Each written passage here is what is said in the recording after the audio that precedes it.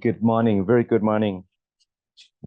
Good morning, ladies and gentlemen, and a very warm welcome to the webinar Advanced Research Designs and Statistics for Graduate Studies in EFL under Enhancing the Capabilities and Effectiveness of Ph.D. ELT Program Lecturers in Teaching and Learning Advanced English. Okay, and it's my great honor to be the host today for you. And this webinar is organized by PhD program in English Language Teaching, Faculty of Humanities and Social Sciences, Buriram Rajabhat University. Okay. And today we have the very special guest. And okay, now I think it's auspicious time. Okay. And on this occasion, I would like to invite Associate Professor Dr. Akrapon Maejo, the Chair of ELT Program and the Dean of Faculty of Humanities and Social Sciences, to meet with everyone to deliver a welcome speech and opening ceremony. Yes, please. ครับเรียนท่านวิทยากรนะครับท่านรองศาสตราจารย์ดร.สุพัฒน์ตอนนี้ท่านเข้ามาในเซสชันแล้วใช่ไหมครับ Now it's our English speaker with us in the session.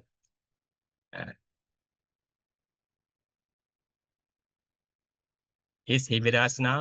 Is our or shall we wait? Should be waiting for him for a while.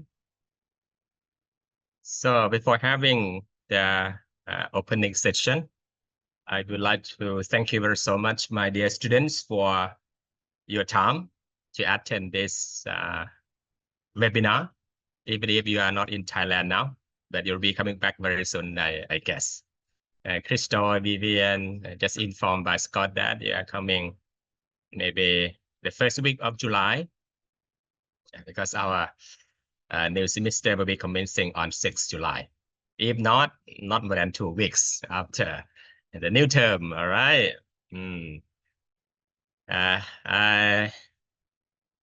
Frankly, I would like you to, both of you, including Scott and also Ong Tae-su from Myanmar, sincerely, I would like to invite you to attend the 5-chapter dissertation defense that will be taking place on 15 June by the 2 students of Ph.D. from batch 1 and batch 2. All right, now I think 2 of them, Onsili and Mary, are more than ready to defend the dissertation. All right, but unfortunately, some of you might not be able to attend on site because of some reasons. But don't worry, you can attend this session online. Okay, the Viva voices will be carried out in a hybrid mode, right, on site and online. P. Sawarot, now it's the speaker with us. Not now. Not now. Ajahn Sawarot is the owner of this project. Thank you so much for your huge contribution. However, we work very closely together. Even if Ajahn Sawarot is the owner of the project, but we are, as the curriculum committee, always stand beside her and give some support to her to make this webinar effective and successful. All right, please reach out with us now. Dr. Kampi, I think he's somewhere in the world, not in New Zealand, I guess somewhere. ท่านอาจารย์สุพัฒน์เข้ามาแล้วเรียนท่านอาจารย์สุพัฒน์นะครับท่านรองศาสตราจารย์ดร.สุพัฒน์ครับอาจารย์เข้ามาแล้วน้องเจ้าหน้าที่น่ากำลังเซตอะไรให้อยู่นะครับออนซิลีyes sir ได้ยินครับท่านอาจารย์ครับได้ยินครับได้ยินครับครับจะขออนุญาตเริ่มเซสชั่นแล้วเดี๋ยว MC เริ่มใหม่อีกครั้งหนึ่งนะเพราะว่ามีสปีกเกอร์เพิ่งเข้ามานะครับเชิญ MC ใหม่เลยครับแล้วก็จะมองเห็นจอใช่ไหมแล้วอาจารย์แชร์ Okay, very good morning, everyone, ladies and gentlemen. and very warm welcome to the webinar แชร์เลยนะ enhancing ยังไง the capabilities and effectiveness of Ph.D. ELT program lecturers teaching and learning advanced English, advanced research design and statistics for graduate studies in EFL. It's very interesting and trendy topic today. And this webinar organized by ทำไทยใช่ไหม program. ไปยินครับท่านอาจารย์ครับ อันนี้มีลำโพงไหมคะจะลองไหมคะ Yes, and on this occasion, I would like to invite Associate Professor Dr. Akrapon Nirmehom, the program chair and the Dean Faculty of Humanities and Social Sciences, to deliver the opening speech and welcome the participants, please. ไม่ต้องไทย เรียนท่านรองศาสตราจารย์ดร.สุพัฒน์ สุกมลสันนะครับท่านอาจารย์ครับ ครับสวัสดีครับ ขออนุญาตมีโปรโตคอลพิธีเปิดเล็กน้อยนะครับท่านอาจารย์ครับอันนี้ผมเป็นคณบดีคณะมนุษยศาสตร์นะแล้วก็เป็นประธานหลักสูตรปริญญาเอกการสอนภาษาอังกฤษซึ่งก็อยู่ภายใต้คณะมนุษยศาสตร์นะครับและวันนี้ก็มาในนามของท่านอธิการด้วยนะครับท่านอธิการติดภารกิจนะครับก็เลยฝากผมนะครับมาขอบพระคุณท่านอาจารย์เป็นอย่างสูงนะครับที่ได้กรุณามาเป็นองค์บรรยายให้พวกเราคณะกรรมการหลักสูตรป.เอกแล้วก็นักศึกษาระดับปริญญาเอกฟังวันนี้ so thank you very so much sir on behalf of the BRU president she assigned me to deliver a thankful message on her behalf and if possible she also invite you to give a special lecture to all of us on site at our university campus and also I'm coming here on behalf of the faculty dean and the chairman of PhD program in ELT English language teaching. Thank you indeed for your invaluable time coming to deliver a special talk to the PhD curriculum committee and also my students. Please be informed that our students not just only from Thailand but from other countries as well, including China and Myanmar.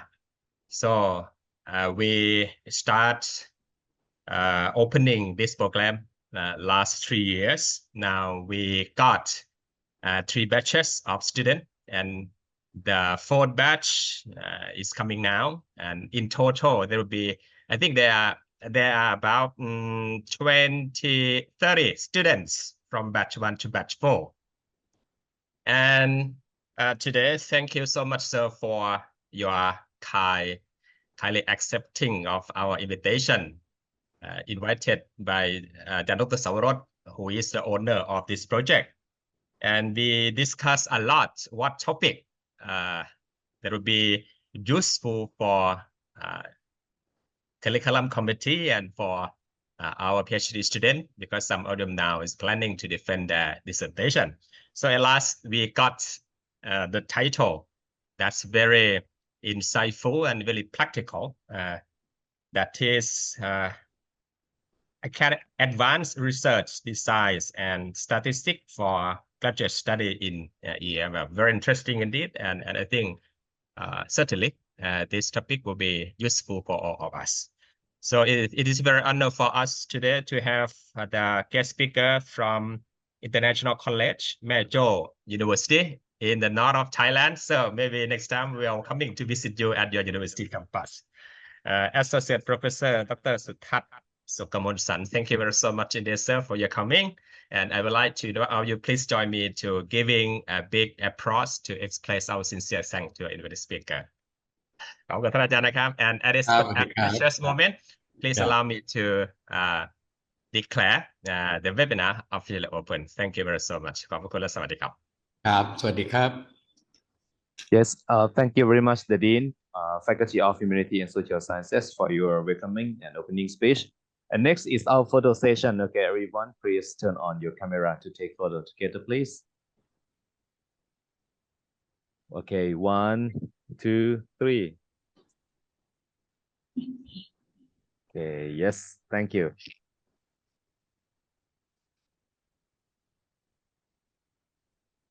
Okay, thank you very much. And next, okay.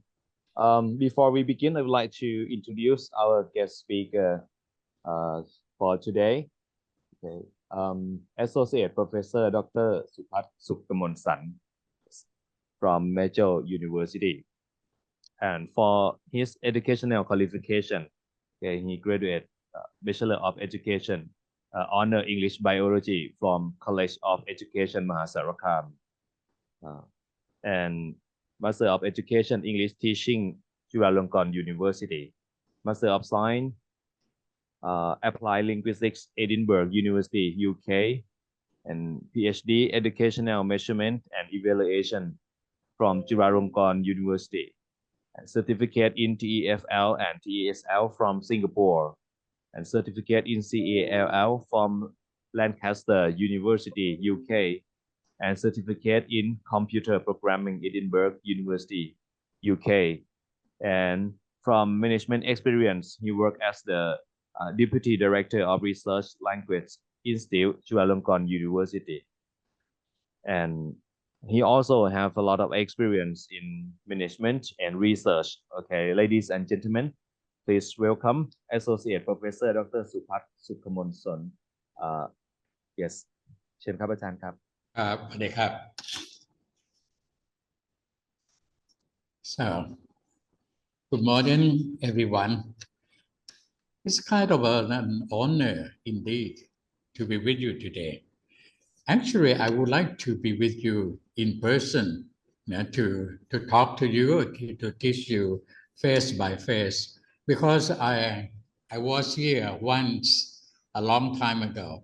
I can remember in your university, but I think because of some problems about the transportation or flighting and arrangement or something like that, and also according to the time, that will not make us possible for us to see each other in person. But anyway, today I'm honored to be with you the whole day, in the afternoon, in the morning. Actually, I don't want to use the word to teach. I prefer to use the word to talk with you. You know why? Because long time ago, there was a man who was named Aesop. You know the word Aesop? Aesop was a very well-known person in the Roman history. Aesop is a person. Aesop was a slave, and one of the functions of slave is to teach other people, especially the offsprings of the other peoples, all the family. But Aesop did not want to teach. His job is to talk. So at that time, you see, the Aesop was very, very famous. And right now, as you know, you are in the field of language teaching. And I think you should come across a theory of constructivism. In constructivism, the concept of constructivism is not to teach, but to talk. Because to teach is useless. You can take the horse to the well, but the horse may not want to drink water if the horse doesn't want to drink. It's the same token. That's why I prefer to talk, not to teach. Yeah. To talk, in my case, it means that I prefer to be asked, like Aesop, long time ago. Okay. So if you ask, I can talk to you. I can answer you what you would like to know. Okay. So in terms of teaching and learning, there are only two approaches. One is what we call sequential approach. Sequential approach is the person who would like to teach, plan everything in sequence. Okay. Start from chapter 1, 2, 3, 4, 5. So the learners have to sit down and listen in sequence. That is not a good way to learn, especially when you are studying in graduate level. Now, the other approach is what we call random access. Random access. It means you would like to know anything, you just jump at that point and ask. That would be a better way to learn. So today, especially, I don't want to talk. But in the last 2 or 3 days, I have been planning many sets of slides. And unfortunately, I have already sent you many sets of slides this morning to Ajahn Sawalot. So Ajahn Sawalot can give it to you, many sets of slides. And I also have been preparing data. And I also asked Ajahn Sawalot to tell you what programs, computer programs, that I would like to use, okay, to teach you how to use some of the programs which I consider was kind of advanced statistics that you would like or you should be able to know in these days. Not only just pre-test, post-test design. Okay. There are many things more. So I would like to start off with something easy first. Okay, easy first. That is what I would like to share with you.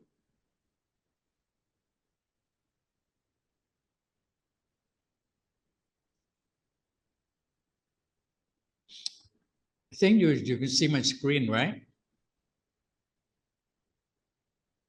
Yes or no? Yes. Yes. Yeah. Okay, good. Now, I would like to start off with a few sets, a set of slides, not very long first. Okay.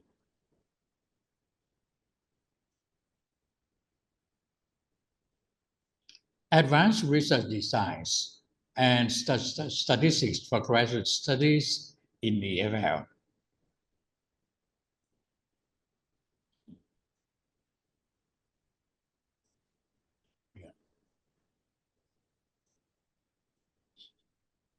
Yeah.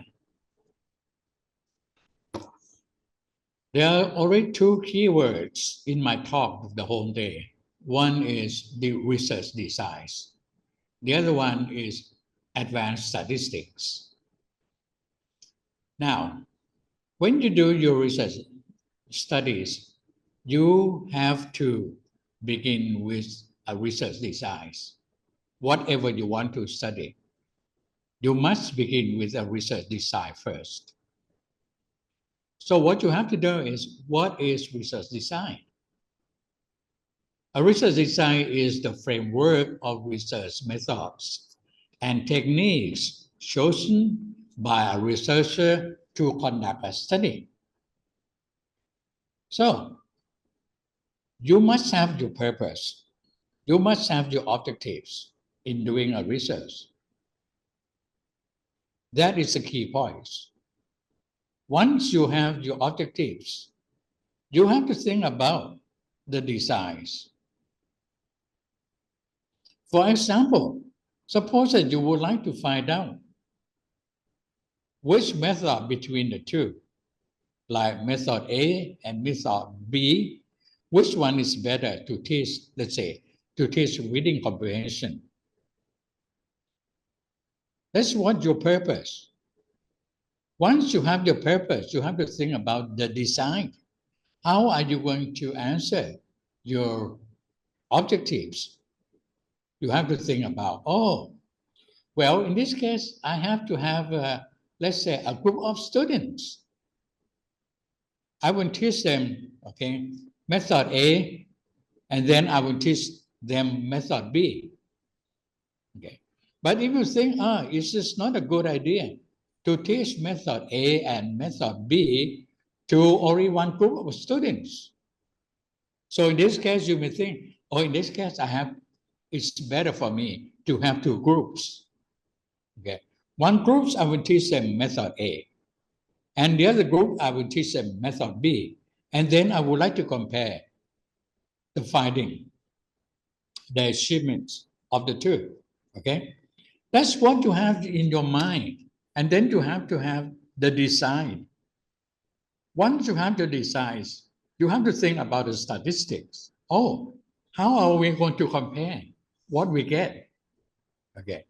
That is how statistics comes in. So first of all, you have to think about the research designs.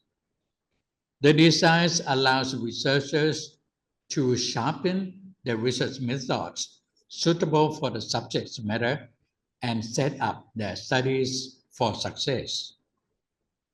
Okay. So you have to think about the designs. Like in the case, I say that, oh, you have two groups. When you have two groups, you say, at the first, I have to give them the pre-test. Why do you have to give them the pre-test? Because I would like to compare them whether or not the two groups are comparable, are compatible. Comparable and compatible are not the same. Comparable is mean like they have one group can be compared like 30 students. The other group it should be about 30 students. They don't have to be exactly the same number. So it's going to be how about the gender? Okay, the gender, the proportion of male and female should be more or less the same. Okay, so those are things that are comparable. And then we got compatible in terms of their ability. Are they good enough? Are they more or less the same in terms of their ability? Okay, ability of what? So if you would like to compare the reading ability, so you have to compare them, their ability in reading comprehension. You have to test them. How do you know? You have to test them. You have to use some kind of statistic to test whether or not at the beginning their reading ability is more or less the same. They should not be significantly different. That is what we call compatible. Okay, there are two words, comparable and compatibility. Okay, compare and compat. Then you teach them. Then you have to think about how long you can teach to teach. Only 1 week? Oh no, 1 week is too short. 2 weeks? 2 weeks is not enough. Okay, how many weeks? You have to know the length of time. Okay, and then at the end, how would you know which method is better? You have to compare them again. Those what we call the research designs. Okay. So we begin very basic design. Now, the process of research designs, you have to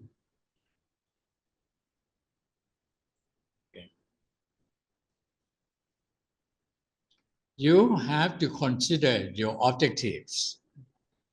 You have to choose the types of research design. So what I said, you have only two groups. You may have more than two groups. 2, 3, 4, 5. It's up to you. Okay, it's up to you. But the more groups you have, the more complex of statistics you're going to use. So number 3, you have to identify your population and sample method. Okay. How do you know that you have enough sample size? You have to know how to calculate the sample size. Okay, you have to know how to calculate the sample size. There are many methods. Once you know the optimum sample size, you have to know the way to samples, to select.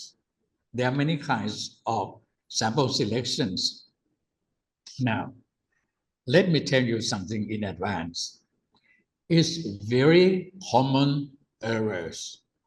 I consider it a very common practice that a lot of students and also researchers and also teachers and also lecturers and at universities level, they use convenience sampling method. They use purposive sampling methods. And then they use inferential statistics. That is totally wrong. Okay. When you want to use some kind of statistics, the first thing you have to consider is the basic assumption of that particular kind of statistics. For example, suppose that you want to use inferential statistics. You may not be able to use purposive samples, purposive sampling. I'm sorry. You have to use some kind of what we call probability sampling techniques. There are many kinds of probability sampling techniques, like systematics sampling techniques, like simple random techniques, stratifying random techniques, those kind of things that you should use when you want to use inferential statistics. Okay. So that is very common, but you should not make mistakes in basic kind of basics areas. Then you have to choose your data collection method. How are you going to collect your data? It's up to your purpose. Sometimes you have to collect data by interviewing, by using questionnaires, or sometimes you don't even have to use existing data. You can use what we call secondary data. Secondary data, sometimes we call unobtrusive data. Unobtrusive, it means the data that you don't have to intervene. The people who will give you the data. For example, you can go to registrar office if you would like to know something about a student's grades, student records, So everything is already there. That's what we call unobtrusive data. So you have to plan. Now, how are you going to collect data? Then, when you have to know the procedure, how are you going to collect it? And then the last, you have to know how to analyze the data.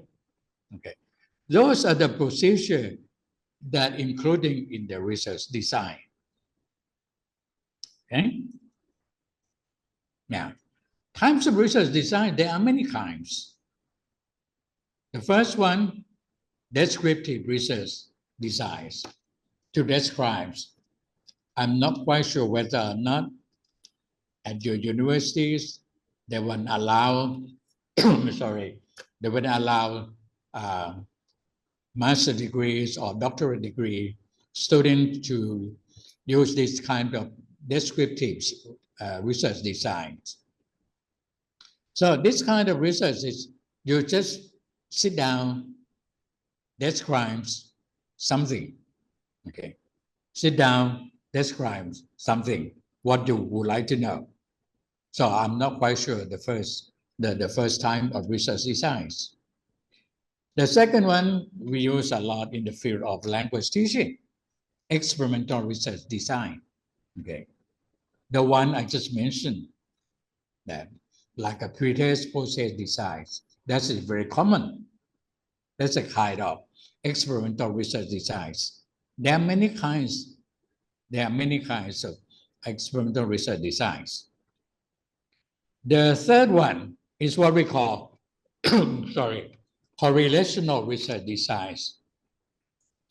This type of research is talking about the relationships between one variable and the other variables. Okay. So number three, there are many correlational research designs. There are many. We are going to talk some today. And number four, diagnostic research design. This is to find the underlying cause of specific topics or phenomena to diagnose. For example, suppose that you are interested in how smart students learn, how smart learners learn. Okay. So you can sit down and find out, use many kinds of statistics to find out how smart students learn, okay, to diagnose.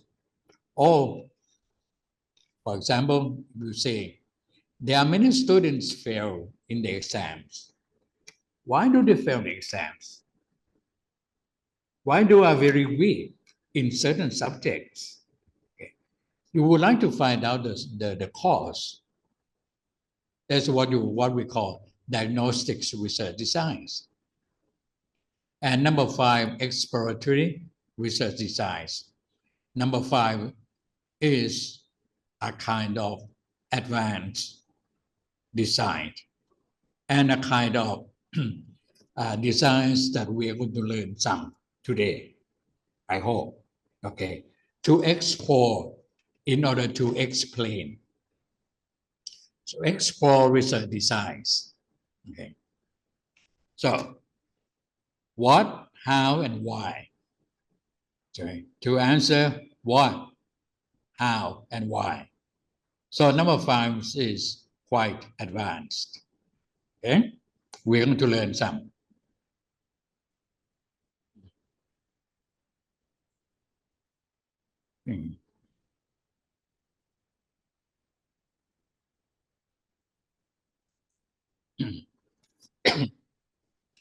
Now, I have 2 or 3 more slides. It is said. Now, what do I mean by basic designs? The basic designs deals with one dependent variables and one or more independent variables. And the subjects are treated once or twice. For example, like one group designs. One group designs, what do we mean by one group design? Yeah. Suppose that in your university or in your department, you have a set of data that the students have been learning English, let's say, in the past 3 years, and then you collect the data in the past 3 years, find out how students learn in the past 3 years, like let's say listening, reading, and writing, or whatever subjects in the last 3 years. And then you would like to find out, to compare of the achievements of students these years. Okay. You have only one group of students these years, but you don't have a group of students in the past 4 years. You can compare the means of students this year with the average means or the grand means of students in the past 3 years. That's what we call one group design. The second one is very common now. One group pre-test, post-test design. Okay? You have only one group. Give them the pre-test, and then later on the post-test. Next one is two group pre-test, post-test design. You have one group as an experimental design, experimental group, and the other one is control group, and then you compare them. Or you may have a survey research. You make some kind of a surveys to find out.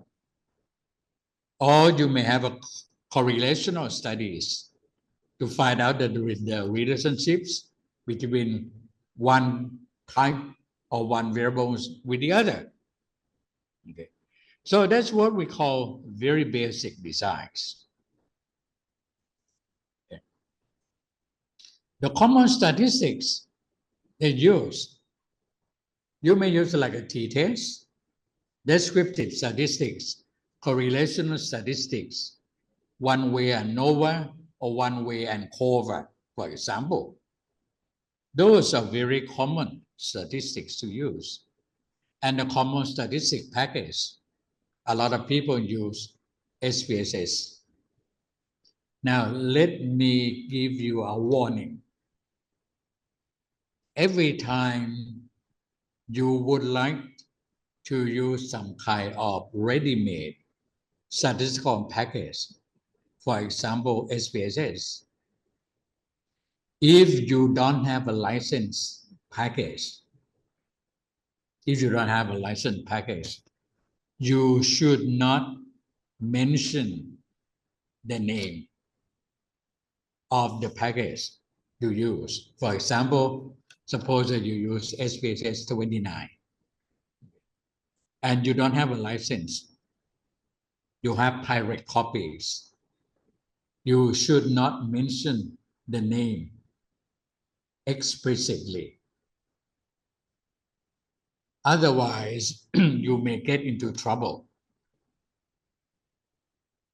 So you may have to check whether or not your university have a license program for you to use. If not, it's better not to mention the name explicitly. You just use it, say, in my study, I use a ready-made statistical package to analyze my data. Now, there is one completely free package that you may use. That is what we call program R. Program and then R. Now, with the capital R, program R. Program R is a free program. You may use program R if you want to, okay? But it is not very easy. It is not very easy to use though. But you can use it for free.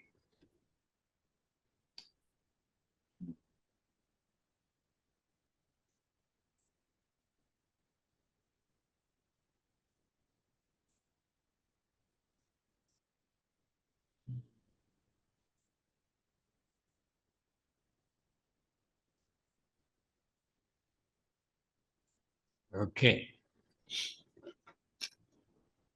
Now, what do I mean by the word advanced design and advanced statistics? Advanced design deals with independent variables and many independent variables, and the subjects are treated once or many times simultaneously at the same time. Okay, simultaneously at the same time. For example, you may have one group pre-test, post-test, and delay test design. So it's a bit more. Instead of having pre-test and post-test, you have another test. It's called delay test. Why do we have another test? Why? Now, because some kind of teaching method, if you use pre-test and post-test, that may not be enough. Because some teaching method, you can make students learn better for a certain period of time. But later on, rate of retention is not good. For example, you teach a group of students, let's say, listening or speaking or writing word, whatever, for one semester, and they achieve, they have a high achievement. And then, let's say, 1 week later, 1 month later, rate of retention are gone, are very low, are very low. Compare with another method. Rate of retention is higher. So the second method would be better, right? The second method would be better than the first one because rate of retention is higher. So that's why a lot of people now is interested in having another test. That's what we call delay test. Okay. Now, so in your study, you should have pre-test, post-test, and then delay test. 3. Now, when you have 3, statistics is more complicated. Okay. You may not be able to use t-test like you used to use. You have to turn to more advanced statistics. Okay. For example, in this case, you have to use what we call repeated measure ANOVA. Repeated measure ANOVA instead of using pair sample t-test or independent sample t-test. You have to use repeated measure ANOVA, for example. Okay? So in the case that you have one group, you have 2 groups, it's more advanced. Predictive studies. Yeah. Predictive studies. So in this case, it means you would like to predict. You would like to predict. For example, suppose that you have grade point average, GPACs, of students in English, for example, and then you would like to know which subjects, which teaching method can predict the GPAs of students. So in other words, which subjects can contribute to the GPAs, in this case of the higher GPAs of the students, you would like to predict. So in this case, you have to use more advanced statistics like multiple regressions, for example. And there are many kinds of multiple regressions. There are many kinds of multiple regressions. Or exploratory studies. You would like to explore. You would like to explore. Yeah. For example, you have a set of questionnaires asking students many questions about the ways that they like to learn English, and ask them. Let's say you construct 50 items, 50 questions to ask students. And then you would like to explore what kind of things, what kind of activities that students would like to learn more English, for example. So in this case, you have to turn to what we call like factor analysis, okay, to explore factor analysis. There are two kinds of factor analysis. One to explore, the other is to confirm. Okay. So if someone knows that now, if students like to learn English because of the following factors, 1, 2, 3, 4, 5, and then you would like to confirm, you use another kind of factor analysis. It's what we call confirmatory factor analysis. So things are really more advanced. Now, common statistics you may use linear multiple regressions. I use the word linear. Linear means straight. The correlation between X and Y is linear. But the correlation between X and Y can be non-linear, can be curvilinear, can be non-linear. So when the correlation changes, statistics change too. Maybe you have to use path analysis. Maybe you have to use meta-analysis. Maybe you have to use confirmatory factor analysis. And maybe you have to use content analysis, for example. So the names of statistics that I highlight in red, those are considered advanced statistics. Okay. So if you would like to learn how to use this, it will take a longer time. We may not be able to learn it within hours or within a day, because each one takes a long time to understand, to practice. And you have to use some kind of more advanced package like SPSS, for example.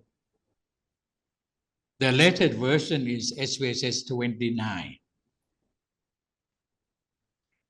Version 29. You have to know you use the program by the name of AMOS, CMA Comprehensive Meta-Analysis. You may have to know how to use hyper research. Hyper research is useful for content analysis. And you may have to use G-power, because you have to know right now. Now, not right now, now. You have to know the word practical significance, not statistical significance, but practical significance. G-powers can analyze practical significance and IOC. Okay, a lot of students have to use IOC, but the way they find IOCs are not correct.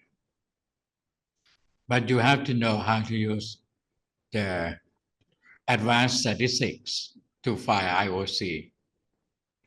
SPSS 29 and 28. There are some features that you can find IOC. Okay. Package SPSS 28 and 29. There are more features that you can find IOC. Okay. So those are what I would like to mention first about what do I mean by advanced design and advanced statistics. Here is my intention. I don't know how much I can cover, but this is my ambitions to teach you today. but I don't know how much we can cover. So I have to ask you first. First one, how many of you know the first topic? Practical significance.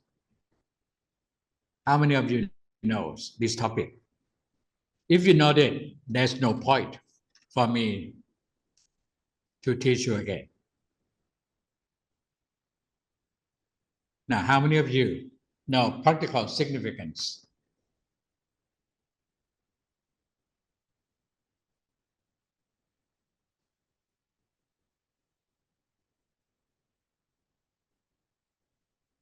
You see, when I talk to you online and you learning online, we don't have close connection. I don't know your answer, whether or not you would like to learn about this topic. If you have already known, I can skip it.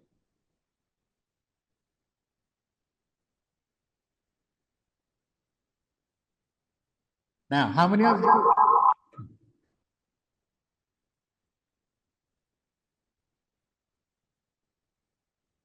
So how do I know that whether or not you would like to learn something about practical significance?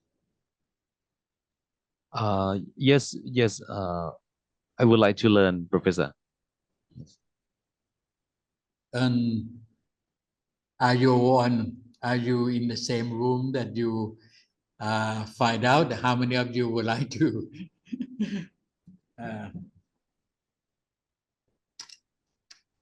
I also would like to know, Professor. eh?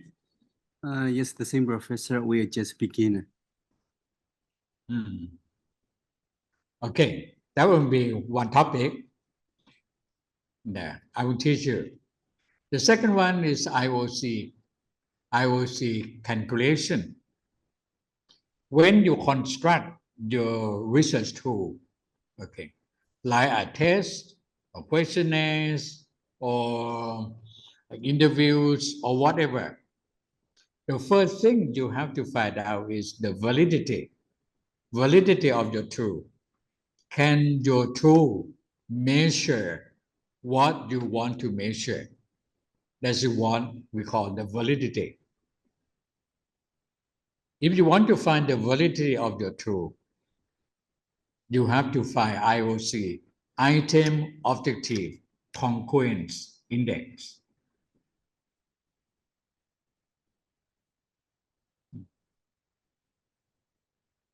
You have to find the validity. The second one is the reliability. The validity is more important than reliability. That's the thing. If you have SPSS 29 and 28, there are more options that you can use in the program. If not, I have a small program for you to use for free. And I have already sent you the program this morning to Ajahn Sawarot. The third one, it seems very simple, but majority of students, and I would say the majority of researchers around the world, not only in Thailand, around the world, analyze the data from Likert scales incorrectly. So I would like to mention something about Likert items and scales analysis. Okay, how are we going to analyze Likert scales and Likert items? Number 4, experimental research designs. I have a very long set of slides for you. I have already sent it to you. Number 5, repeated measures ANOVA. As I say, you should not emphasize only pre-test and post-test. You should learn more about the delay test. So number 5 is talking about the delay test. Number 6, multiple regressions. When you want to predict something, use number 6. Number 7 is quite advanced. It's easy to conduct. It's easy to conduct. Let me give you some ideas. These days, it is not convenient for researchers to go around to collect data because you have to ask for consent, right? You have to have a consent form. You have to think about the ethics. And sometimes you have to think about the codes of ethics. Ethics and code of ethics to collect data from people is not convenience anymore. And a lot of students don't want to do this, and I don't want to do this. It takes a long time. So there is one way out. Number 7, meta-analysis.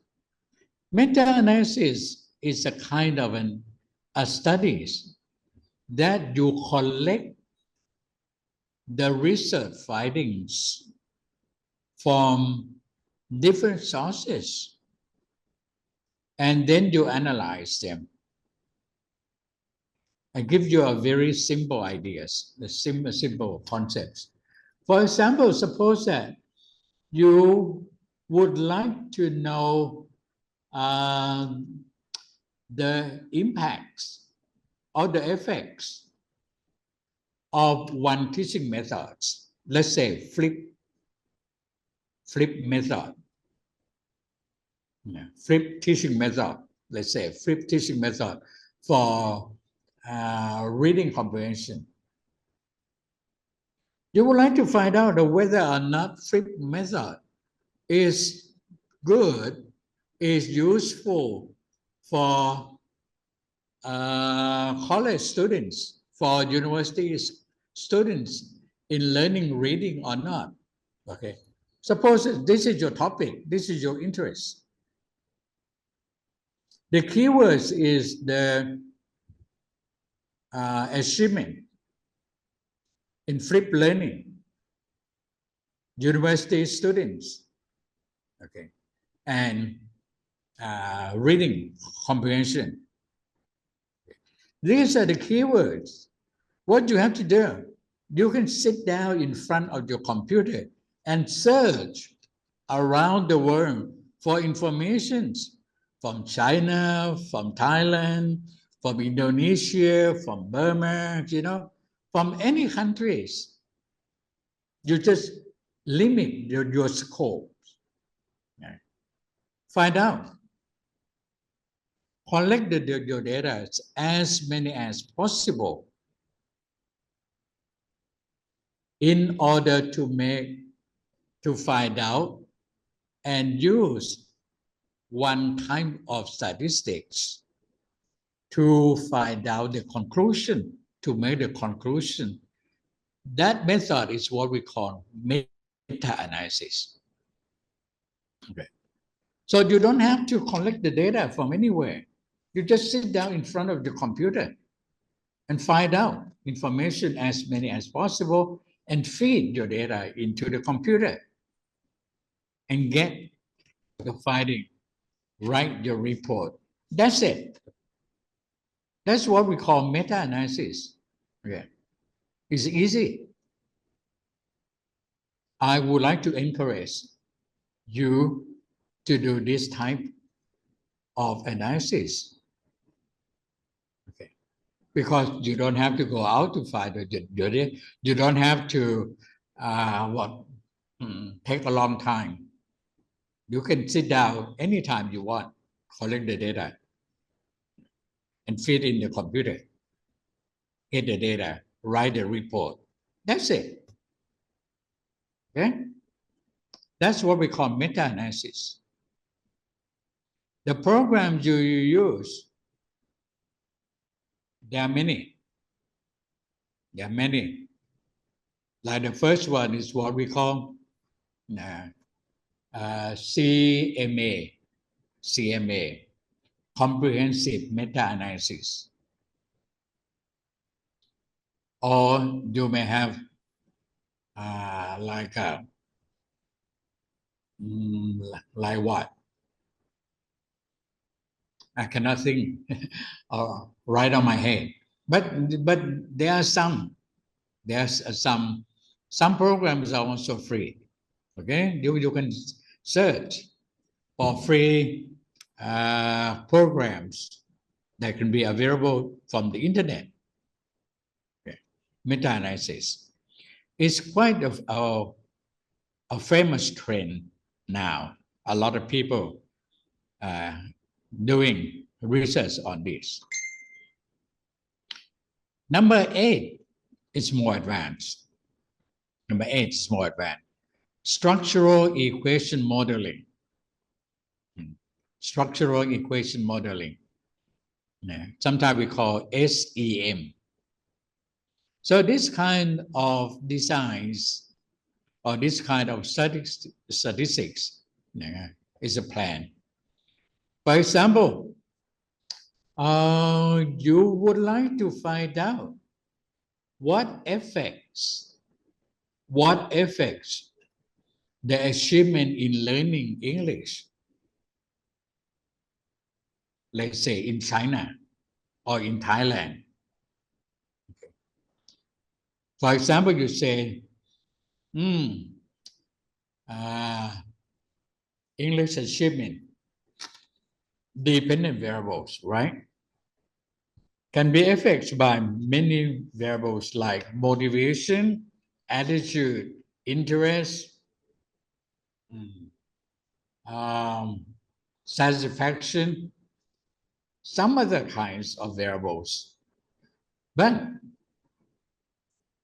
the effects may not be direct. They could be indirect. So maybe you have to draw the network of the variables and find out. Okay, that's what we call structural equation modeling. That is very advanced. We're going to learn some. And the last one, content analysis. Content analysis have the word content analysis. There are many weak points in content analysis these days when you do this kind of analysis. For example, you ask the students how they learn English. Okay. How they learn English. You ask them. Now, when you get information, how are you going to analyze the data?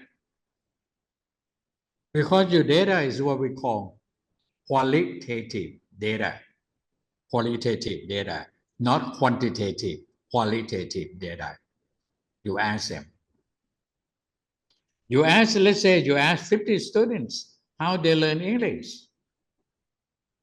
When you get information, how are you going to analyze your data? You say that, oh, I analyze the data by using content analysis. And then when people ask you how, you cannot, if you cannot give them what solid method, how you analyze them, your analysis is automatically weak. How do you do it? If you have one set of data, one set of data from one student. You analyze the set of data, and then you give the same set of data to another people, another person to analyze it. Do you get the same answer? How are you going to get the same answer or similar answer? So that is the weak points of content analysis.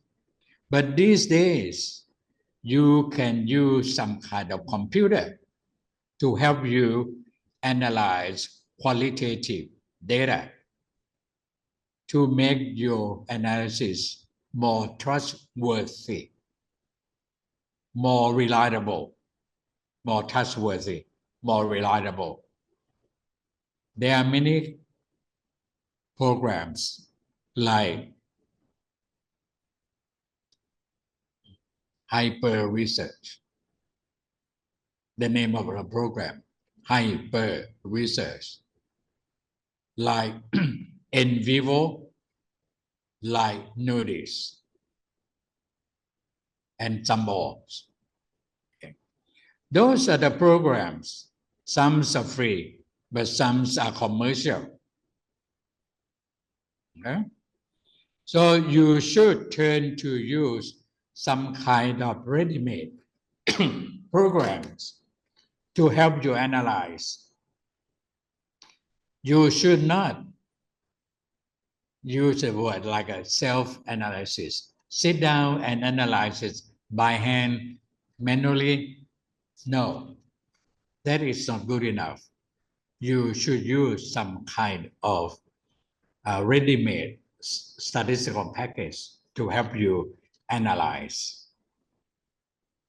So I say that these are the things that you should know, okay, in order to be able to do, let's say, more advanced research studies. You should know these things. Yeah.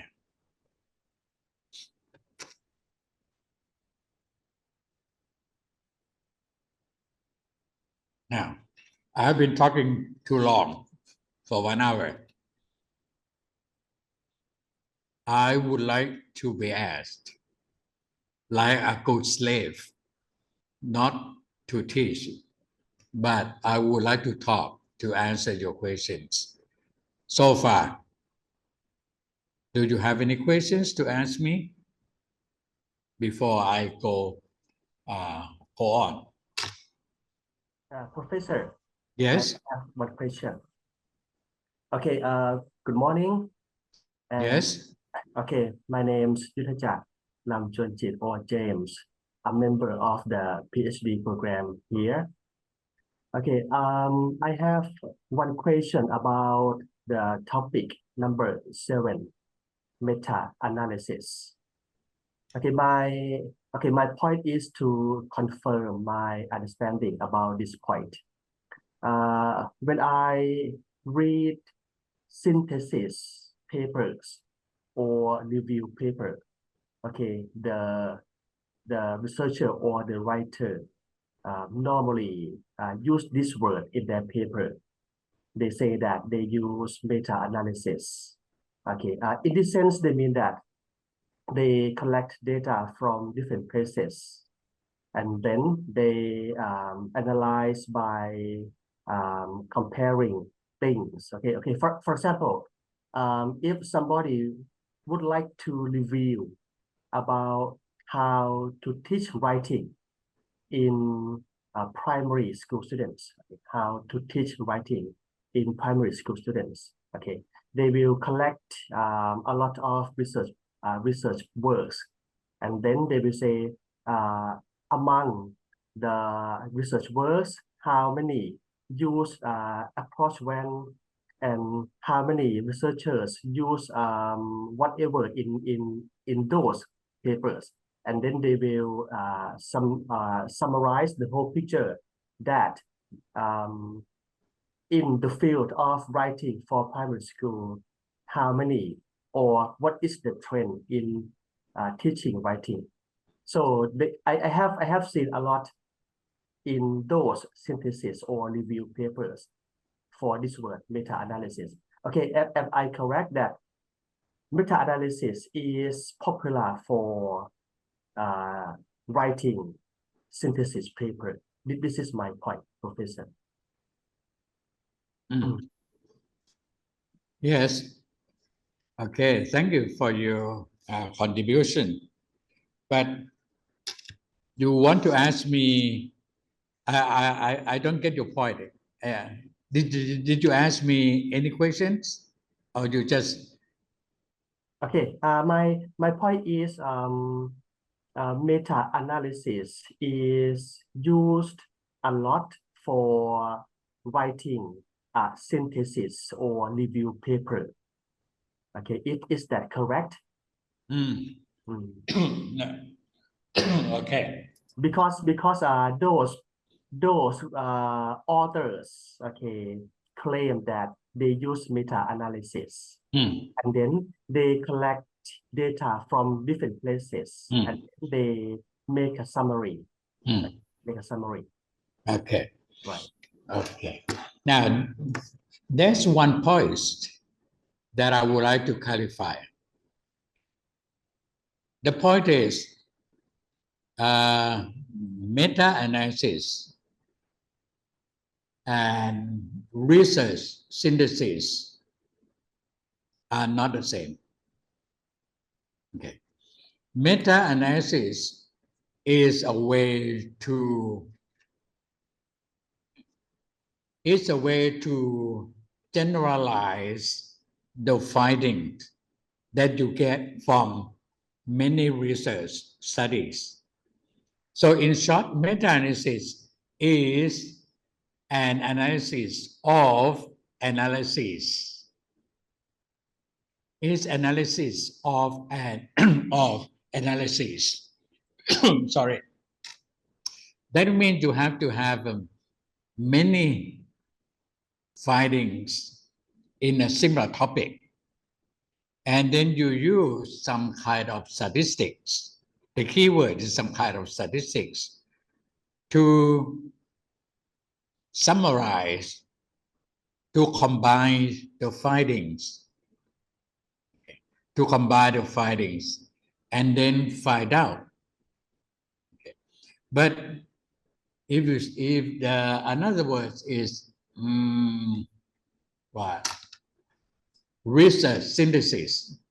Research synthesis is more or less like you are doing some kind of review in the second chapter in your research study. You review, you read, and then you summarize verbally, okay, by using some kind of judgment, but not using a kind of statistics. But meta-analysis emphasizes on using some kind of statistics to combine the findings from different sources, and based from what you find out, you write a report. Okay. Now, and you can find meta-analysis in many fields. Okay. Not only in writing. You can do reading, speaking, computer, CAI, or AI, any kind of topics that you would like to know. As far as you have previous findings from different sources and you collect the data and use some kind of statistics.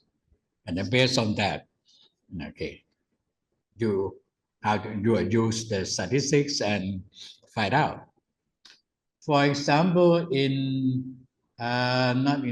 about 3 years ago, I did a meta-analysis for now what we call national testing and assessment, right, in Thailand. we have an organization, National Institute of National Institute of Evaluation and Testing. Okay. So I would like to find out the English competencies of Thai students in the past 15 years. If that's what I would like to find out. To compare with the English proficiencies of the students from some countries, for example. So what I have to find out, I have to find out the findings from many sources and feed them in the computer. So you can do it in any fields. In any field. Oh, I see, Professor. So the keyword is number 7, meta-analysis. The keyword is it has to use some kind of statistics, right? That's right. That's right. Okay. That's right. Not just only collect things and do it like chapter 2 in our research. That's different. I see. That's what we call research synthesis. I see. Yeah. Okay. Yeah. Thank you so much, Professor. Yeah. Yes. Any more questions? Hello, Dr. Suphat.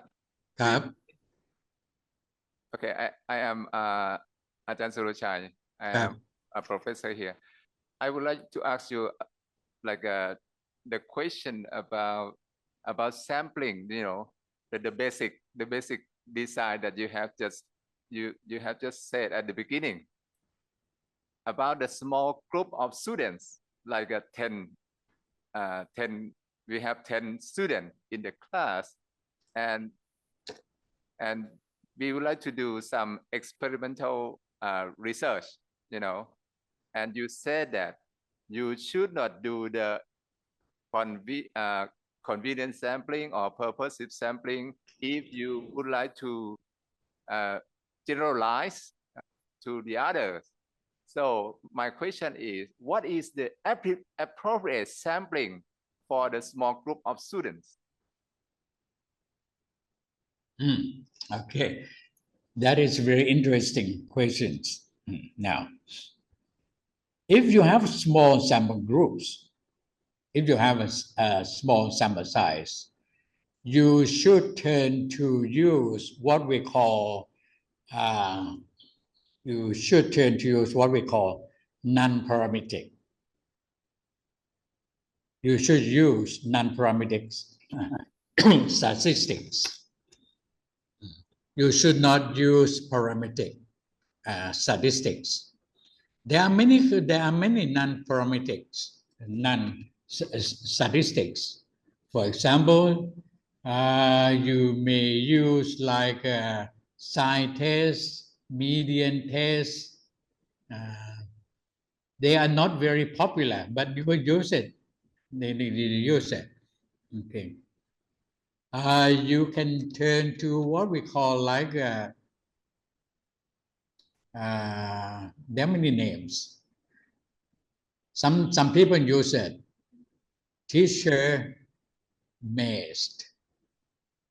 analysis or teacher-made research or classroom-based research, something like that. So what you should use is, yes, you may use a small sample size, go deeper, find more information instead of using only some kind of statistics. You should use some kind of investigation, like questionnaires, interviews, find out the reasons behind, okay? Using content analysis, for example. Yeah. Okay. You can go down, but What I emphasize is that you should select statistics appropriately according to your sample size. It's a kind of rule of thumb that if you have a small sample size, how small is small? Well, normally if you want to use inferential statistics, you should have approximately what the rule of thumb is about 30, but you may have 25, for example. But some kind of statistics, I think you know the word robustness. Robustness. Robustness is means something that you can robust. You can validate the basic assumption of some kind of statistics. For example, like t-test. There are some articles that you can find out they can use only 3 samples if you want to use t-test. Okay, if you want to use t-test. But you can use non-parametric. There are many. There are many. Okay, there are many. But if you want to know that how large or how small of the sample size, it's also the rule of thumb again. You should not use the whole population. You should not use the whole population in your studies. You should use only samples. Why we should not use the whole population? Because there is no textbook dealing with the figures that you get from the whole populations. For example, normally we use mean, right? Mean. But if you use the mean from the whole populations, there is no textbook dealing with the means from the whole populations. That's why that's why I say you should use samples so that you can select some kind of statistics to use, not the whole population. But if you say, oh, because we have a small sample size in schools already, we have only 5, we have only 10. Yeah. If we left over 1 or 2 persons, you can left 1 or 2 persons. You can treat them all in your studies. But when you analyze the data, you should not analyze the data from the whole populations. Otherwise, you don't have a text that you can refer to interpret your finding. I'm not quite sure whether or not I answered your questions, Ajahn. Yes, yes. Thank you so much. I would like to, to look for some information that you just mentioned, like robust, something that you said. I think that is interesting about that. Right. Thank you so much. Thank you. I can remember, Ajahn, I can remember. A few years ago, I was invited to be a co-advisor of students, of Thai students who are studying in Australia.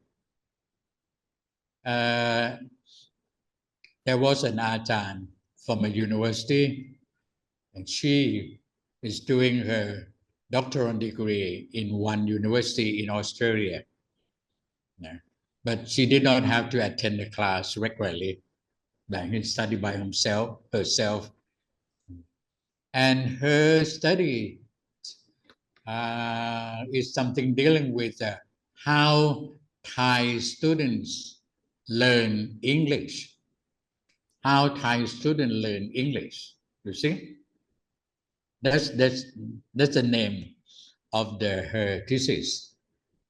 And in her studies, she used only 12 students. And her study is what we call qualitative approach, using only 12 students and find out how Thai students learn English in order to get her doctoral degree from a university from Australia. So she could do that.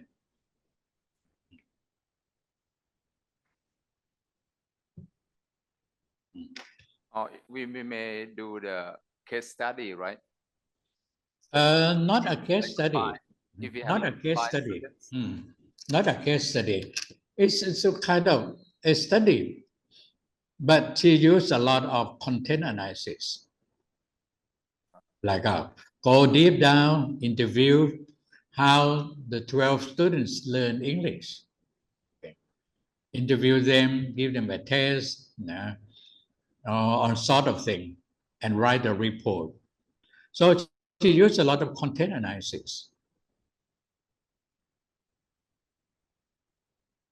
Okay, thank you so much. Thank you so much, Professor. Thank you. Yes. Any more questions, please?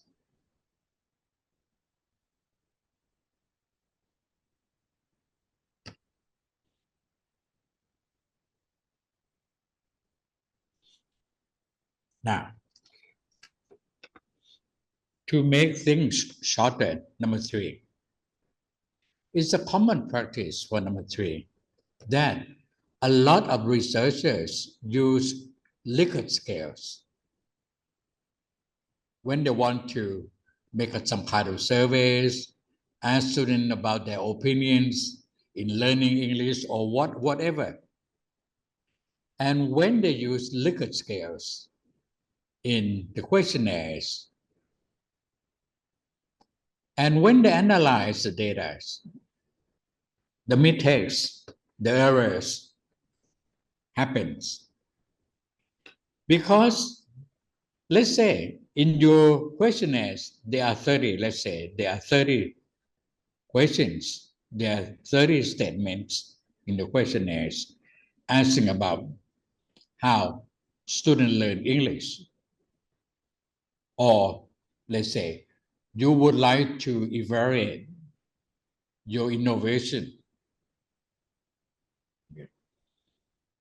You construct an innovation for teaching English, whatever. And then you write a questionnaire, set of questionnaires. Let's say you have 30 items in the questionnaires. The data from each items, sometimes we call Likert items, Likert items scales, or Likert items.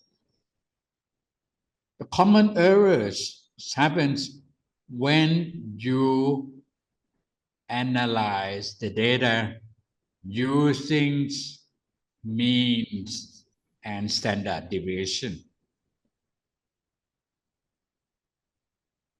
You should not, I emphasize, you should not analyze the data from Likert scales using means and standard deviation. Why? Because the data that you get from Likert scales is not interval scales. It's an ordinal scales. In order, you have to understand this in order. For example, if you ask them how much you like this innovation, and then in your scale you say, a little, not much, a little bit, moderately, a lot, very much. For example, you say 5. The data you get is an ordinal scale. It's not interval. So you should not use means to analyze ordinal scales. This is the common mistakes. I can see it everywhere. I can see it everywhere. Why shouldn't we? One, this is not ordinal, it's not interval. And the finding you get is meaningless. Number two, it conveys misinformation. Now, if you have a piece of paper, you can think with me now. You have a piece of paper. Now, suppose that you ask, let's say, 40 students about one item. And there's one item you ask them. If you have a piece of paper, 20 students answer one. 20 students answer one. 20 students answer five. So this item, if you get a mean, what would be the mean? Think quickly.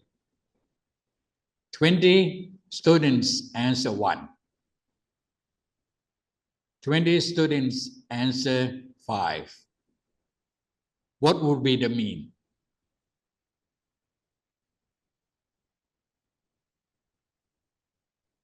Anyone? Answer? 20 multiplied 1 is 20, right? 20 multiplies 5 is what? 80. You combine 80 and 20, you get 100. You get 90. And you divide it. What do you get? What should be the mean?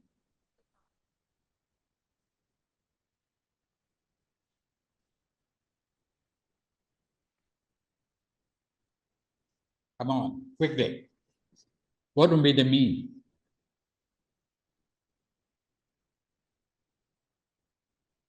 Can anyone answer? It's at 3, Professor. On the 5 scales. Okay. To make it easy, you have a piece of paper. Let's say there are 40. Let's say to make it 40.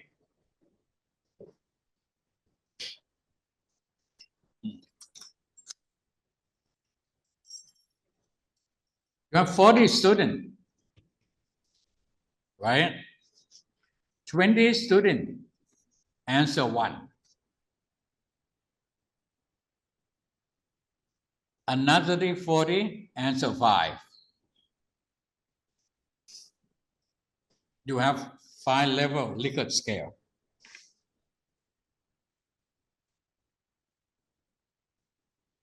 I would like to know what would be the mean of this item.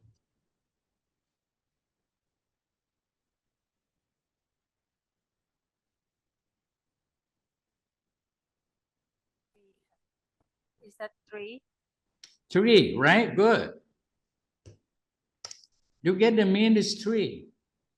The question is, nobody answered 3. Right? Nobody answered 3. But you get the means of this item is 3. So you can see that that is absolutely wrong. How can you get 3? You say this is the mean.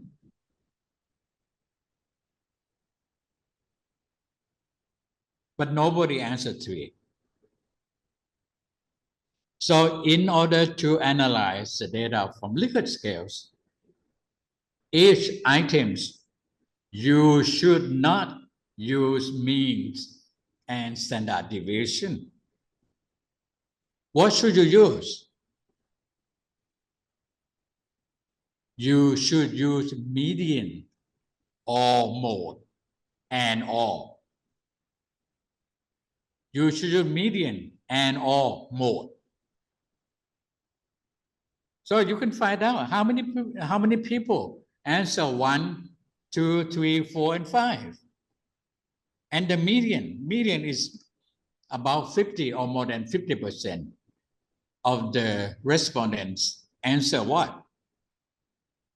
That is how you should analyze the data from Likert scales. Never, ever use means and standard deviation. Okay. That is what I would like to emphasize. Okay. Now, the other one is Likert scales. Likert scales is the data, is the combination of what you get from many items. How many? Well, 1, 2, 3, 4, 5, it doesn't matter. The data you get from a combination of Likert items is interval scales. So when the data from a combination of items is interval scales, you can use means and standard deviation, but not individual items.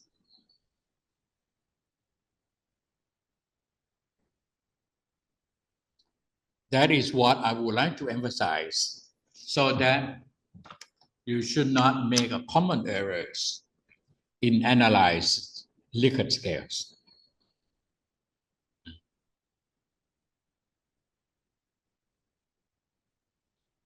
Any questions? So, Professor, this means that you suggest using median for the whole questionnaire, right? For the 5 Likert scales.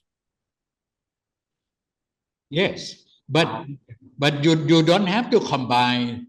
You don't have to combine all items. For example, as I said, suppose that you invent innovation, like for example, you invent, let's say, teaching.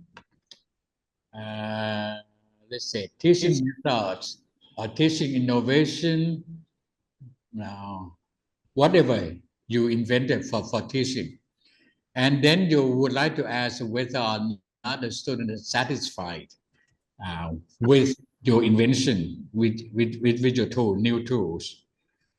You may divide into many different aspects. For example, do you like the font?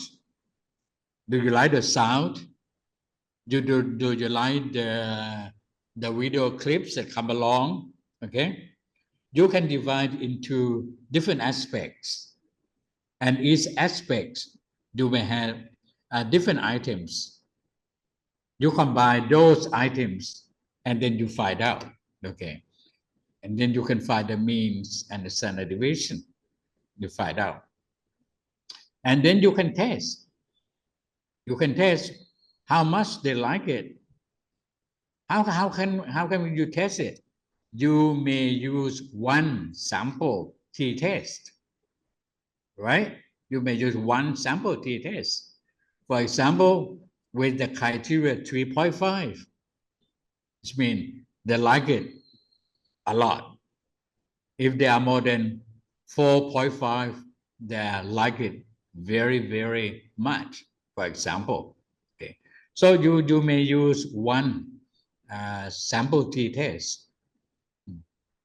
You should not use your eyeball evaluation. Eyeball evaluation is when using your eyes and compare your means with your criteria. That is not good enough. You should use some kind of statistics to test. Okay, not only to use your eyeball evaluation only. So the data from Likert scales, you can do it. Many things. You can use chi-squares, or you can use some kind of non-parametric test. Okay. Many. I have a set of slides, and I have already sent it to you, so you can read more about how to analyze Likert scales. Okay? Yes, okay. Thank you. Yes. Professor, yes. Yeah, I like these ways. Okay, you ask, I answer. Yeah, because sometimes, for example, like Likert scale, instead of uh, letting me to go on, show you a lot of slides, the waste of your time, but I can talk and explain to you. This is the way we can go faster. Excuse me, Professor. May I interrupt, please? Sure. Because now is 10 and half. So can we have a short break for 15 minutes before we begin again in the next session, please? Okay, so we begin again at 11, right? Yes, 11 is okay. At 11. Yes, Professor. Okay. Yes. Thank you for the first session, and we will have a short break and start again at 11. Yes, Professor. Thank you. Okay, everyone, ladies and gentlemen. Okay, I would like to say, welcome back to the webinar again. Advanced Research Design and Statistics for Graduate Studies in EFL. Okay, and hope all are ready to start again after the refreshment for this webinar. So now may I invite our inviting speaker again, Associate Professor Dr. Suphat Sukamonson from Maejo University to continue the session, please. ครับเรียนเชิญท่านอาจารย์ครับ Okay, thank you. I would like to continue with this set of slides.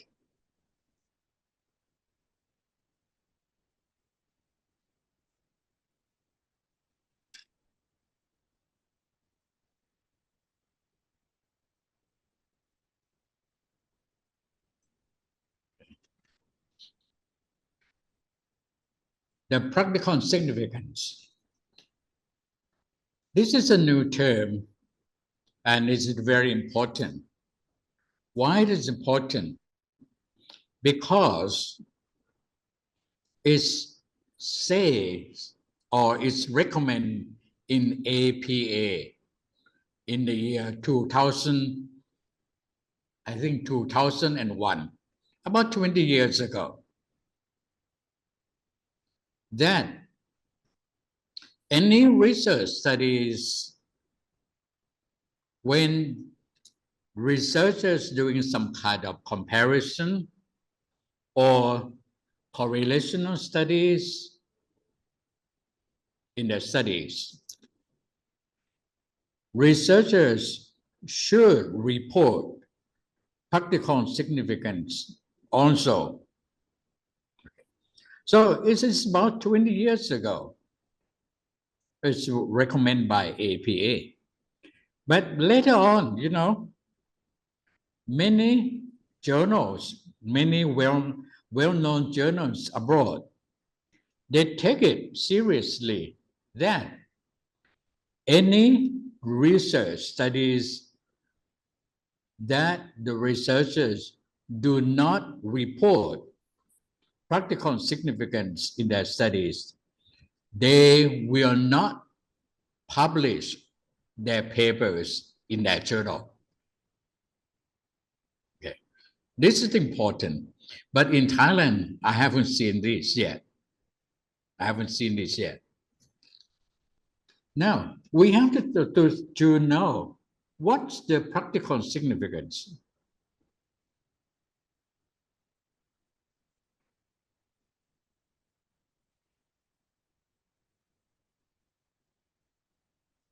The practical significance, or some kind for short, we call it effect size, is a name given to a family of indices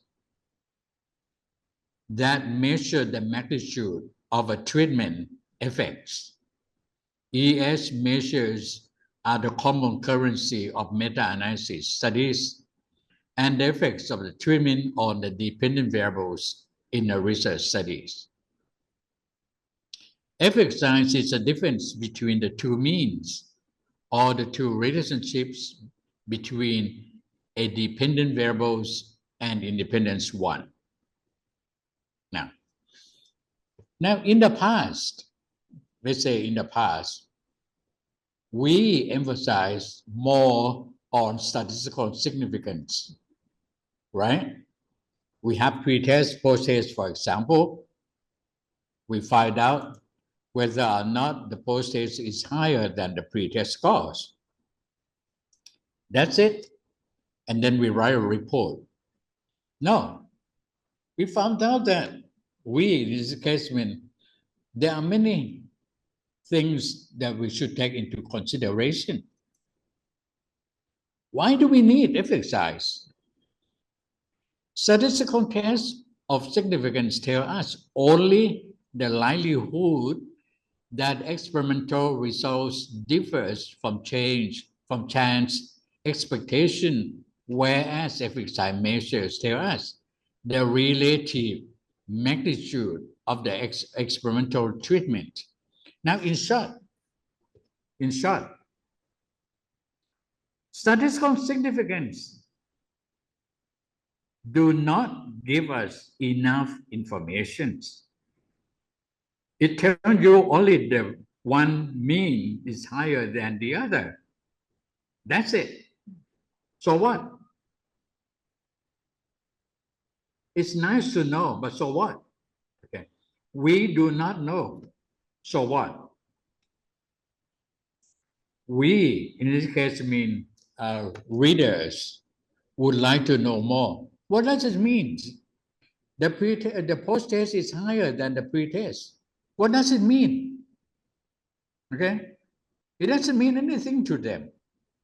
It doesn't mean anything to practitioners, not to statisticians. And the most important thing is that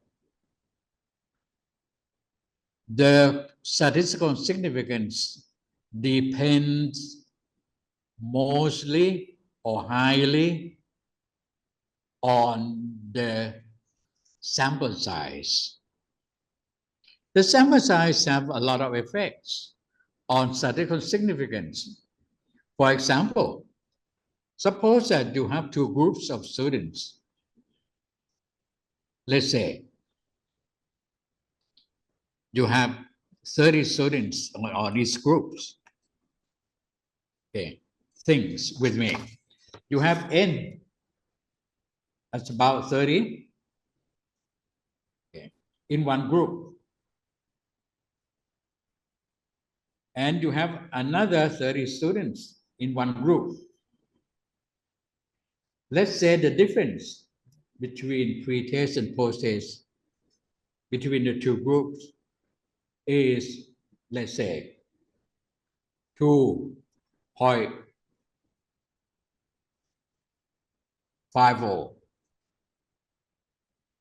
The post-test and the pre-test difference between the two is only 2.50.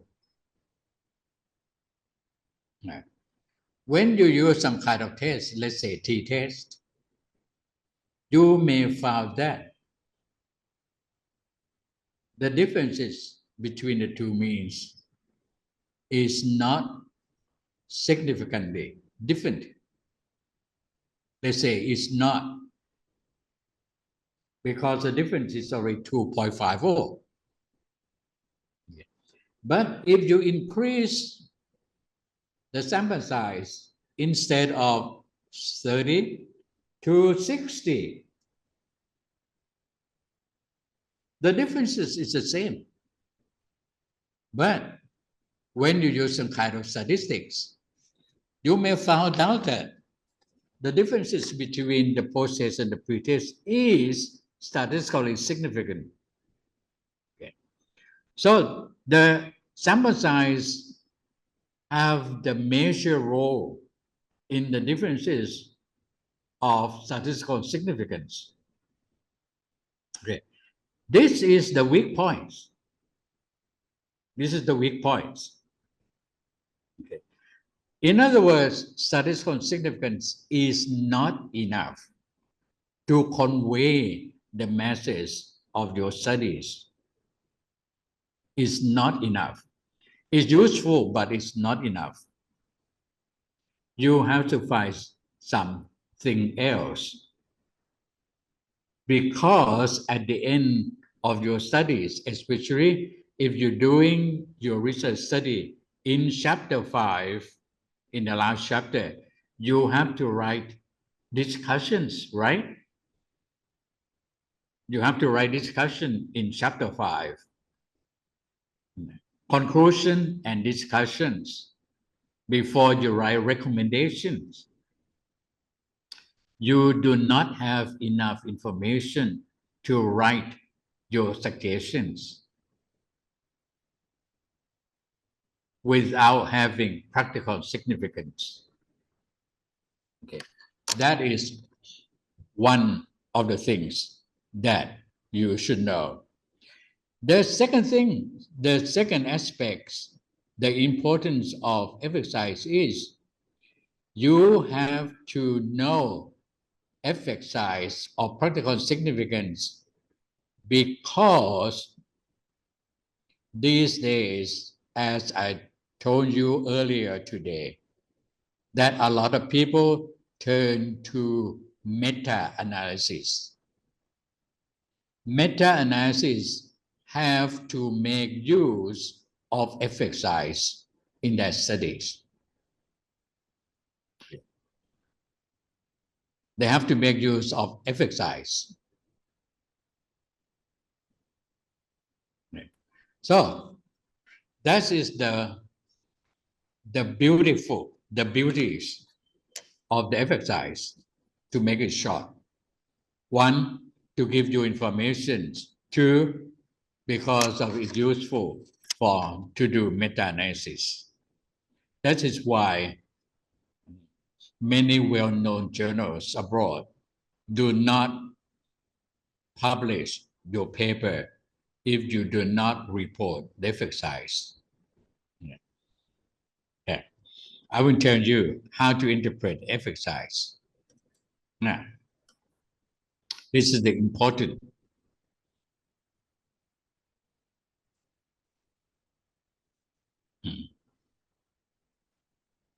Yeah. Now, how to interpret effect size? As the magnitude of the effects of the treatment on dependent variables, e.g., like 0.2 to 0.4, we call small effects. Now, if you're teaching one teaching method, you invent a new teaching method for teaching one scale, any. And then you find out the effect size of your teachings is like 0.2 to 0.4. We consider the effects is small. 0.5 to 0.7 is medium.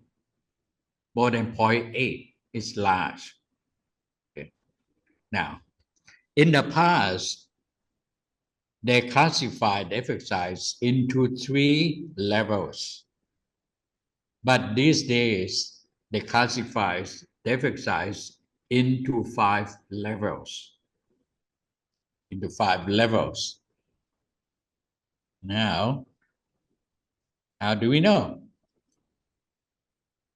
Let's say,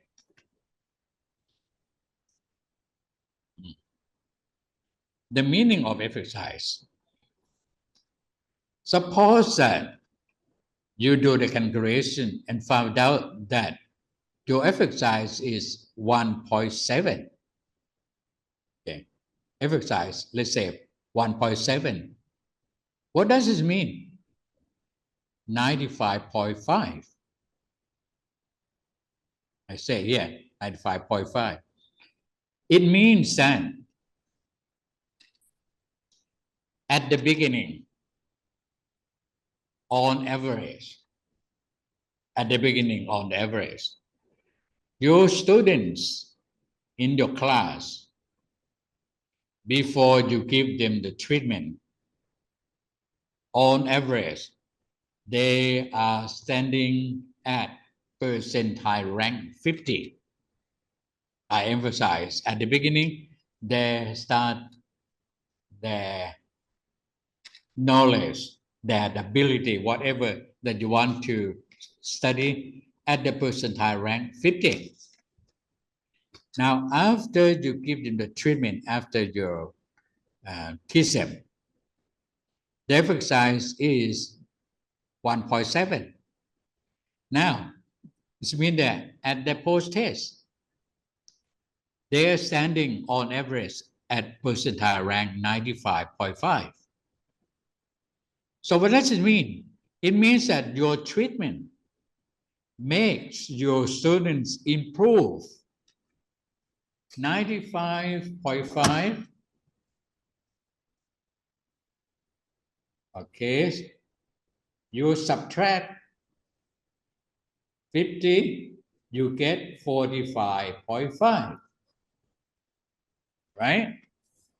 So it means that your teaching, your method of teaching can make the student improve, advanced 95.5 percentile rank. You see? That's what it means. So, that's in terms of ranks, and in terms of from the rank, is that rank medium, large, very large, or huge, depending on the scales that I just mentioned. So you have something more to talk about the effects of your teaching. Not only saying that your teachings make your students significantly improve, which it doesn't mean anything to a lot of readers. What does it mean? Significantly improve. But if you say that it can make, on average, the students to advanced 45.5 percentile rank from their 50 percentile rank at the beginning. Okay. There are some other ways, but this is the common way to interpret the meaning of effect size. Okay. And you can find this table. This is what we call Cohen standard. Okay. Cohen standard. Because Cohen is a person who invented this kind of measures in the first person. So Cohen's, we call Cohen's effect size. Now, if you use SPSS in new versions like version 27, 28, and 29, you can find some option that the computer can give you the effect size, from the program. But if you use older versions, you may not be able to get the effect size automatically. You have to use some other programs to find the effect size.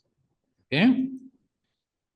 You see, 0.8 is the large, 0.5 the medium, this is small, for example. Okay. I have this set of slides for you already. Okay.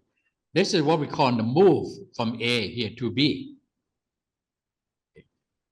If mean new teaching method can make a group of students who are on average their writing ability at the 50 percentile rank A, B at 79 percentile rank at B, its effects is considered a large magnitude.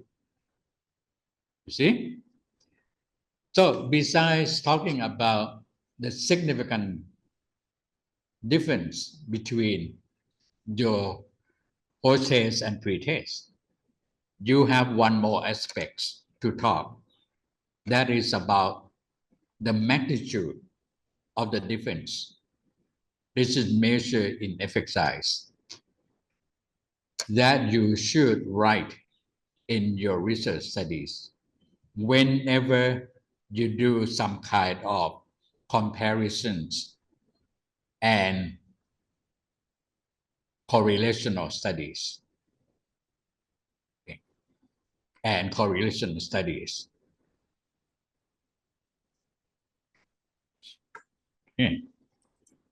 Yeah. So Cohen, 1969, he classifies the effect size into 3 groups. But in the year 2009, Saviolowski, I'm sure that this is a Russian statistician, he divided the effect size into 5. Very small effects. Small effect, medium effect, large effect, very large, and huge. For example, suppose that in your studies, even though the postage scores is higher than the postage scores is higher than the previous scores. But when you consider the effect size, you found out the effect size is very small, trivial. How can you write a strong recommendation that you should use this teaching method in your class? There's no point, right? Even though the statistical significance, but it doesn't count. But you have to consider also the effect size so that you can write recommendation. For example, you say, the new teaching method have a very large effects or huge effects. So it is strongly recommended teachers should use this teaching method in your class to teach whatever. So that is what I would like to emphasize. And I would like to strongly recommend you to report the effect size in your studies when you, if your studies use some kind of or correlational studies.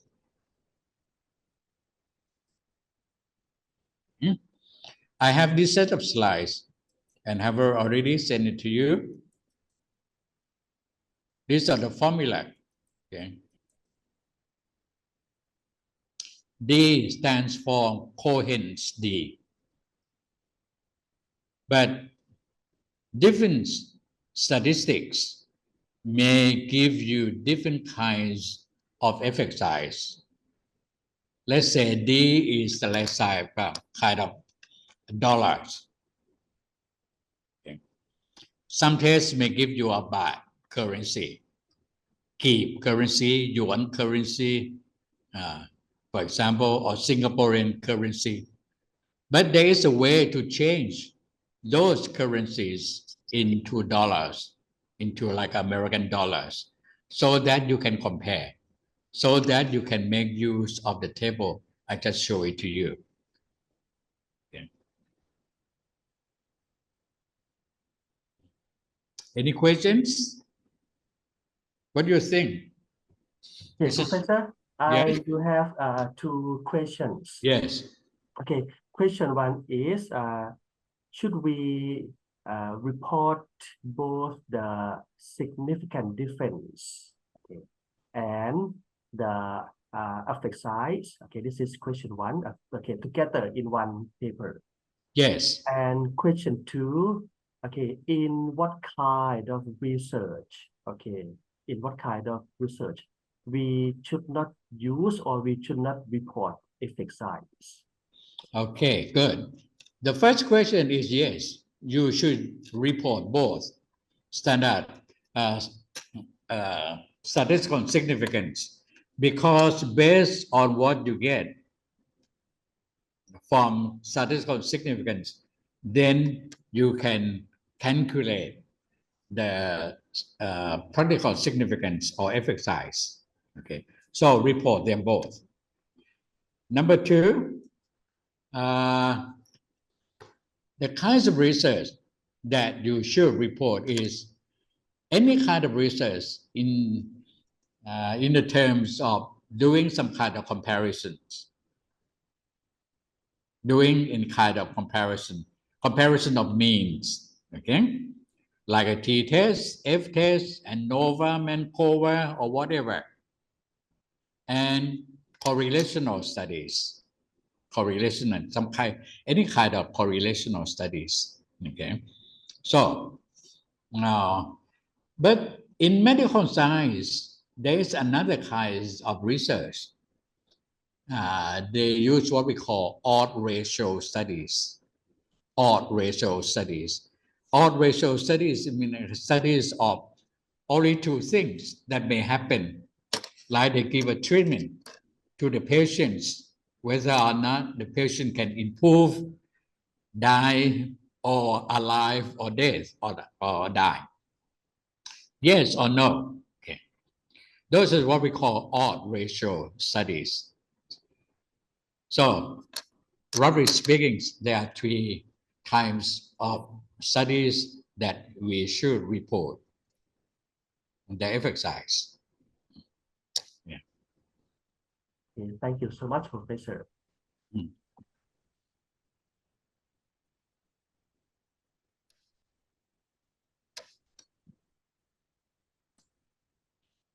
Any more questions about effect size? Yeah.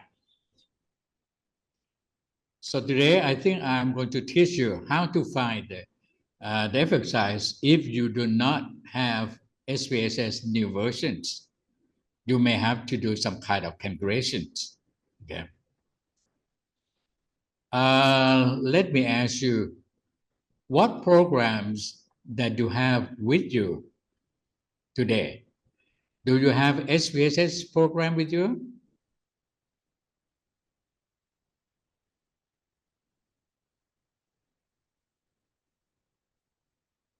Do you have SPSS program with you so that we can have some kind of hand-on exercise in order to find the effect size?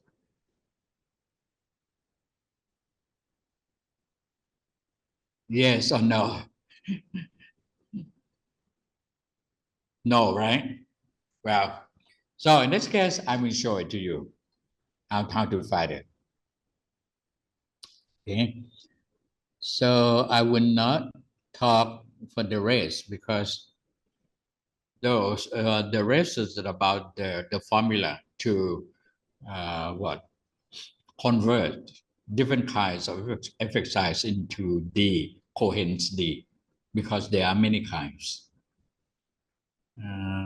Let me stop sharing this first. Okay. Now, what should we do? I stop.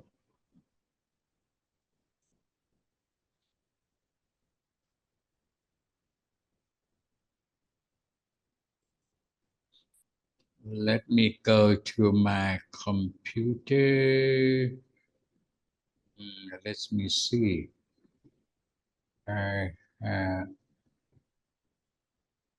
SPSS.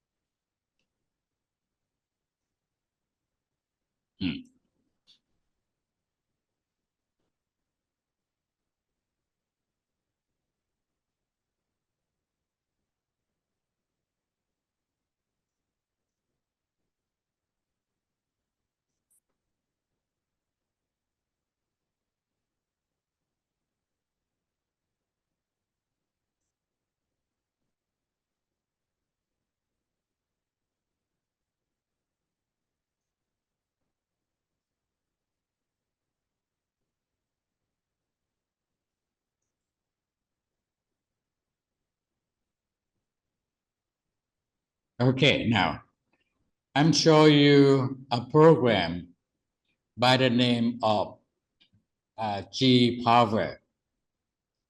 You can get into the Google and key in G-Power. G-Power is a program that you can use it for free. You can use it for free. Okay. When you have this program, first of all, you have to find out what kind of test that you used. For example, suppose that you use t-test, okay, there are many f-test, chi-square, t-test, z-test. I give you example like you use t-test. Now, there are many kinds of t-tests. You have to find out like match t-test or pair sample t-test, okay, or related sample t-test or match pairs.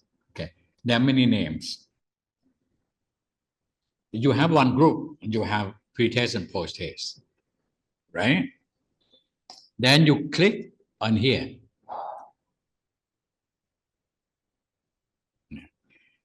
And then you have to set in. For example, you have the means of the post-test, right? Let's say there are 100 items in your test. The post-test scores, it doesn't matter, you can use pre or post, which one is at the beginning, it doesn't matter. Let's say the post-test you get 65.5. Okay? And the pre-test, let's say you get 50.51, 551. Okay. And then standard deviation for the post-test, let's say you get 5.62. Okay. This is makeup. And then you get the standard deviation for the pre-test. Suppose you get 7.50. Okay. So you just key in the means of group one. Group one can be post-test or pre-test, it doesn't matter. And standard deviation of group one, group two. And then the correlation between the groups. Okay. From the output, you will get the correlation. Let's say the correlation between the pre-test and the post-test, let's say 0.65. Okay. What you have to do, you just enter the means and standard deviation and the correlations of the group. Then you click on calculate. You see? You get 2.607. That is the Cohen's d. Then you compare this with the figures in the table. So 2.607 is a very large sample size. At what level? You find out. What does it mean? You take a look at the table. Yeah. And then you just explain about the percentile rank. So it's easy, right?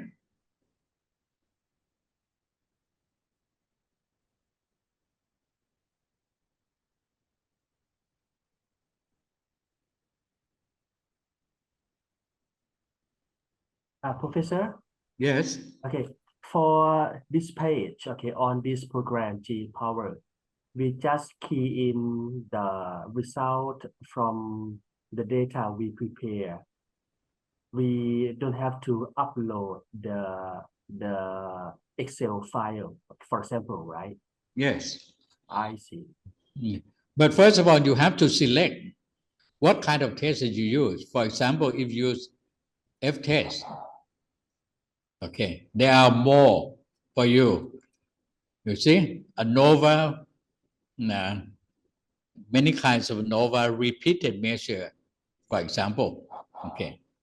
And then you key in whatever the program require you. And then you can click on the calculations and you get the answer. But if you have a SPSS program, new versions from 7.28, because right now we have 29. SPSS program provide you with the exercise. Okay. You have to select the options that you would like to find exercise. But in terms of table, in terms of interpretation, it's the same, like what I showed to you. So I strongly recommend you to find the exercise of practical significance in your studies so that you can write recommendations reasonably. If your exercise is small, you should not write strong recommendation. If your exercise is large, you should write strong recommendation. Okay? That is the beauty of the exercise.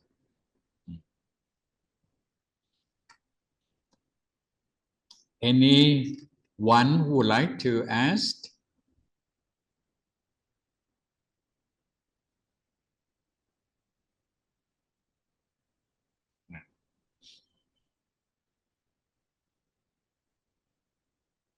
No, I would like to stop this for a while because I have to find some other program to tell you.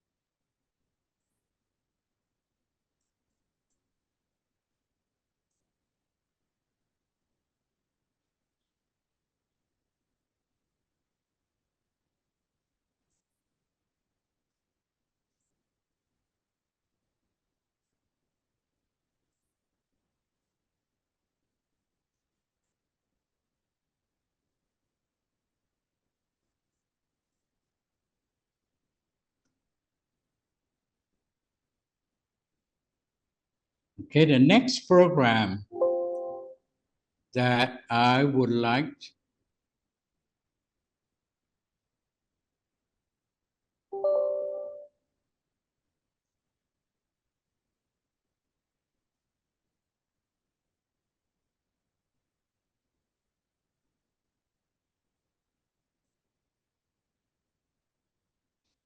okay. This is something that I would like to recommend you to use. Why? I have reasons.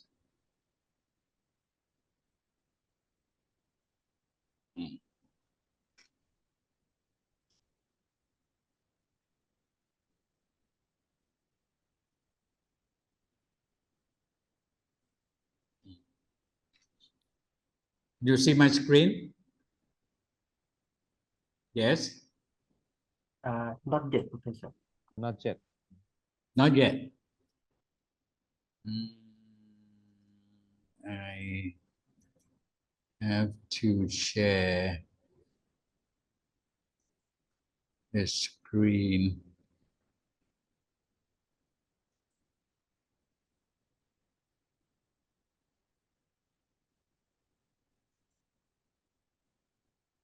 Okay? Yes, Professor. Yes.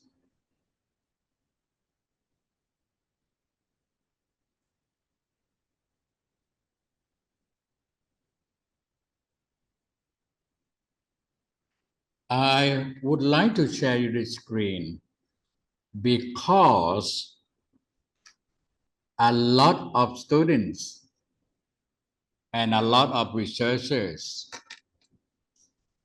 especially in Thailand, I emphasize on in Thailand, when they construct a research tool, they have to find IOC, right? IOC, item, objectives, congruence. The congruence between the objectives and the items. So when you construct an let's say a questionnaires, you should also invent a form to give you the experts in the field to judge.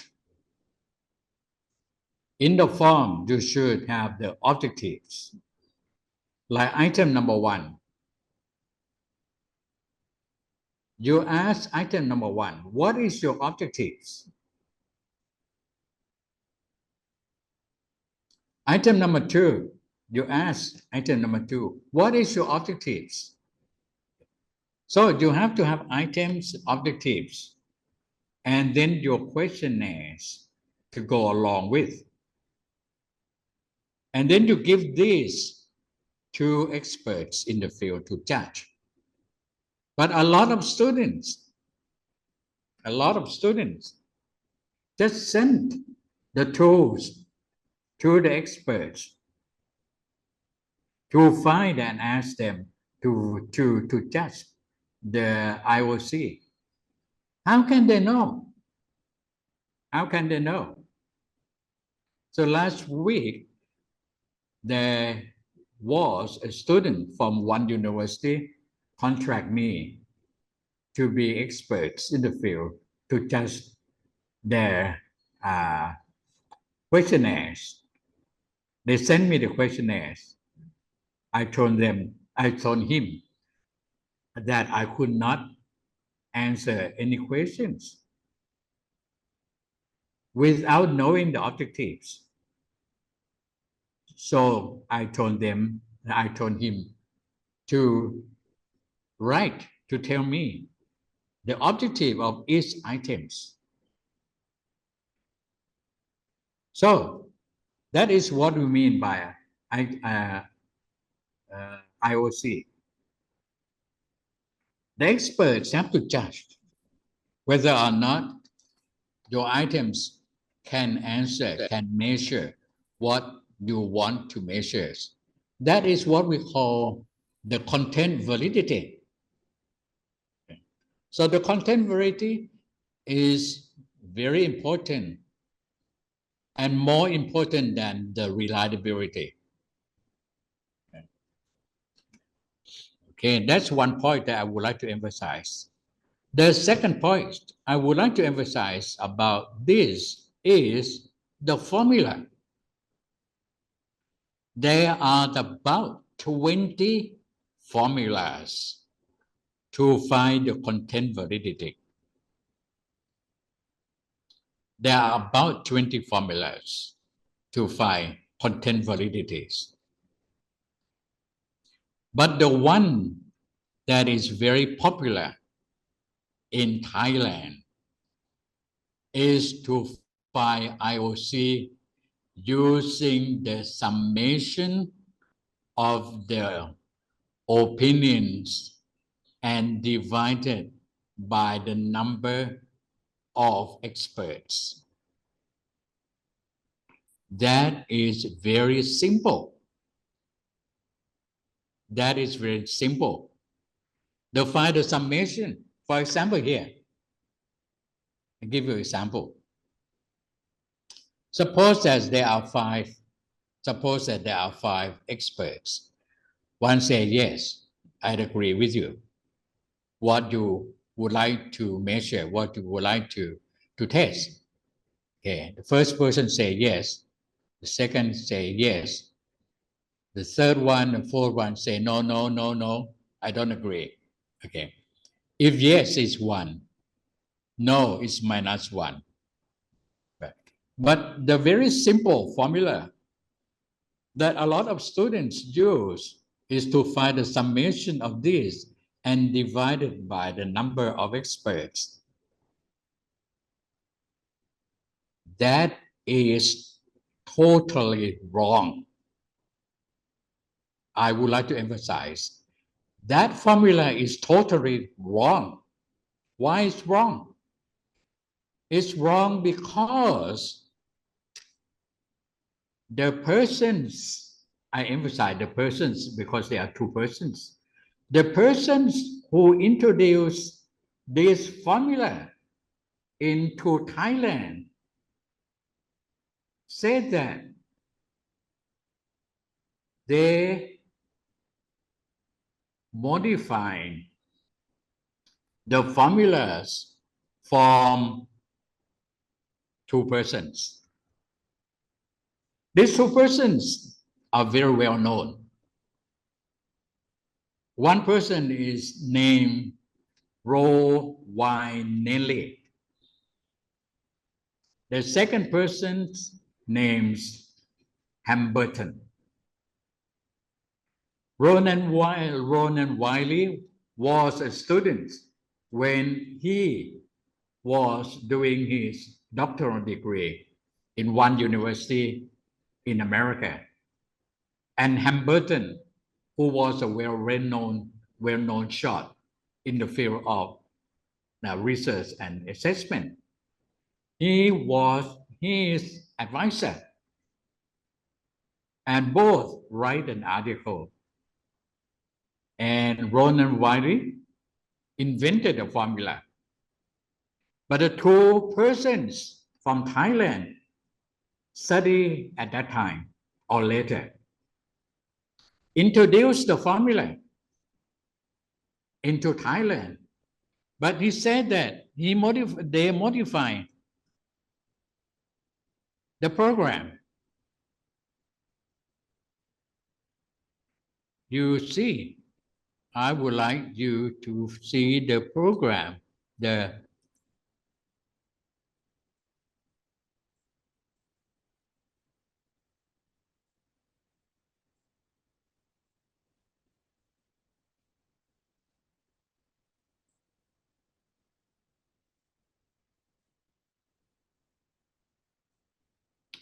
you see? This is the original formula.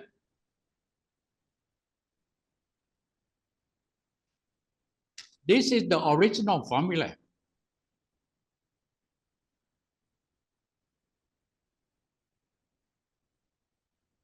But the ways that the 2 persons modified it, it makes it very simple to find the summation and divide by the number of experts. I said it is totally wrong because it modifies too much. And when you modify too much, you miss a lot of information.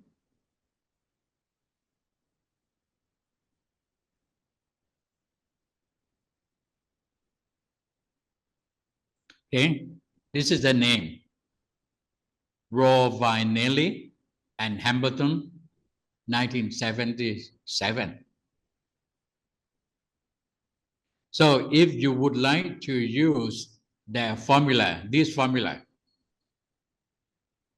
you should, if you would like to quote these 2 persons in your study, this formula, you should use this one, not the simple one that a lot of textbooks available in Thailand use. And many universities, they teach their students to make use of that simple formula.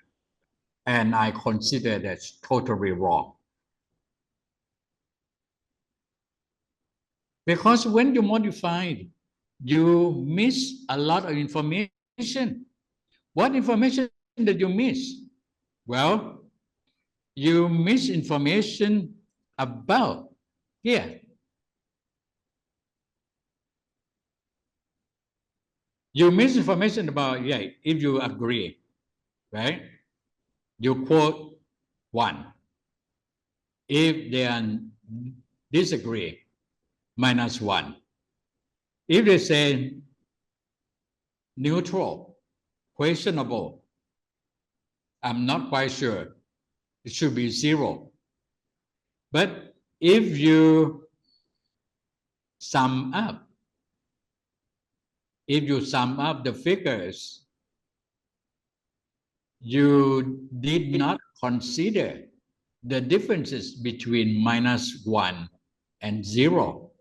You treat them equal. That is wrong. -1 and 0 are not the same. It carries different meaning. Okay. And one of the things that you should not do is to quote that formula by using these two names. Because these two persons did not invented that simple formula. Ethically, you are doing something wrong. They did not invent that formula. But you quote them as if they invented that formula. That's ethically wrong. You should not do that. If you would like to quote them correctly, use the original formula. Okay? That's fair enough. That is fair enough. Otherwise, it's not fair. Because they are well known. You make use of their names, but you did not make use of their formula. What I did, because I cannot stand this kind of errors. I asked a friend of mine here at Maejo University to write this program for me. And I can give it to you for free, no charge. I have already sent Ajahn Sawarot this program. You can have a copy from her and use this program. Okay? So this program is used to find IOC when you quote it. Okay?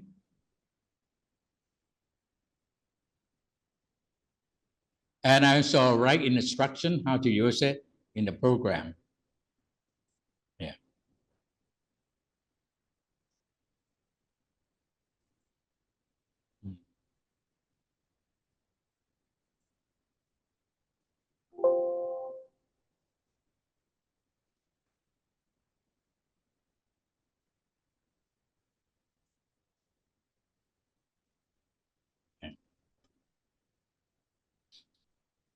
There are two formulas. One formula is used when you have already one dimensions of what you would like to measure. For example, suppose that you have a set of tests and each item you would like to measure one thing. One construct, we call it, technically we say construct. You would like to ask something, one construct, in the questionnaires or in the test. You use formula 1. There are two formulas. But if there are many things that you would like to ask at once, for example, suppose that you would like to construct a test to measure according to CEFR scale, CEFR criteria. There are six, right? There are six criteria in CEFR. A1, A2, B1, B2, C1, C2. There are six levels. Okay. You construct a test and then you ask an expert for the judgment. This item, what level your items intended to measure? So they have to think about A1, A2, B1, B2, C1, A2, C2. Okay. They have six criteria to think about, right? So in this case, you use formula number 2. Okay. So let me repeat. Formula number 1, when you want to measure or test one dimension, one construct. But formula number 2, you would like to measure more than one construct. For example, CEFR criteria, for example. Now, let's say in this one, number of content experts, suppose that there are 4. Actually, they are in odd number, right? Okay, you are 3. Number of items, let's say there are 5 items. Number of objectives, there are 5 objectives. Number of measurable objectives. This you have to put always in 1. Okay. So, content experts, 3. Number of items, let's say 5. You have 5 objectives. Number of measurement objectives is 1. And then you say, click on input. Then what you have to say?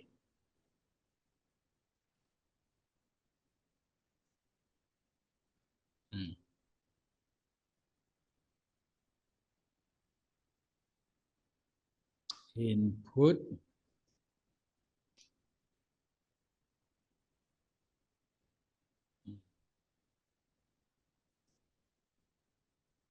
So you enter your input here. Okay. Let's say the sample.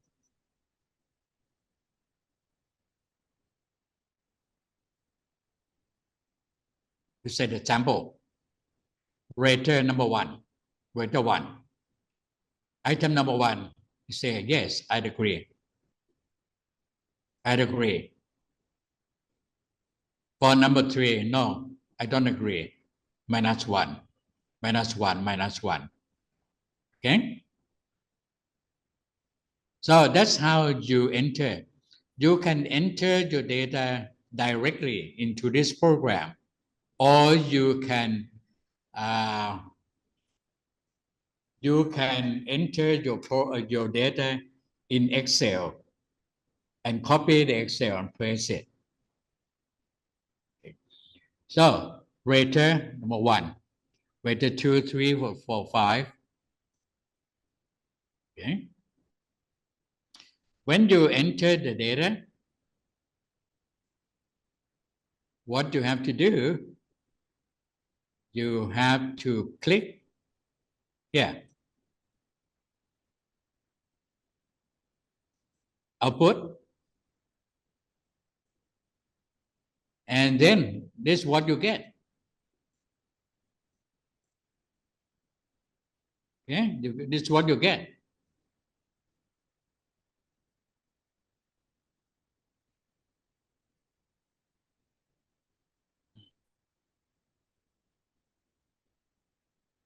Like item number 2. Item number 5 here is what you get is point minus 25. Item number 2 is what you get 0.967. Okay, and so on here. Okay. Then you sum them up, divided by the number of items. And I give you the criteria here, how to use it. And formula 1, the content expert has only one choice. And the criteria is 0.75. It's good enough. Okay? And if you use formula 2, this is the formula.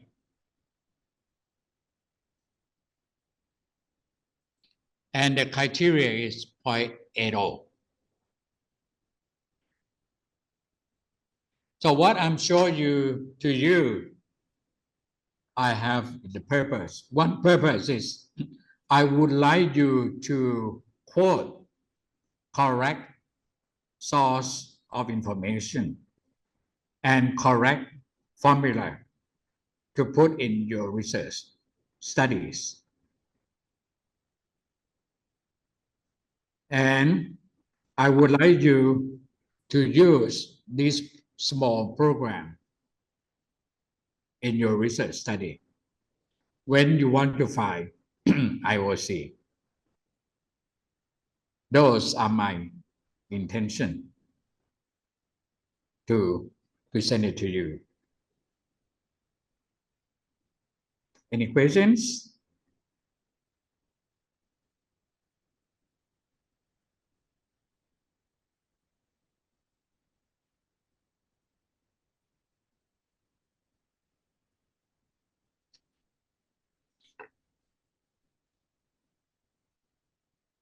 มีคำถามไหมครับ Okay, Professor, my last question for this morning session. Okay, according to your slide, okay, I saw the citation Cohen, yes, many years ago. Okay, but you mentioned that the effect size is needed now, yes, and required in journals now, yes. So how come, yes, it was created many years ago, but it's needed now, or did I get something wrong about this? Yes, that's my question. The citation many years ago, yes, but effect size is needed now. Yes, you can cite it because in my slide I have the source of information from Cohen. You can cite that from me. Or if you would like to find more information, you can get into the Google and type in his names and what part of the titles of the articles, and you can find information. Find more information. If you're talking about effect size, I'm sorry. Another source is well known. Is a source written by Robert Cole, COE, Robert Cole. His title I can remember. The title of the article is "Effect Size Stupid." Effect size, stupid. Okay. I don't know why he used the word stupid, but the insight of the paper, as far as I know, I think, no, I learned that he wrote that paper because at that time, Bill Clinton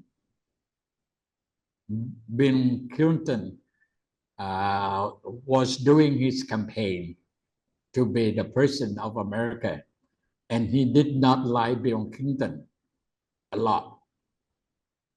And he think that the way his campaign is some kind of stupid. So in his paper, he write, exercise, stupid. But this is kind of well-known article, and you can find that article, and you can find the table that I show it to you too, from that article.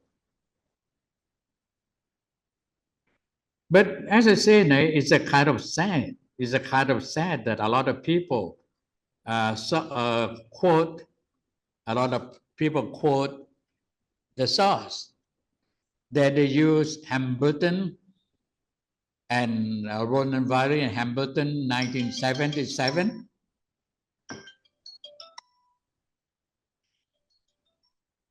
Okay. In 1977, when they used that formula, which is totally wrong, okay? Because they did not invent that simple formula.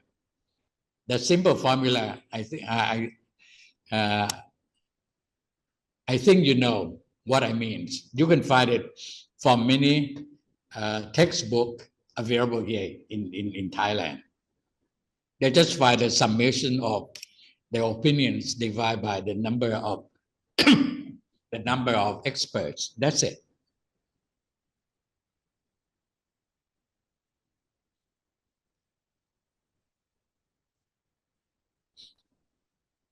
Dr. Any more Suphat, questions before we go to have lunch?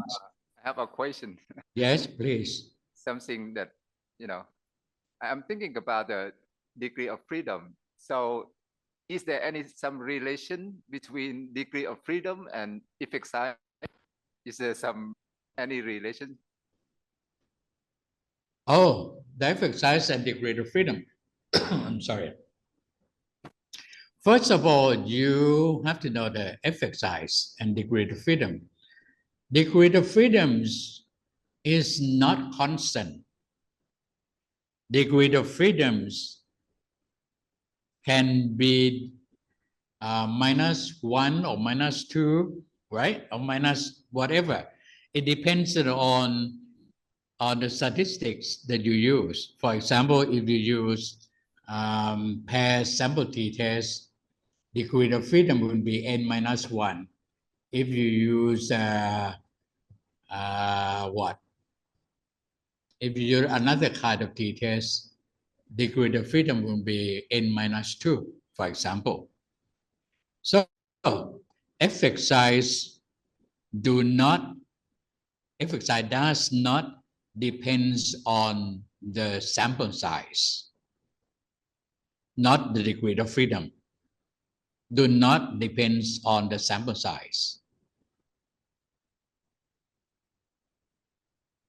Okay, thank you so much. Okay.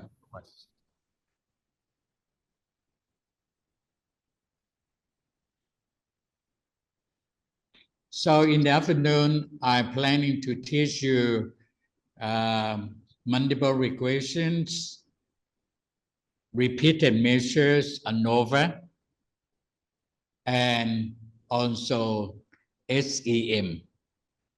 SEM is quite a very advanced statistic. Structural equation modeling. Okay. Because there are many research studies these days use SEM.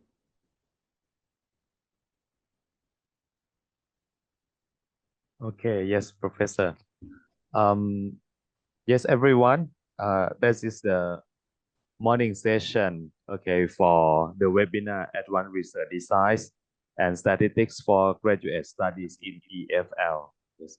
And okay, we have gained a very insightful information from Associate Professor Dr. Suphat Sukamonson. Okay, and there are many interesting topics like what is a research design, okay, the process of a research design, types of research design for EFL research studies, effect size, and IOC for validity. Yes, very interesting topics for the morning session.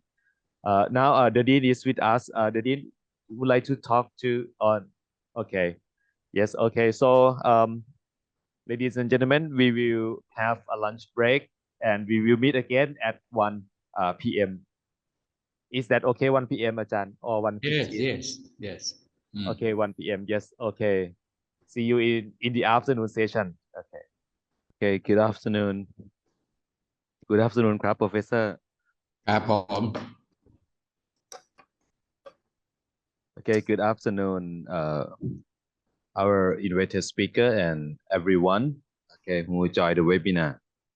And welcome back to the webinar again, okay, on the topic enhancing the capabilities and effectiveness of a PhD ELT program lecturers in teaching and learning advanced English, okay, advanced research design and statistics for graduate study in EFL. Yes, that organized by, okay, PhD EDLT program, Faculty of Humanities and Social Sciences, Buriram Rajabhat University, Thailand. Okay, and I hope all participants will be ready to start again after the lunch break and refreshment. Okay, in the morning session, we have learned very insightful information on some 20 topics, okay, such as the research design, okay, the type of research design for EFL research studies, and the effect size and IOC for validity. Okay, and now we will start again in the afternoon. Okay, please join me to welcome our invited speaker again, Associate Professor Dr. Suphat Sukamonson, to continue the afternoon session. Please ครับเรียนเชิญท่านอาจารย์ครับ ครับสวัสดีครับ Okay, in the afternoon, I would like to begin with multiple regression. Okay.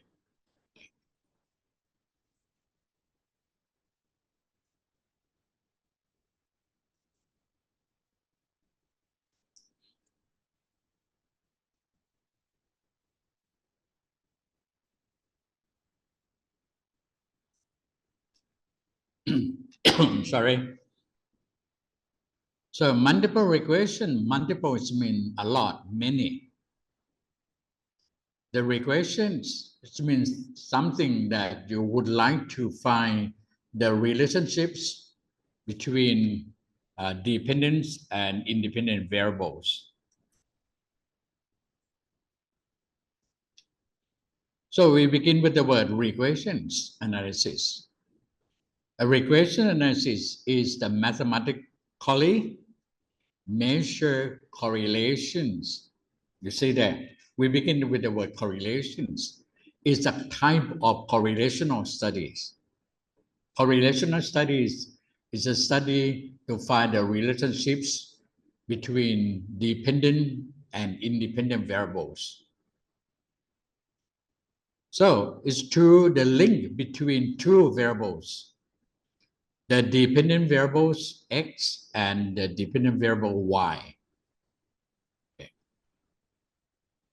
Now, the regression analysis evaluates how strongly the two variables are related or associated to help you make stronger plan, to make a stronger decisions, a stronger forecast, to predict, to forecast.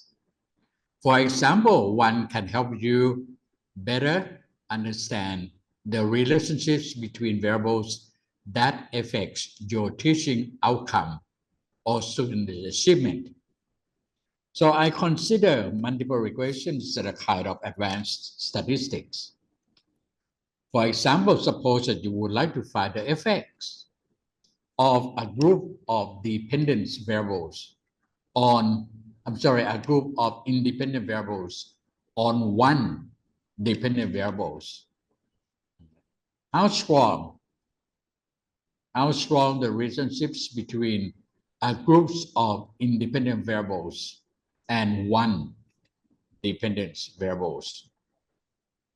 For example, how strong does learning motivation affect the student's achievement in learning speaking skills? Okay, this is very simple. Suppose you would like to know that how strong the motivation, learning motivations can affect the student's achievement. Does it mean the students, those who have a strong motivation, have higher achievement, or the other way around? If that is what you want to know, you are going to use regressions analysis. Okay. This is in this case there is only one dependent variables. The motivations in the one independent variables and one dependent variables achievement. So this is the relationships between one to one. A very simple. We call this type of simple regression is simple regressions analysis. But as you may know, in this world, life is not easy. Life is complicated. So there is no relationships between one to one. There are many. That is why you should learn the concept or learn how to use multiple regressions. What is multiple regressions analysis then? Multiple regressions analysis is an investigation for measuring the impact of many independent, or sometimes we call it explanatory variables on dependent variables. So there is one dependent variables and there are many independent variables. In this case, you have to use multiple regressions. The dependent variables may not be continuous, meaning it may not necessarily be in interval scale. It can be in what we call binary scales or dichotomous variables like yes, no, fail, success, die, or alive. Okay, can be true. Or it can be in ordinal scales. So it can be the data from your Likert scales can be used in multiple regressions. Or it can be in categorical groups. Categorical groups is a kind of variables that you can classify variables into many categories. For example, drinks, soft drinks, or drinks. There are many kinds of drinks like a beer, whiskey, soft drink, and soft drinks. There are many kinds. You may have Coke, Pepsi, Cola, okay, and some other types. Those are called categorical groups. Okay. So multiple regressions you can find the relationships between a group of independent variables and one dependent variables. The dependent variables can be in interval scales, ordinal scales, or sometimes we call dichotomous. Di means two. Dichotomous like male and female, for example. Okay. So because of this, you can use multiple regressions in many situations, in many conditions. Okay. For example here, what are the effects of listening, speaking, reading, and writing tests on English grade point average of fourth-year students. You see, the independent variables is listening, speaking, reading, and writing. The dependency variables is the GPA, grade point average. Yeah. You would like to find out which one contribute, which one has high effects, and you can rank, you can order the effects of the independent variables.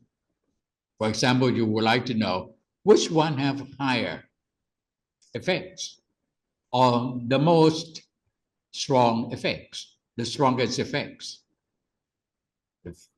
The second, the third, and the fourth, for example. You can find the rank order of the effects too. Okay. So everything depends on what you want to know. Now, there are many types of regressions. The first one is simple regressions, as I said. There is only one, difficult to see because of the color that I use. The multiple, I just mentioned.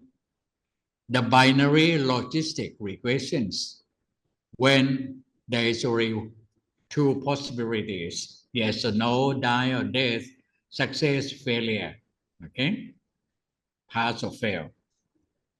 In that case, you use binary logistic regressions. Multinomial logistic regressions, when you have multinomial variables like beer, whiskey, soft drink, water, okay? Yeah, you can classify them into groups of something like drinks, yeah, alcoholic drink, beer, whiskey, and then you may have soft drink, you have water, for example, okay? That you can do. Or you can use what we call ordinal.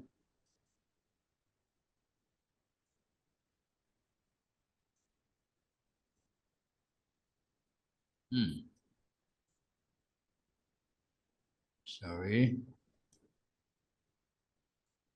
Yeah. You may have ordinal multiple regressions.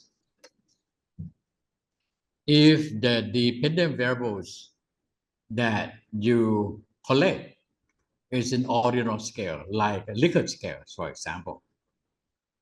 Don't forget, I mentioned this morning, Likert scales is in ordinal scale. So in this case, you have to use ordinal multiple regressions.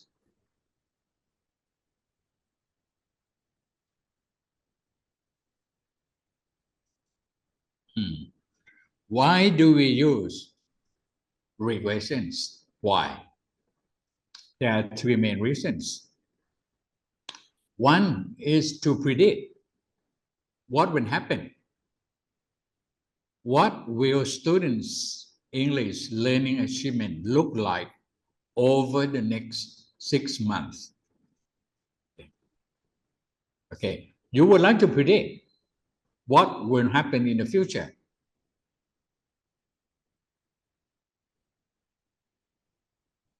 I don't know in Buriram.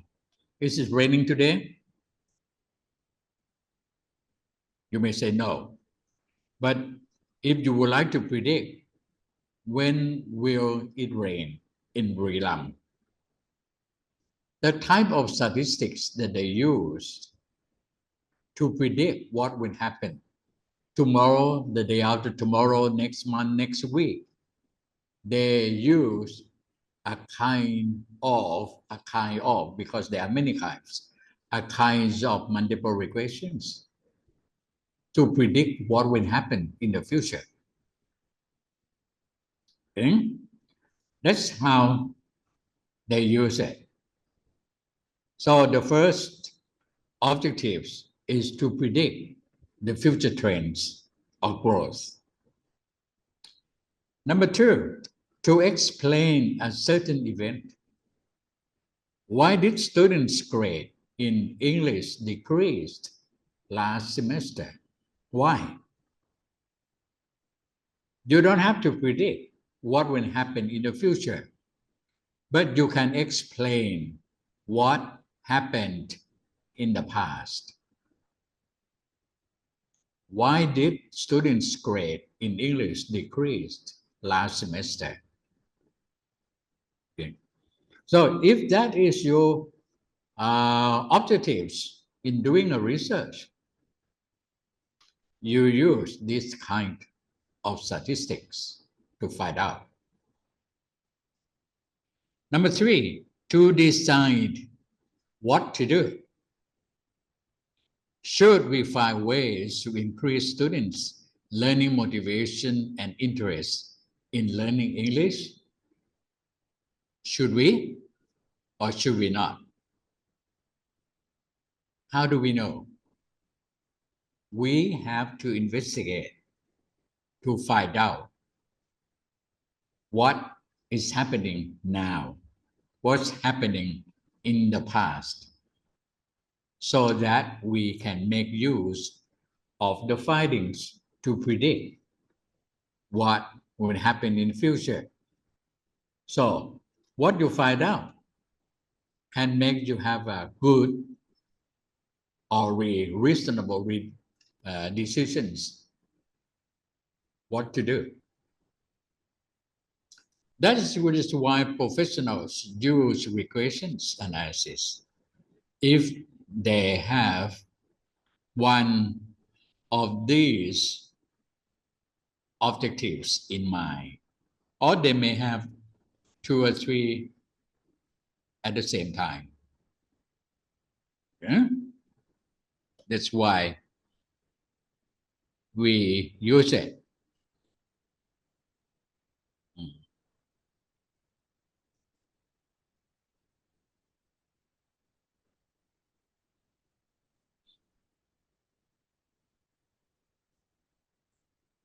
Yeah. When you find out,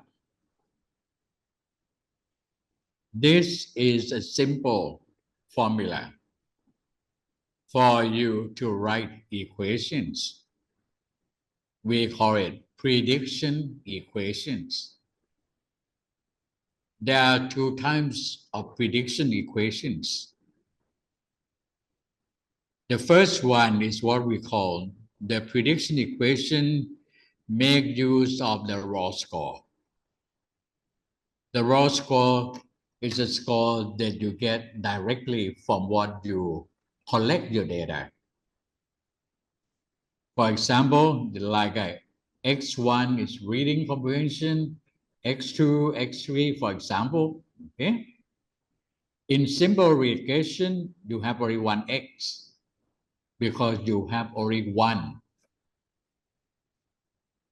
independent variable. But in multiple regression, you have many dependent variables. So you may have X1 like a motivation, X2 attitude, X3 satisfaction, X3, X4, and many more. So you find out, and then you substitute what you find out and make use of the formula in order to predict y hat into what will happen, what will get. Okay? But for the second one, with the beta, the first one in the first row here with B. For the second one, we use the beta. Beta means the standardized score.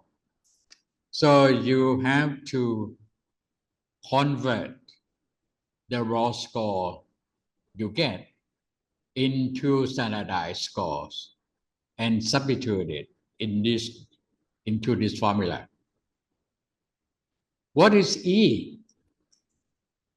E is the error of measurement error of prediction. Sorry. For example, suppose that you listen to the radio of Thailand and they say that, oh, in Buriram, it will be rain 50% tomorrow afternoon.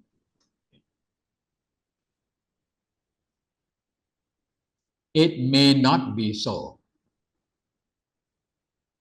Because every time, everywhere, when you predict something, you may not be able to get exactly what you want. There will be some errors.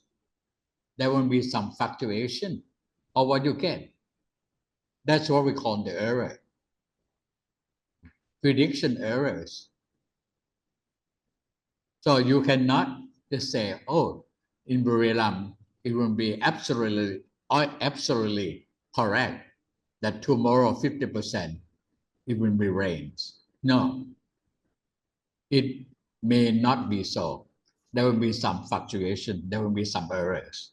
Okay, so every time you make use of prediction equations, you have to have some kind of errors too.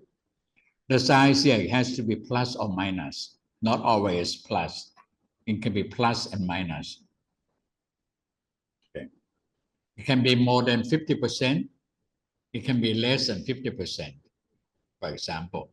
So it can be plus and minus. And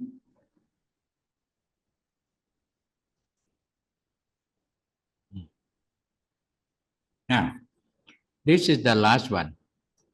No, the next one.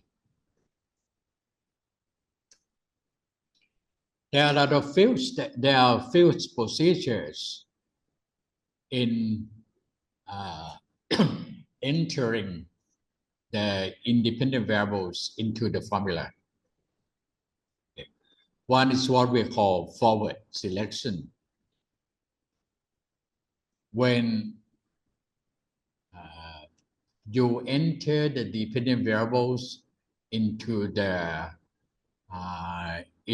analysis one by one, according to the sequence that you put them in. That's what we call forward selections. On the contrary, you may put all the dependence variables in the configurations and then take the one which have less correlations out one by one. That is what we call backward elimination. The other type is what we call stepwise selections. Stepwise selection is very popular. For example, you have 3 independent variables. The first time you select the one which have the highest correlations with the dependent variables in the program. And then you take the second one in, and then you do the configurations. Okay. And then you find out, is it better to keep the first one or keep the second one and take the first one out? Okay. So you put in and out to find the most appropriate independent variables to remain in the analysis. So to be short, forward selection, take in one by one the dependent variables. Backward elimination, take out one by one when you put them all in. Stepwise selection, when you put the first one which have highest correlation in. Take in the second one and find out which one is better, whether or not to keep 2 or delete 1. Okay, take in and out many times. So that is why stepwise is very is very popular. I mention this because later on we're going to select. Now, there is one thing that I would like to emphasize. Every time you want to make use of any kind of statistical test,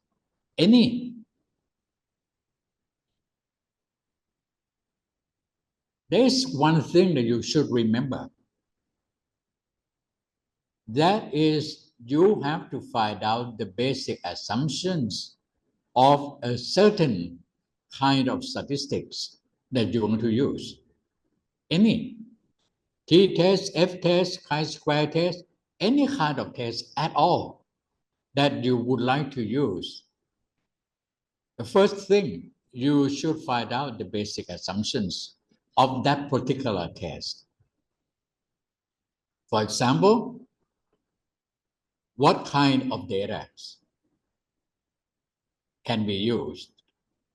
Can this be used with interval scales, nominal scales,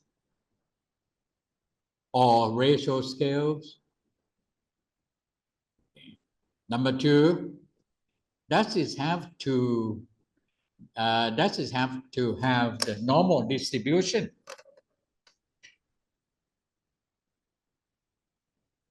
Does it have to be normal distribution or approximately normal distribution?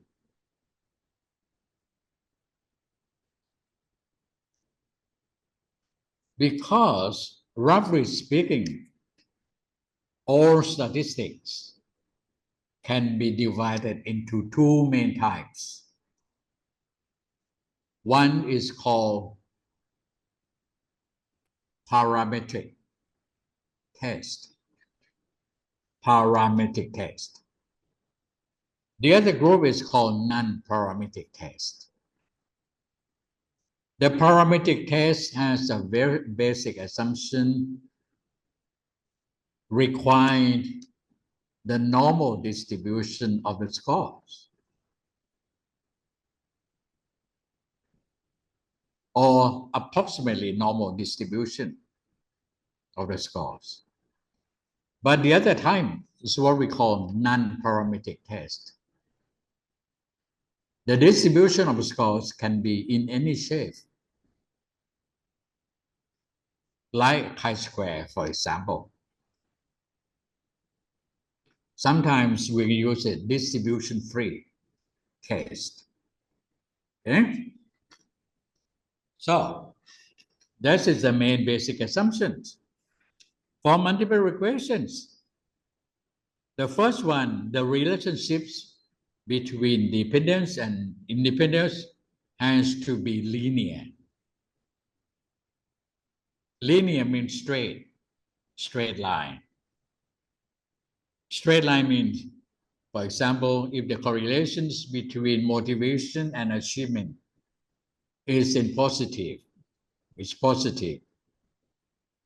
the person who have high motivation in learning tend to have higher score, higher achievement. If they have low motivation, they have less achievement. Okay, so the increasement and decreasement is up and down in linear. That's what we call linear relationships. Now, if the relationships between dependent and independence is not linear, it can be non-linear. It can be curvilinear, like a curve. So in this case, you may not be able to use multiple regression. You have to use ordinal regressions analysis, the one I just mentioned. Okay? Number two is multivariate normality. Okay. The residual is mean the differences between observed and predicted variables. Okay, that's mean the residual, the differences. between the scores of dependence and independent variables are normally distribution. You can use this test to find out whether or not, okay, this name of the test. You can use this test, and this test is available in SPSS. Number 3, no multicollinearity. No multicollinearity, it means that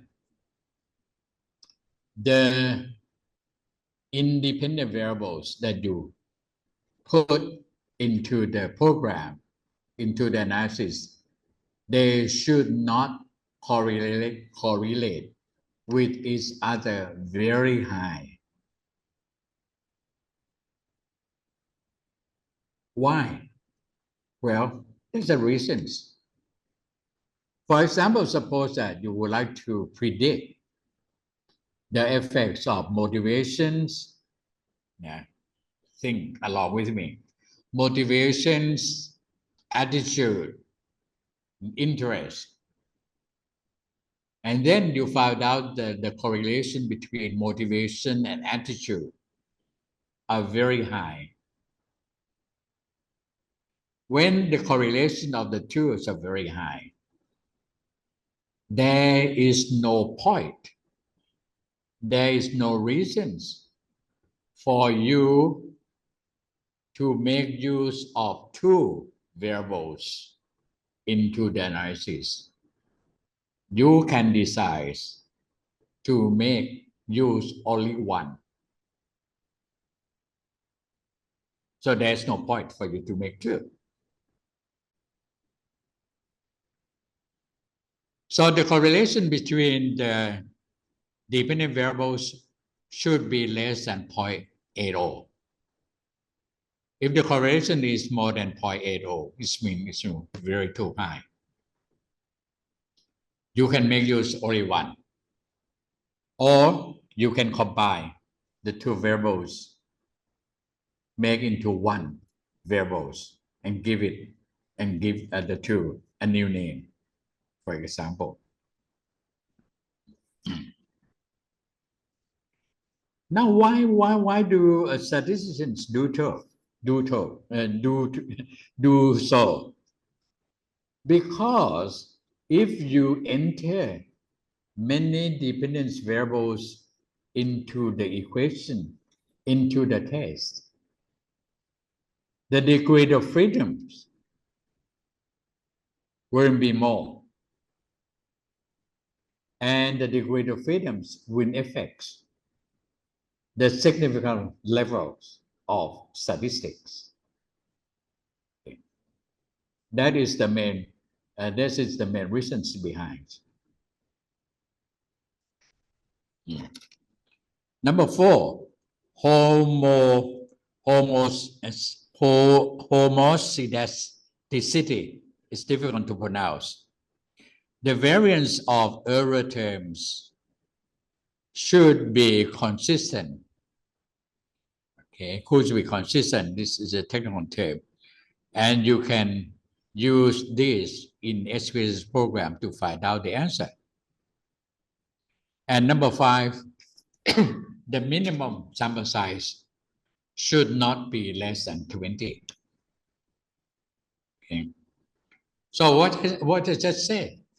Every time you would like to use any kind of statistics, the first thing you have to find out the basic assumptions for that particular test. For this particular test. You may be wondering, now, you may be wondering that, hey, I would like to use this test because of it serves my purpose, but my data do not fit the basic assumptions. What should I do? Okay, you may be wondering. If you have these problems, there's a way out. One way out is you have to find out the robustness of that particular test. Some tests, there is some robustness. For example, the t-test like independent sample t-test. Independent sample t-test. There's a robustness. Robustness in terms of certain basic assumption. So you have to find out. Different tests may have different robustness. It means that you can vary some basic assumption of certain tests, but you should find out and you should cite the reference. You should cite the reference. For example, I mentioned this morning that the t-test, I think t-test, pair sample t-test, if I can remember it correctly. Pair sample t-test, the robustness of pair sample t-test, the sample size can be as small as, I think, 2 or 3. So you have to find out and cite. Otherwise, maybe you can get into trouble if some people ask you that, hey, why do you use this kind of test when the basic assumption of the test requires so and so, but you want to vary some basic assumption, you have to find out the source and refer to the source and put it into your research report. Okay? That's what I would like to emphasize. Okay. Now, this morning I sent Ajahn Sawarot a set, not a set, 2 sets of data. I want, or I hope that we can make use of that data. But she just told me that she cannot open the file. That's very unfortunate, because I sent her a zip file. You know, zip file. When you have zip file, you have to unzip file first. But I don't know at what stage. She said that she cannot open the files. That's considered very unfortunate. But let me show to you how I'm going to make use of this. Okay. I have to open my computer by SPSS program.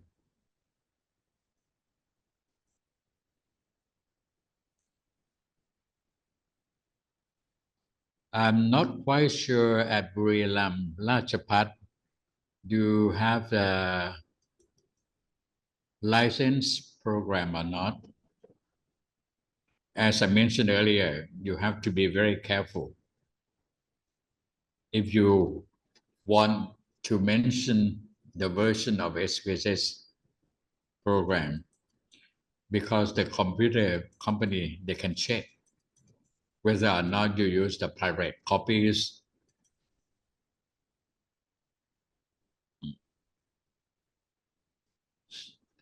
Okay. Let's wait a bit, because I have to open my SPSS program. Okay, Professor. Do you have the program with you? If you have a computer with the SPSS program in the computer, you can use it. No.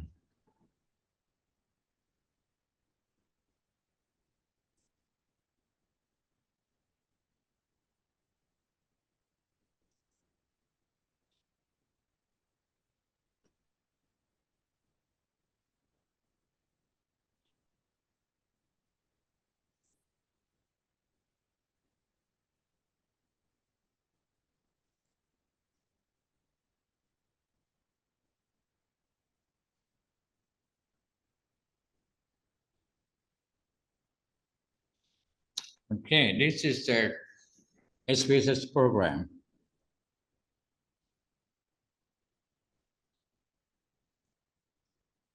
I have to find out the data.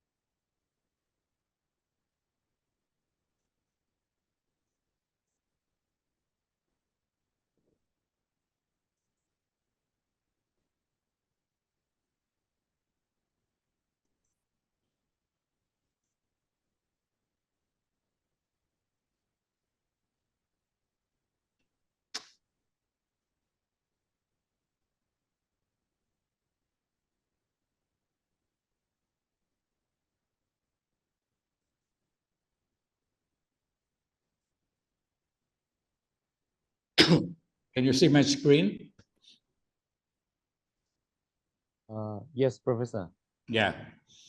Okay, now, this type of statistics, when you want to predict something, when you want to affect something. For example, here, you have achievement, you have anxiety, engagement, interest. Now, suppose that you would like to find out which ones have the strongest effects on achievement. Interest, engagement, anxiety. Okay. Suppose that there are three independent variables and we have only one dependent variables. Okay. Very simple one, this one. So in this case, you use multiple regressions.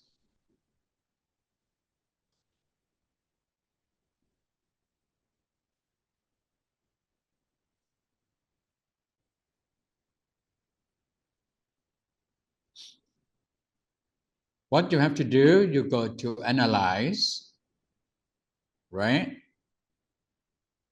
Move to regressions. You see, under regression, there are many, like linear. When the correlations between dependent and independent variables are in linear, you select this one. If it's not nonlinear, curve estimation, or binary, yes, no, fail, success, die, death, for example. Multinomial logistic, like different kinds of drinks, beer, whiskey, Coke, Pepsi, Cola, okay? Those can be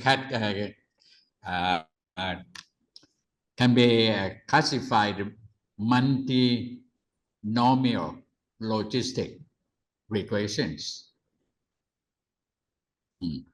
Or it's ordinal, like if your dependent variables, you measure this from a Likert scale, for example. So you have to know which one to select. The simple one is linear. Why is simple? Symbols in the terms of equations. You can write two simple equations, two simple prediction equations. But if you select one of these, the rest, the equations are very complicated. You have to know some kind of advanced statistics to be able to make use of the formula. Okay, we selected this one, the linear.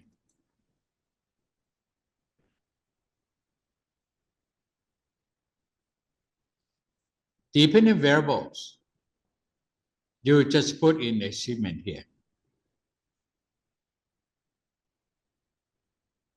Okay. You select this and put it here, here, here. Gender is not an interval. Gender is binomial, binary, or dichotomous. Can be male or female. So we may not be able to use it as independent variables. If you want to, there's a way though, but you have to record it into what we call dummy variables. Okay. So if you have some kind of nominal scales, if you want to put them into the multiple regression, you have to record it. You have to make it into dummy variables. That will be a bit complicated, a bit. Okay. Statistics, select that. Model fit, multiple R-square exchange. Descriptives mean when you want to find out descriptives with an S, mean descriptives statistics like mean, standard deviation, mode, medians, some kind of that. Okay, the minimum, maximum, those what we call descriptives. Okay. Multicollinearity. Okay, if you want to find out, if not, you just leave it alone. Okay, so make it simple first, and then continue. Plot. Okay, you want to find out the relationships between the variables, okay, to test the basic assumption. You can select the first two. If you are not interested to find out, you just take it back. Okay? Okay, for the typing, suppose you want to know, put it here. You want to see the histogram? Yes. Find out whether or not it's normal. Okay. Anything you would like to know in the SPSS, just click select. If you don't want to, you just leave it alone and continue. Option, yes, you set it at 0.05. Continue. Style, you don't have to bother. Save if you don't want to save. Okay, and then okay.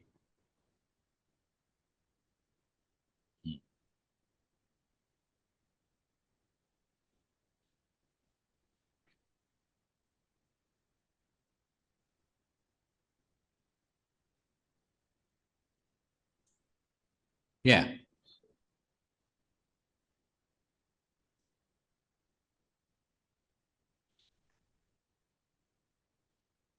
What is R? An R square. Now,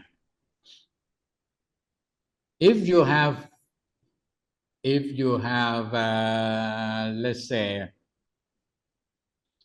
if you want to find out the relationships between listening, speaking, reading, and writing, you use Pearson correlation, right? A simple correlation. When we use the word simple correlation, it means Pearson correlation. We use the word R, small letter, R, X, Y. X mean the correlation between variables X and variable Y. So RXY is the correlation between two variables. That is a symbols used in simple correlations. Now let me mention that there are about 20 kinds of correlational. There are about 20 kinds of correlational statistics, depending on the types of data that you have. For example, if you want to find the relationships between interval and another interval scales, you use simple Pearson correlation. So different kinds of correlation tests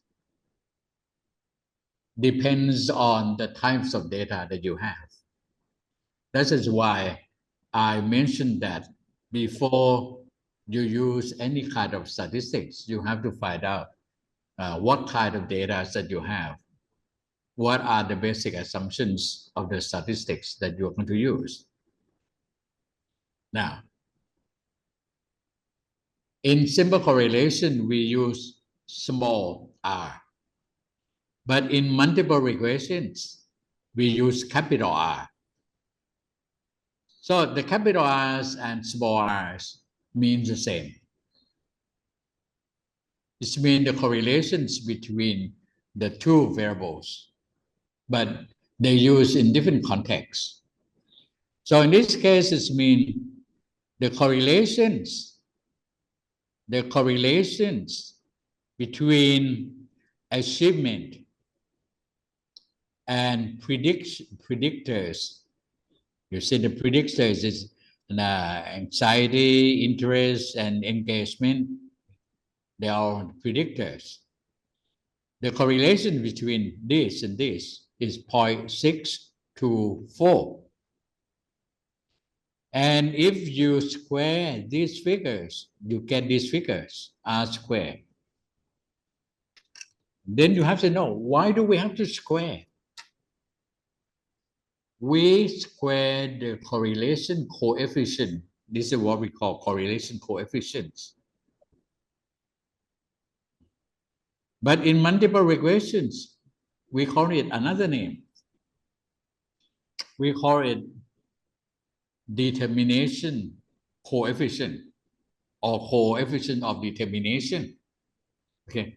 So what you have to know, you have to understand the symbols used and the meaning. Okay. The symbol used and the meaning. So in this case, it means that the correlations here, yeah.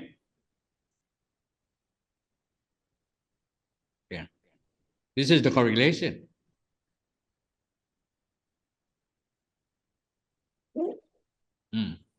Okay. This is a Pearson correlation or simple correlation. There's a significant level. This is the N, number of students. Okay. And the method they use, as I mentioned earlier, we use enter. Enter is mean you feed in the information, the data here, one by one. You put in the interest first, and then the engagement, and then the anxiety one by one. This is the method that you use. Okay. And you get it.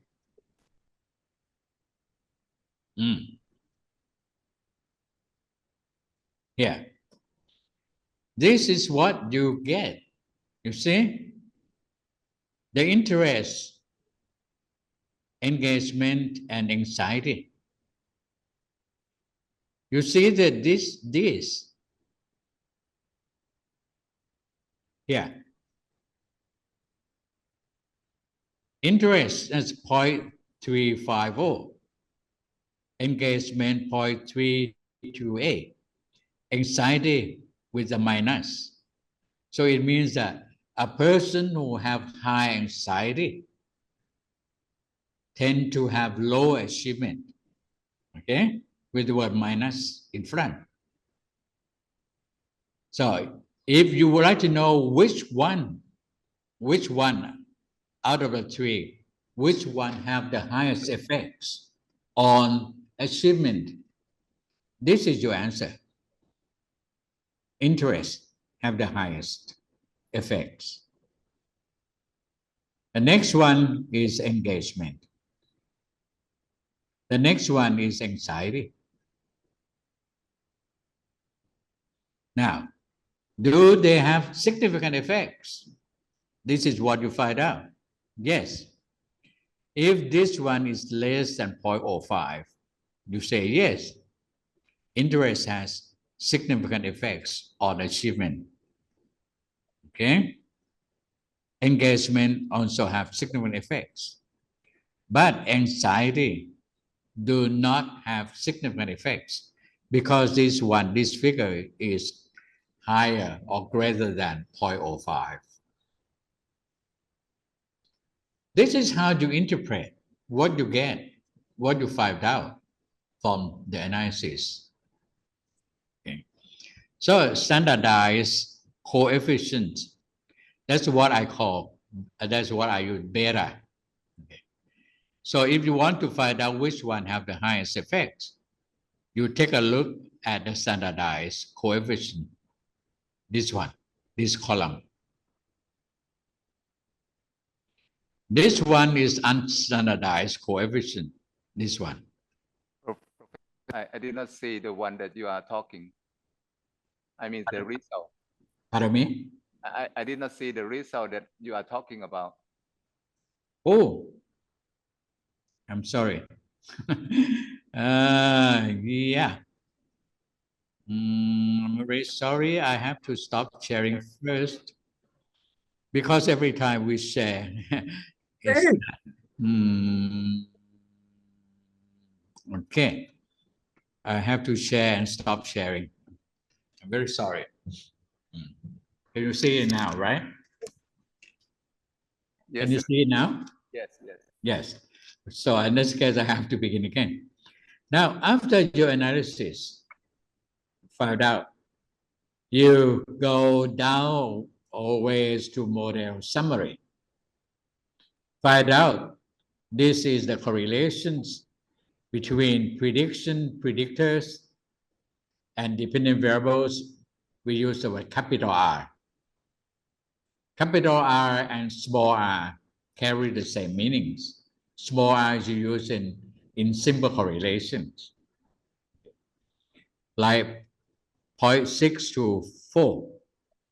You square this, you get these figures. So what 0.389, what does it mean? It means that out of 100% variance,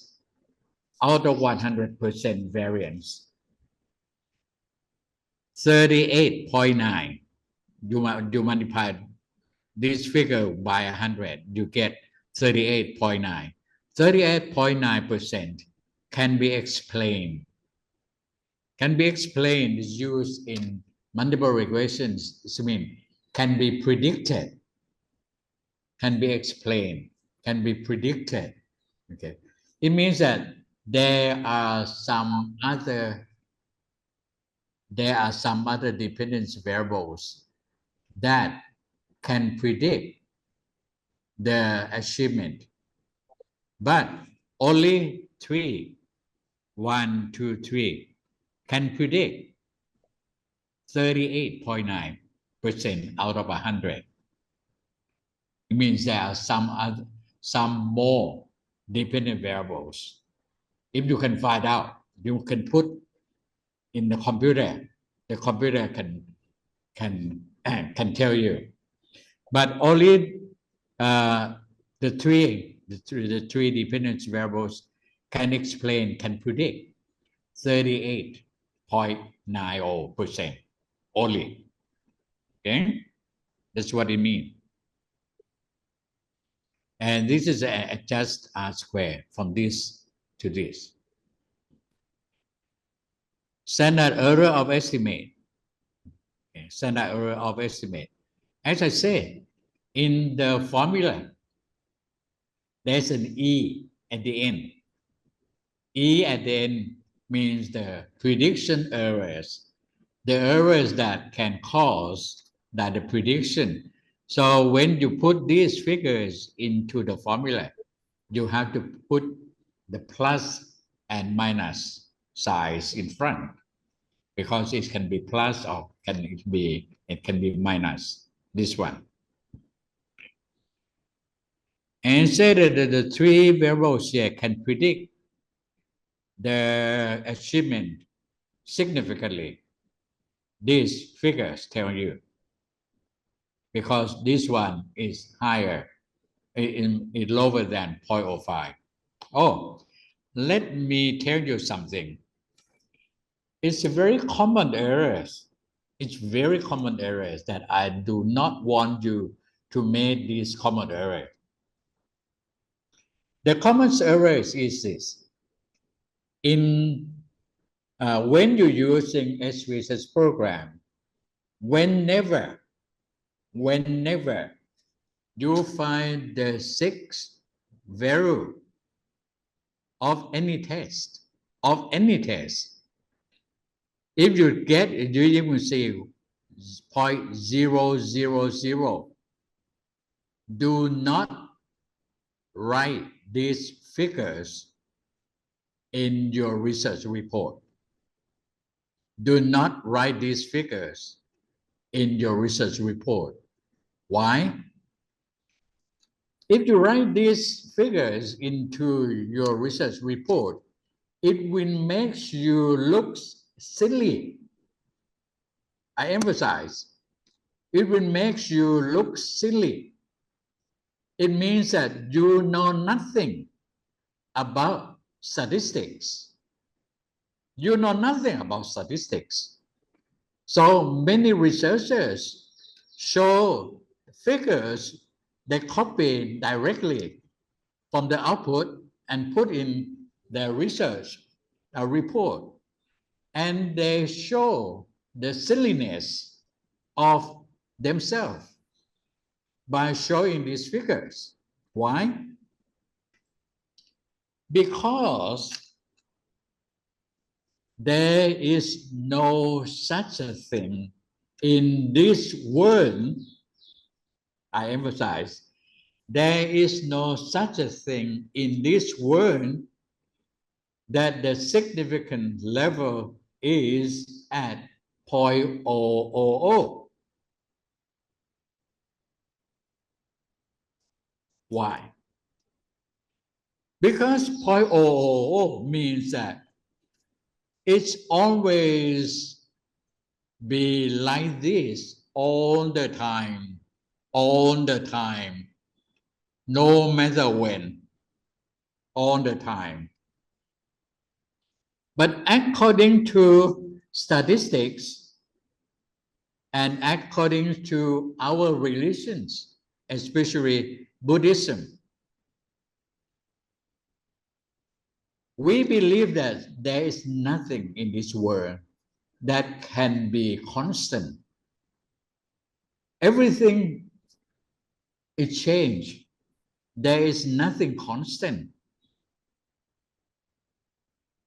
So it's against the concept of statisticians. and is also against the belief of our religions. So those people who, if you are not Buddhist, it doesn't matter, but you have to be some kind of belief in some kind of statistics. Okay. So do not show these figures. What you have to do is recommended in the manual. It's recommended in the manual. I emphasize, it's recommended in the manual. You have to read the thick manual of SVSS. It's recommended anytime you see 0.000, you should change it to this one. You should change it to 0.001.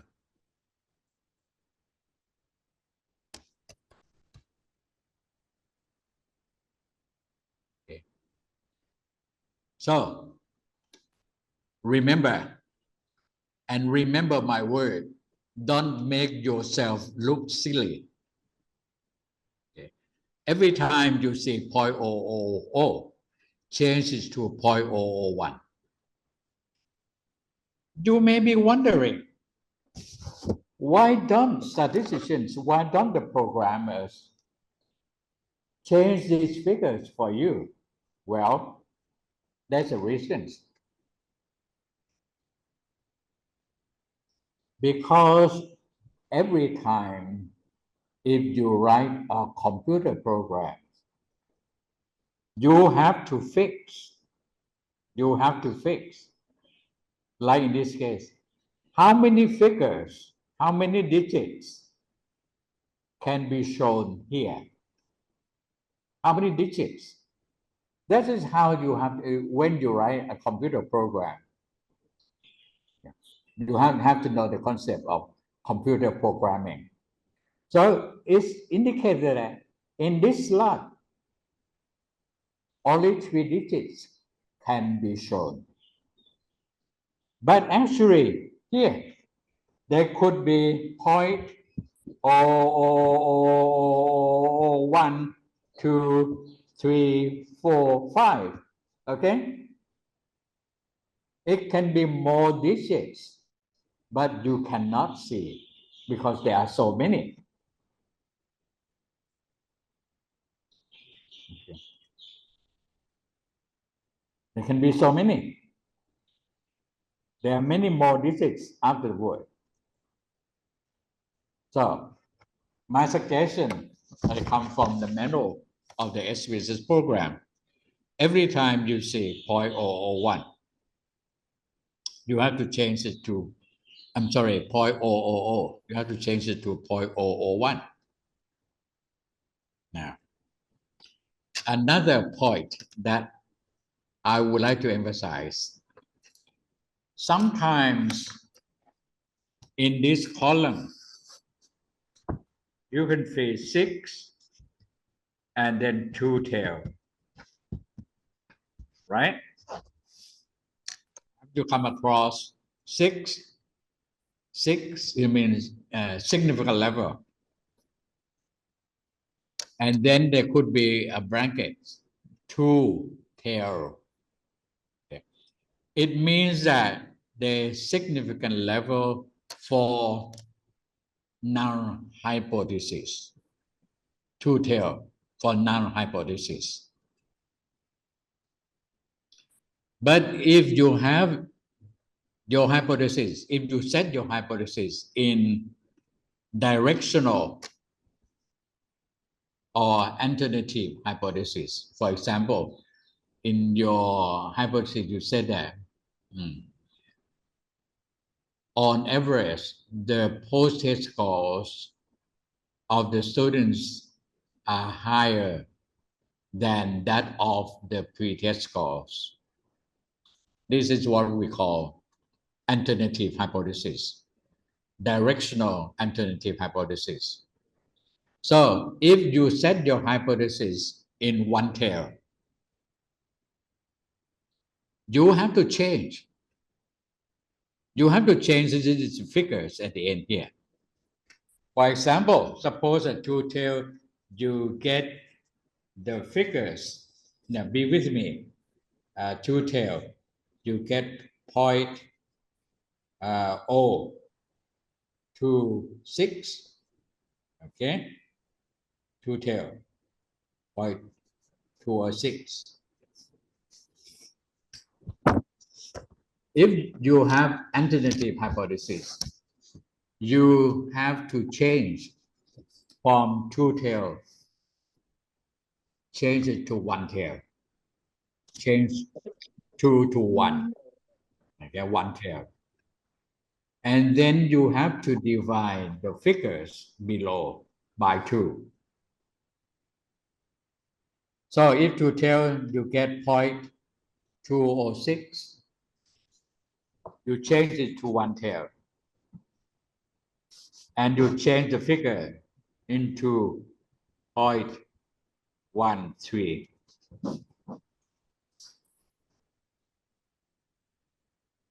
So do I make it clear?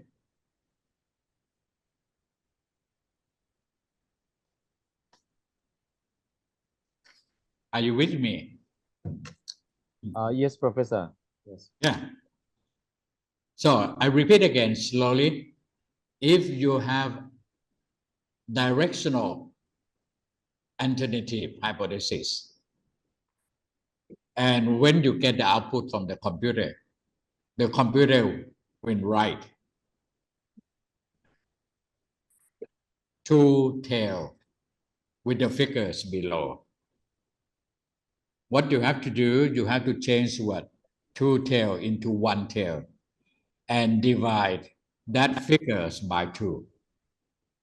That is what you should get. And that is what you should put into your research report. Okay? Don't make yourself look silly. Okay?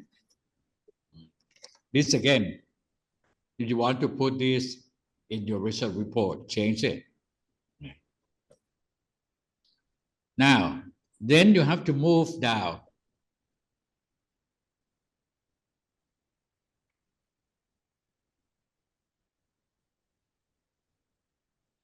to coefficients. The coefficient here, sorry, this B and the other beta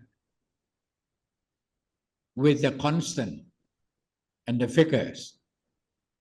If you would like to find out which one has the highest effects, you take a look at the figures in this column, standardized coefficient beta, and you can see that the first one will have they have a highest effects.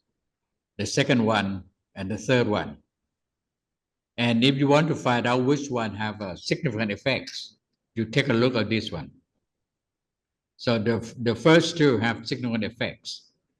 The last one have insignificant effects because this one is higher than 0.05. Okay? That is what you should know. Now, as I said last time, in last set of slide, you can write prediction equations. There are 2 prediction equations you can write. One is to make use of the figures in this column. This one, unstandardized. Okay. So you go back to my previous set of slides. You make use of this. The other formula, you make use of this.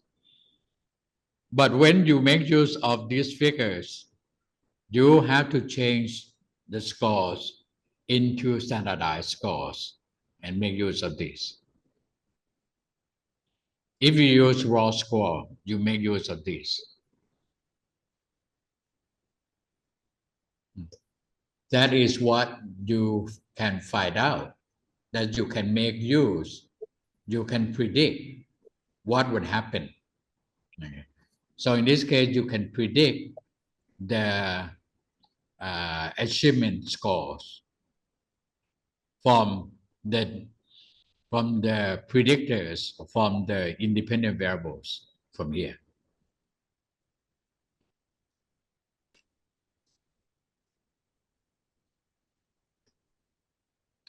Any questions about multiple equations? How to use it?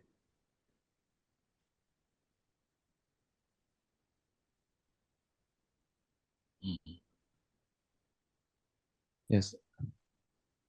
Does anyone have the questions about the explanation? It When seems to use it? Okay, Professor. Yes. The one that you have just said, you said if you would like to show the raw score, you show this, and if you would like to show the standardized, you show this. And how will we know that we should show the unstandardized and when to choose the standardized? Oh, it's very simple. If you want to make use of the scores available, if you want to make use of the scores available, okay, you don't want to do anything more. You use the raw scores. Okay. You make use of these figures. But if you want to change this into standard scores, you make use of this. So a lot of people, they simply use this. But the better way is useful when you want to compare which one have the highest effects. Okay. Because you may not be able to make use of the unstandardized B. You see, for example, you can see that the correlation here is 0.322. The other one is 0.322. Okay. They seem to have the equal weight, equal importance. But when you standardize them, you can see that the interests have more effects than the engagement. So it depends on what you want to know. But if you just want to write the prediction equations, the easiest way is make use of the raw score, this one. And don't forget to insert this at the end of your equations with the plus or minus.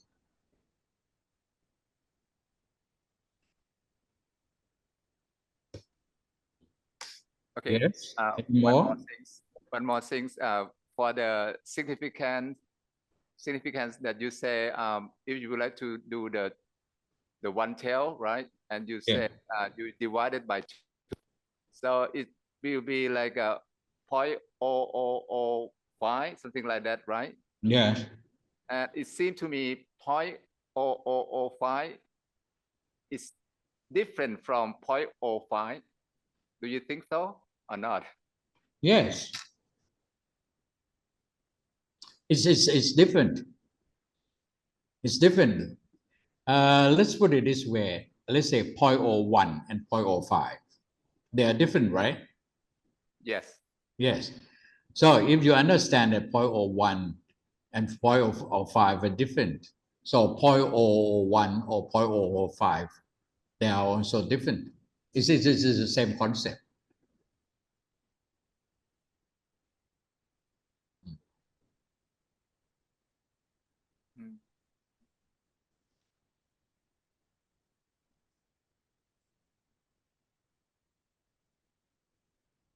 Okay, thank you, sir. Thank you. Yeah.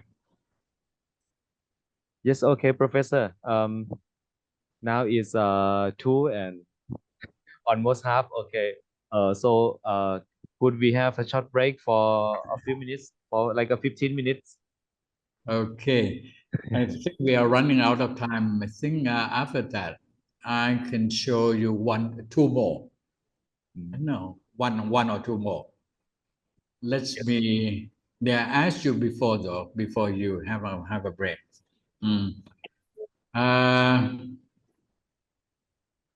Are you interested in path analysis? Past analysis. Yes.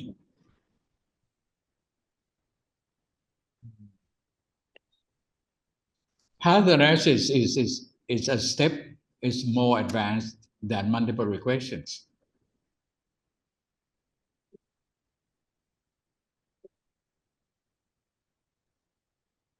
You see, in multiple regression, we have only one dependent variables, right? We have only one dependent variables, and we have many dependent variables.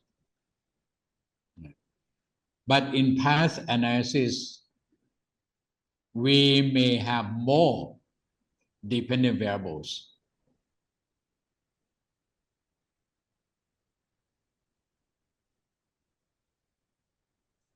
Okay, after a break, I will show it to you.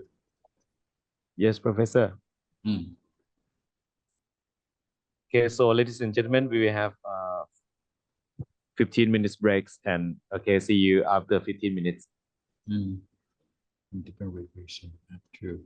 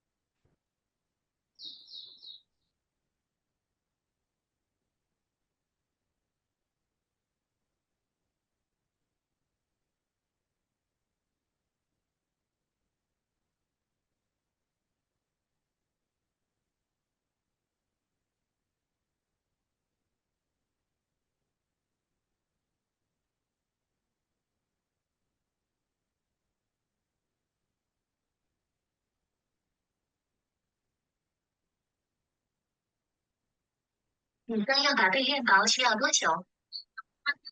把斜方期练大吗？不会，以前在看到就是因为我做了1000倍的因为人间不被斜方期才很大，必要各位太肉不多，你就跟我一样，即将准备这样的一个依赖。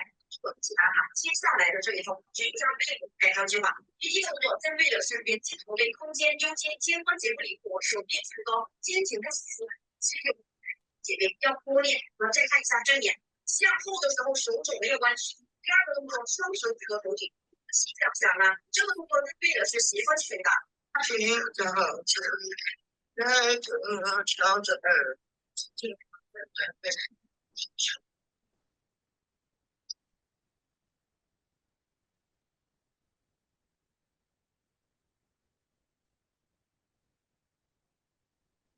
从这边跑回球这了。哦，我看看了，他球这吗？哦，别打发球了，快说的听的。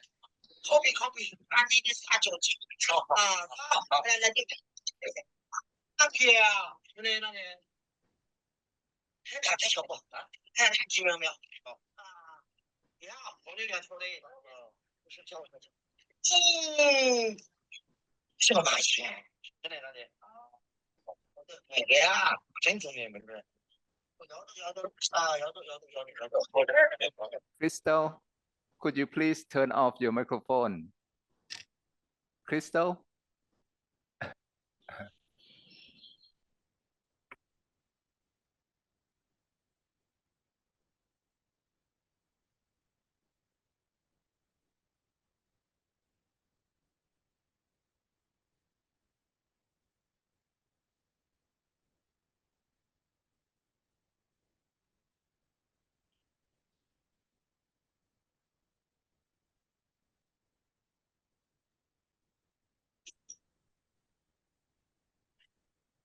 Okay, everyone, welcome back again to the webinar with Dr. Su, Associate Professor Dr. Suphat Sukamonson. Are you ready to continue again? Yes. Yes, okay. Yes, Professor. ครับเรียนเชิญท่านอาจารย์ครับ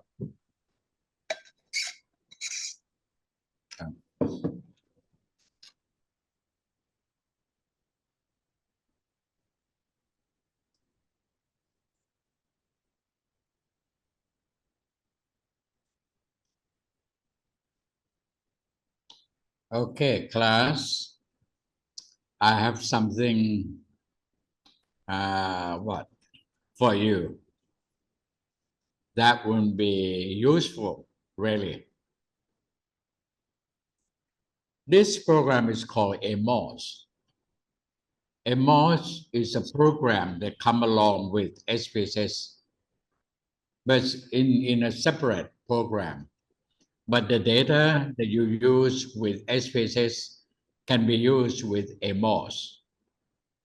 AMOS is very popular nowadays for SEM study. SEM stands for Structural Equation Modeling. It's very popular because this program can be used for different purposes. For example, it can be used to analyze multiple regressions, as what we just did. Okay. It can be used for path analysis. I will show to you what do we mean by path analysis. It can be used for factor analysis in case of confirmatory factor analysis. There are two kinds of factor analysis. One is what we call exploratory factor analysis. For example, if you have a set of questions asking students about what they would like to learn English, for example, ask many questions. When there are too many questions, you would like to find out the groups of questions that can be related to each other. In this case, you use factor analysis, factorize factor analysis to explore. But in case you have a theory For example, someone find out something and you would like to prove, you may use another kind of factor analysis. That's what we call confirmatory factor analysis. Now, as I say, this program is very popular because it's easy to use. This is how it looks like. Here, when you want to draw a rectangle to represent one variable, you just click on this and move it. Click on this, right? And you draw a picture here.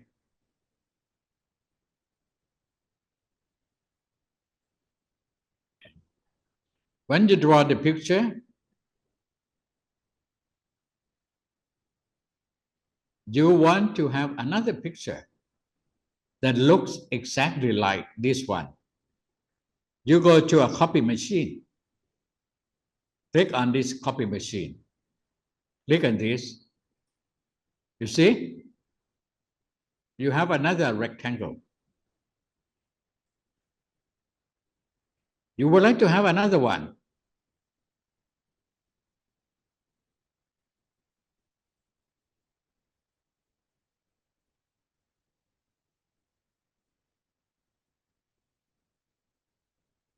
You would like to have another one.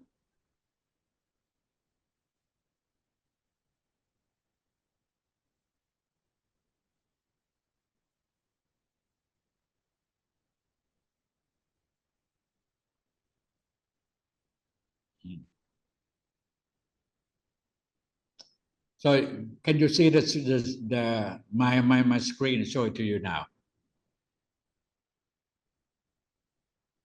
Can you see? Professor. Yes. Yes or no? Yes, we can see. Okay. Now we just mentioned that we just use multiple regression, right? You click on these arrows, one-headed, put in here.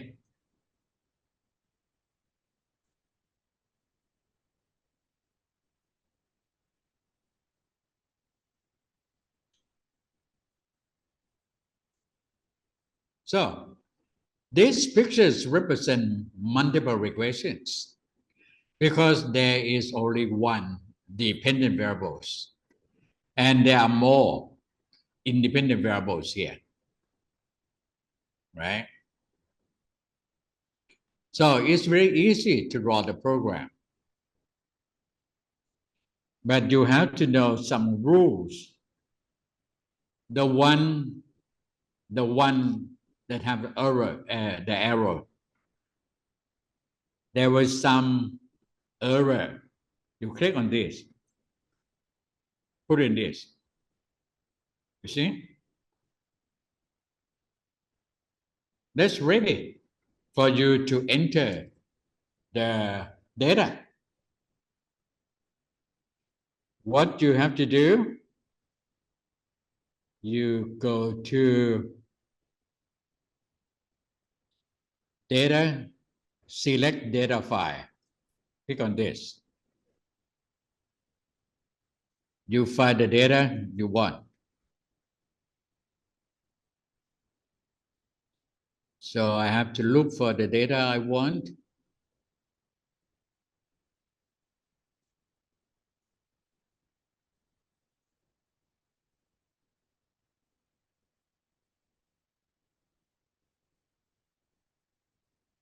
It's in here in Buriram shopping workshop.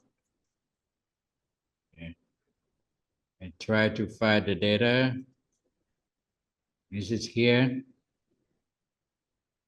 What's the name of the data that we used? What's the name of the data?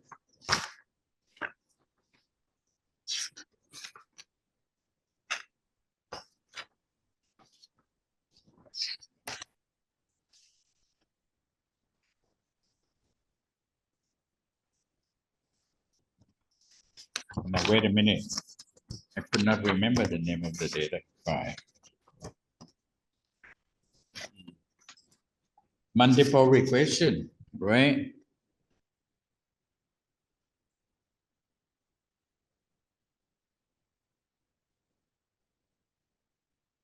Okay, I select the data, open it.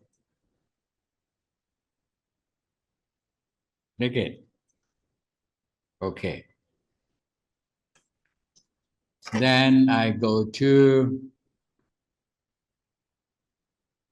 data set.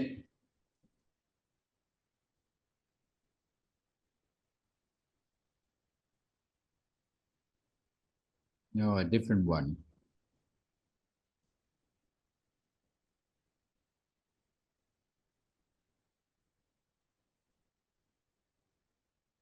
Satisfaction, I think. I get the wrong one, sorry.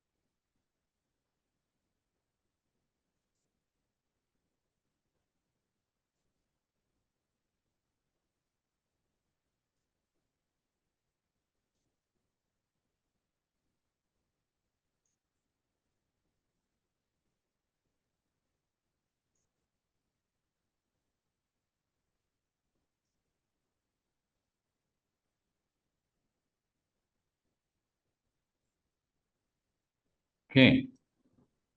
I put attitude here.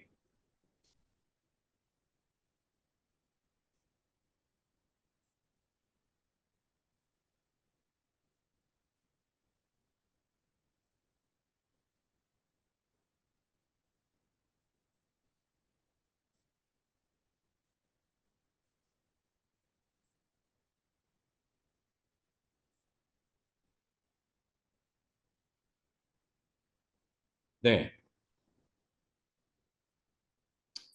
Then I select option.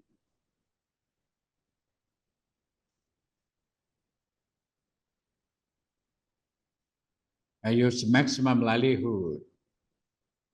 And for the output, I would like to find a minimization history, standard, square, you see multiple regression, no, square, you see the R square.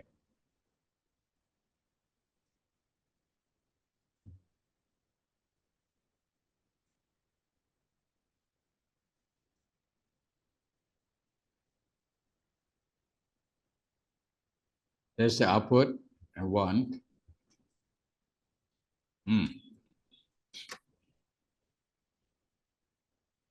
Here, another arrows and put it here.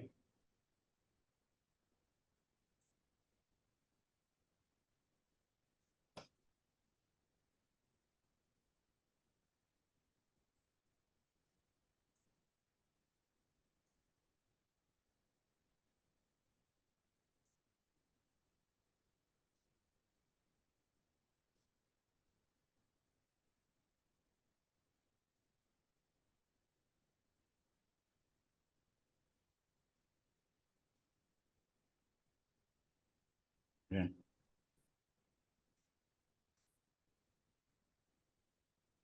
This is the error. So I have to give it a name, like E1.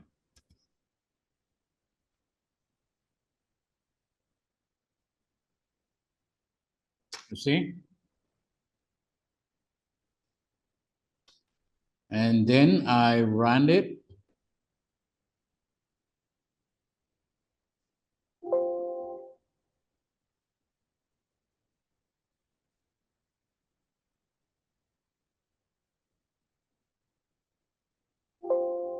The file in the directory program does not have permission to write that directly in different directory.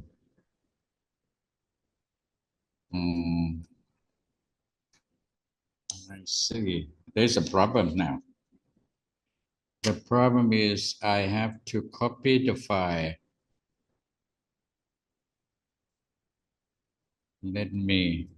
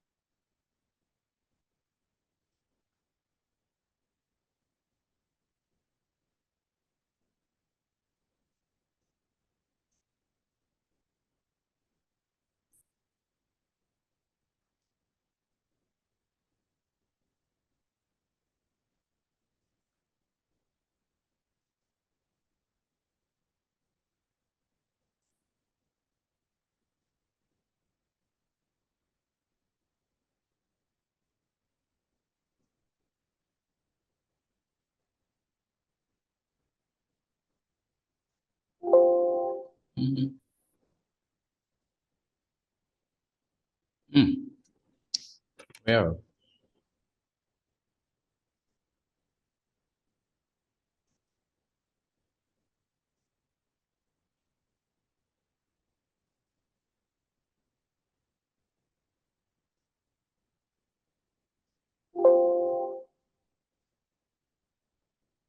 there's some problem.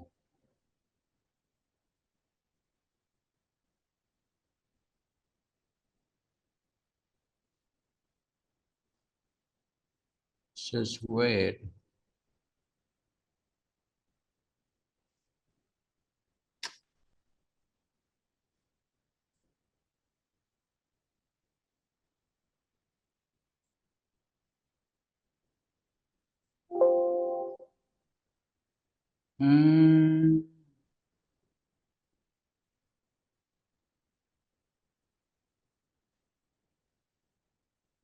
Directory where a boss is permission to write. Oh, there's a problem. It says that the file is in the directory that Amos does not have permission to write in this directory. I don't know why.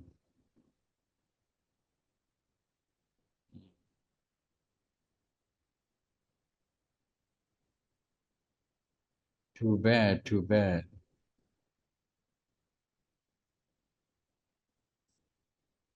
Let me try it again. I'm sorry. Yes, Professor.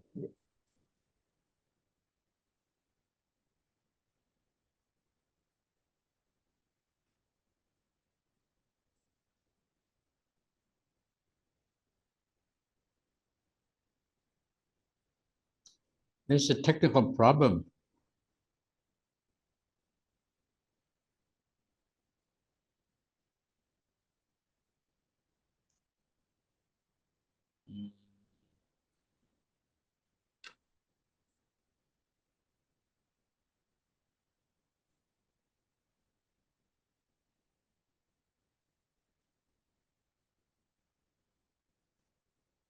$24.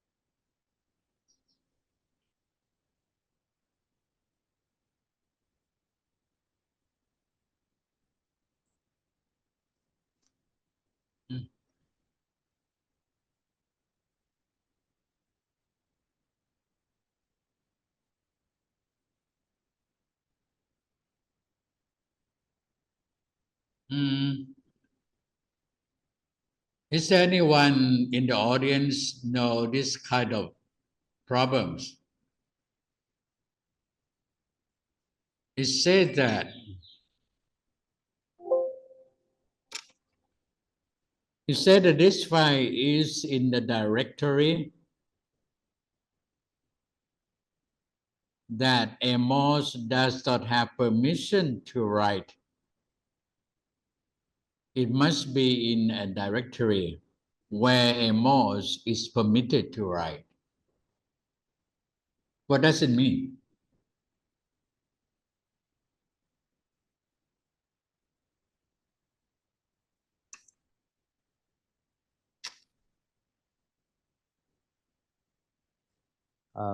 I'm not sure, Professor. I'm not sure, but it seems that the file does not support each other. It means it's not the type to like to put in and work together. It not support each other.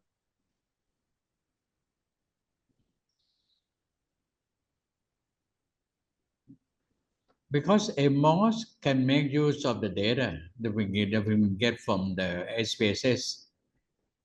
And normally when I write it, there's no problem. But today was it's a problem.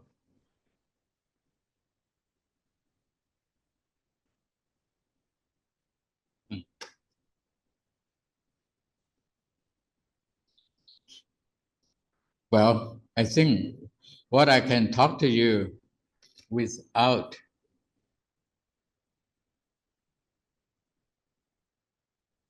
why?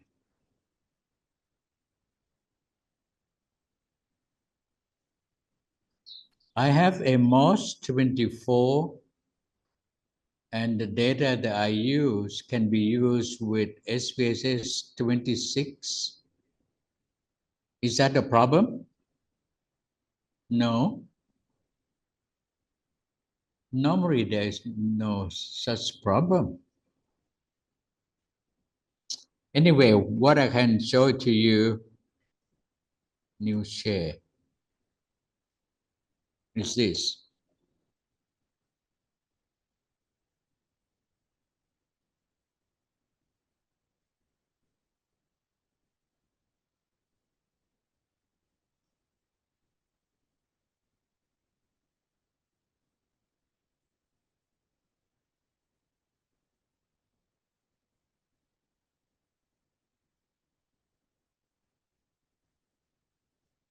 I'm very sorry. I take it for granted that there should be such a problem because I use it many times. Well, what I can tell you now is that this program is very easy for you to draw the picture of what you want to study. You make use of here the rectangle, okay, to draw the picture, and you can use the copy machine, okay, and you can use the one-headed arrows. And because these three is here is outside, we call what do we call, technically we call exogenous variables. The variables is in the outside. You have to use the double-headed arrows to draw the correlation. So it means the correlation between here, this one and this one, this one. Okay. And then what you have to do, you have to select the file and put in the data, put in here, put in here, put in here. Then there is a icon here. Okay. Yeah, that's a problem today. I don't know. I'm very sorry. I didn't expect that it would have this problem. The file does not have permission to write the directory on this file. I changed the directory from C to D to E, but it doesn't work. So there must be problems with the program. This program is a pirate program. Okay, so I just show it to you that if you use this program, it's very easy to draw. Like multiple regression is something like that. If the program works correctly, You just click on that, the calculation estimation, and the computer will give you the figures here on the line. On the line. So if you have something like this, we call multiple regressions. But if you have something else, for example,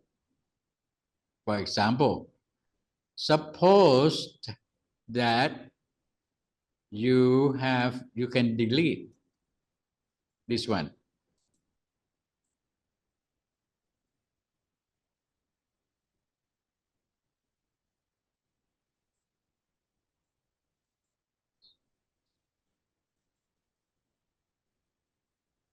Okay. Let's say you would like to have this. Put in another one here. Yeah.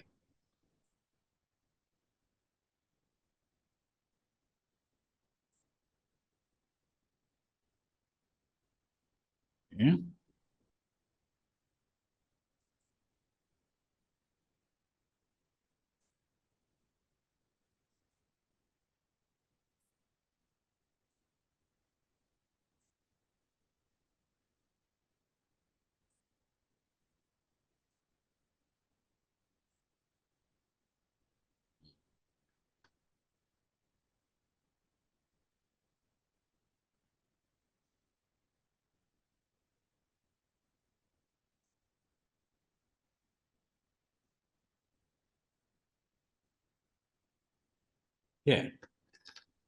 Suppose this is what you would like to study with a different name, not the same name though.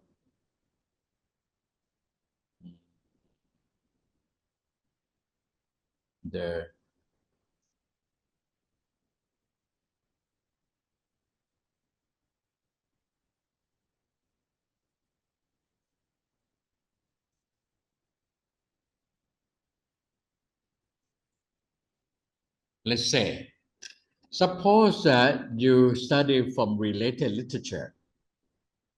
You found out that the engagement have a direct effects on anxiety. This has to be different.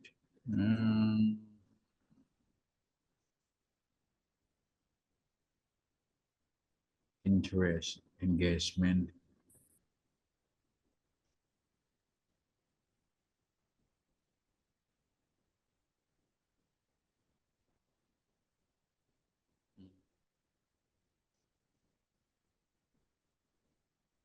Okay.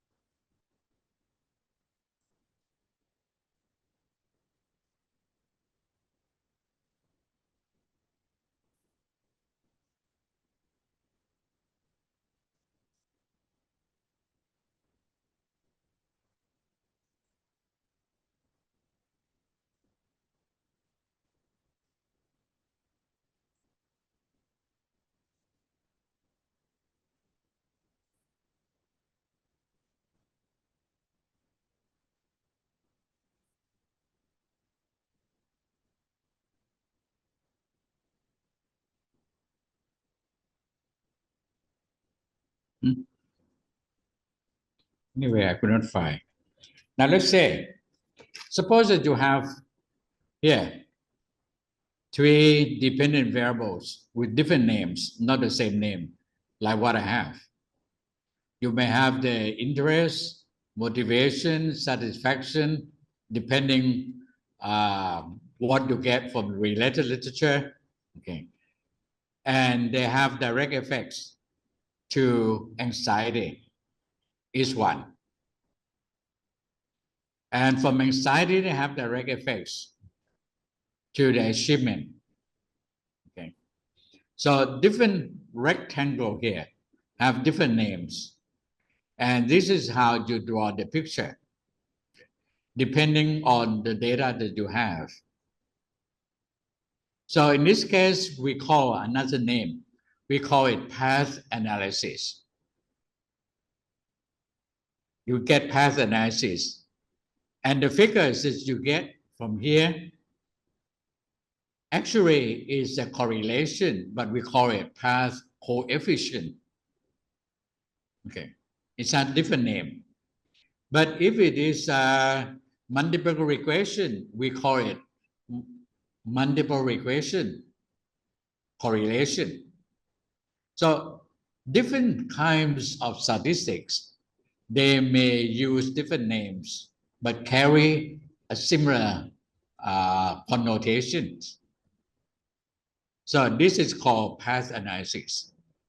You may use this program to find out. I'm very sorry today I cannot show you, but I can just show you how to draw the picture and how you can use the program. Actually, the one that have direct effect. You have to have these errors. Okay. You have to have this error, and you have to have a name like a E1, for example. E1 has to have, but we did E2.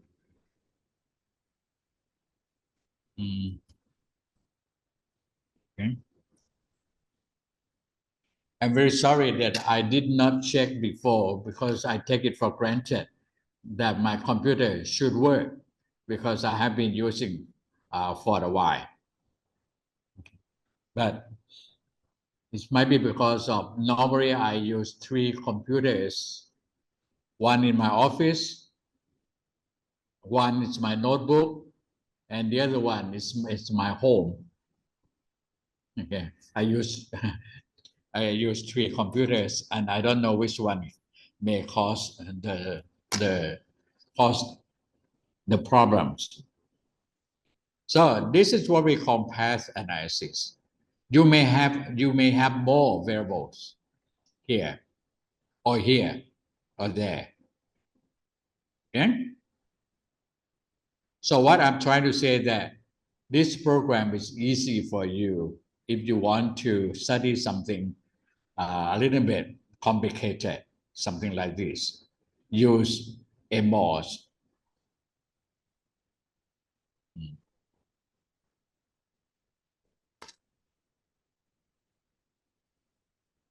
I can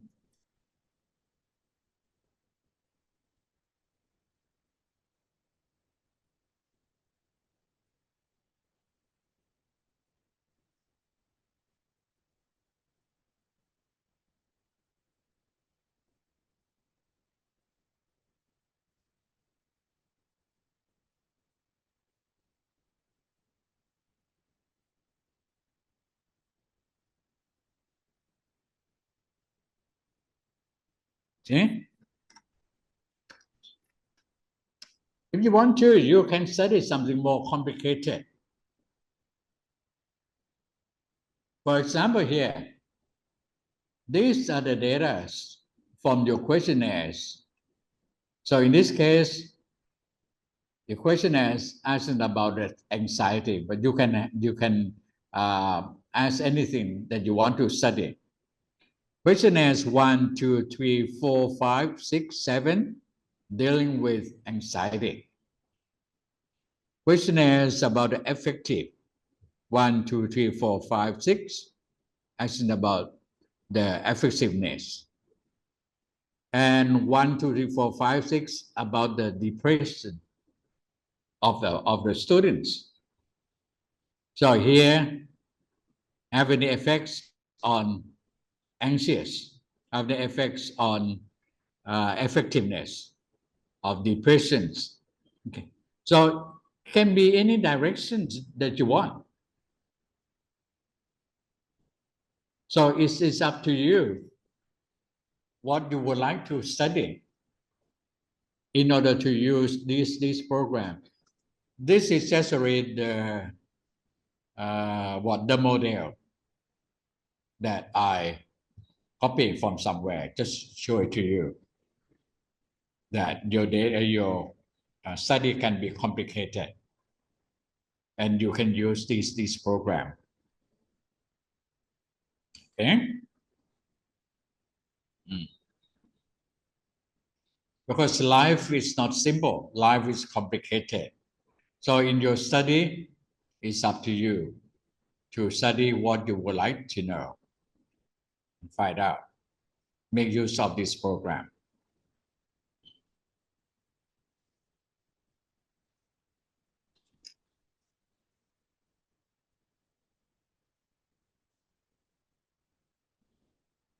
I'm very sorry that I could not show you how to run the program. That's okay ครับอาจารย์ don't worry ครับ Yeah. But you see the differences between rectangle and the oval, they are different. The data you get for the rectangle we call observe variables. Observe variables mean the variables that you can observe, the variables that you can measure directly. You use this symbol. But if there are something that you do not know, we call it latent variable. We use oval. So in this case, you have, let's say, 1, 2, 3, 4, 5, 6, 7 questions asking the students about their anxiety. So you use this one, rectangle. And then you form one variables, anxious or anxiety. You use this one. Okay, put it here.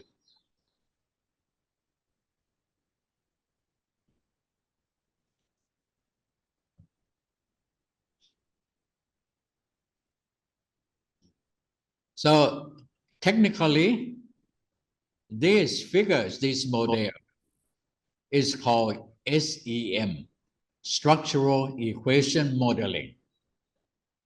Because structural equation modeling, you have to show the relationships between observed variables, here observed variable, and latent variables.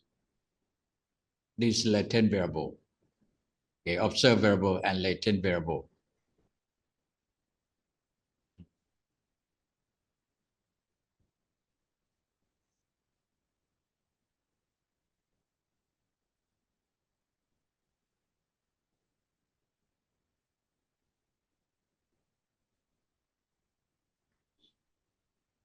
If you would like to learn more about how to use this, you can get into Google, type in some keywords. The keywords that I use, the first one is SEM, comma, AMOS, comma, Croson, CROWSON, Croson, crow is the kind of a bird. Croson is the name of a man who can explain to you how to use this program. And he can provide you some kind of model, something like this. So this one, I copied it from him, from his work. And also in his, in his presentation, he can provide you with data for you to try. So you can listen to the video clip, make use of his data, and make use of his model, something like this. So if when you follow them, you can know how to use this program very easily.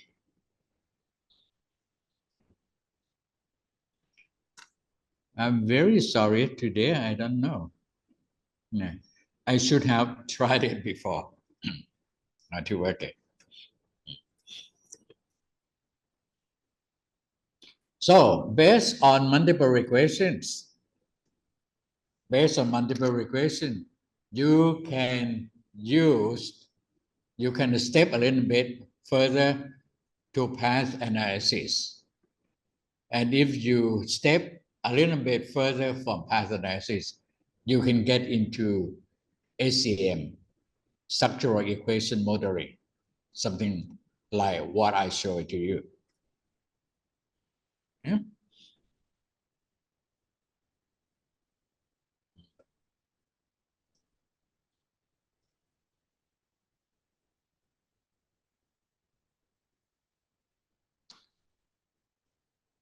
So, is there or are there any more questions that you would like to ask me about advanced statistics? Professor, Yes. For this thing that you have just told us, if we would like to study more, like go to read, I would like you to suggest the resource that we can go into and study it clearly. What resource that you would like to suggest us? Well, it's very difficult to answer your questions. It's very difficult to answer your question because everything depends on you as a researcher. It depends on what you would like to know. So first of all, when you would like to do some kind of research, ask yourself, what do you want to know? Okay. What do you want to know? For example, you are studying in the field of teaching, right? In the term of teaching, you may have to ask yourself, what do you want to know about teaching? For example, right out of my head now, suppose that you are learning about constructivism theory. I think you know about constructivism theory. Yes, I have heard that. Yeah. You know, constructivism theory is a theory that it said that in order to be able to read fast, readers or students should be able to know something like the schema. You know that's word schema. Schema is the concept behind something. For example, suppose that you come across a story about, let's say, about an Aesop tale, like a greedy dogs. They say a greedy dogs. A greedy dogs. So you know there's something that you have already read in your life in a pastime somewhere sometimes about a greedy dogs that carry a small piece of meat, and when he's crossing a river, a stream, a river, and then he saw a very big piece of meat in the water, and he would like to get that piece of meat. He dropped the meat in his mouth and jumped into the river. Okay. That is what you have already learned. You know something already. That thing that you have already learned technically is called a schema. Schema is a form of ideas that you have in your mind. Now, when you have that schema, it doesn't matter when you read another piece of work, a longer piece of work written in a difficult language, complicated languages, it can be easier for you to understand. Why? Because you have already have some schema, some background before. Now, suppose that you are interested in reading comprehension, you can think about that. Besides schema, what else should reader have? For example, when you have a piece of reading text, is the picture important for readers? Is the headline, the topic, the headline important for the readers? Is the abstracts, is the summaries, is the main ideas, some main ideas, is the conclusion to get. So you have to think about it. What can cause people to read easier? And those you can draw the picture. Because I'm interested in reading comprehension, what factors can cause readers to be able to read easily? Okay. And then you can apply those as one variable, like the first one, you can use the topic. The second one, a summary. The third one is the picture. Okay. And the next one is going to be the previous schema. Whatever. Okay. That you think can cause readers to understand reading easily. Write them up. And then you have to know the direction. Which one cause what? Okay? So in this case, instead of have something like this, you may have a path analysis. Collect your data. Make use of path analysis. Make use of this computer program. Analyze your data. Write the research report. That's it. Okay?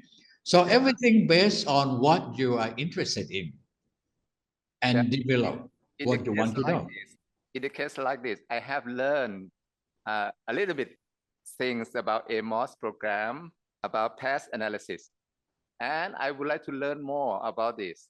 So what the resource that I should go to read about AMOS program, should read about how to draw this. I say in this case, you don't have to read research. I think what you should read like a AMOS user manual. There are many people writing about the user's manual, how to use this particular program. And then you may read some papers that the researchers make use of this program. But even though you don't have those papers, but if you know how to use the program, you can make use of the program in your study.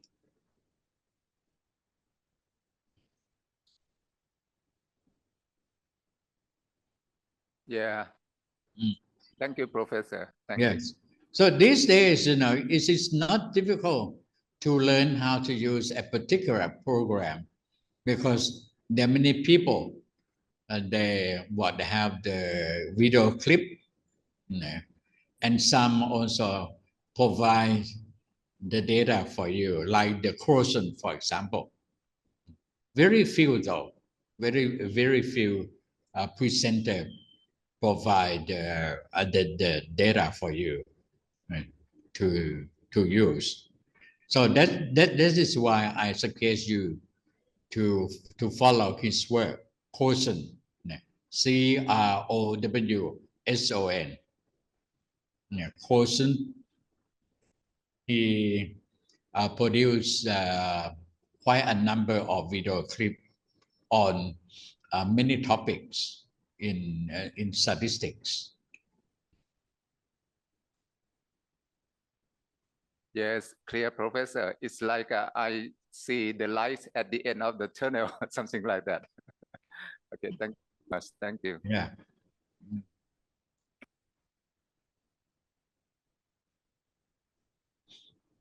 Any more questions?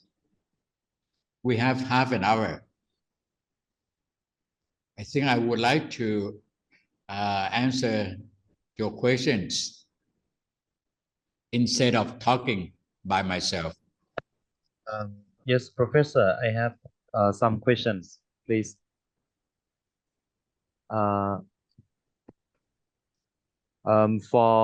the research, is it go together like if the high and high quality okay research will need the high statistic too, and basic research will need like basic statistics. My answer is it's not necessary. It is not necessary. It depends on what you would like to know and how well you can find the answer. How well is meaning?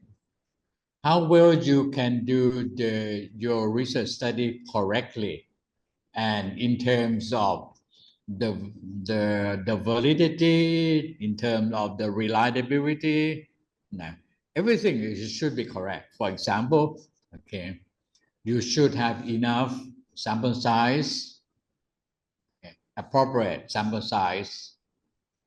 You should have varied research tools, and all the tools before you use it, you should be able to prove that they are varied, they are reliable. And when you do it, okay, you should be able to follow, to use any kind of statistics you use is appropriate. As I say, you have to take the basic assumption of that test, that statistic into consideration, and how to find it. If for some reasons you have to violate some basic assumption, you have to find reasons or the sources to cite. Okay. Otherwise, you have no ground when people ask you.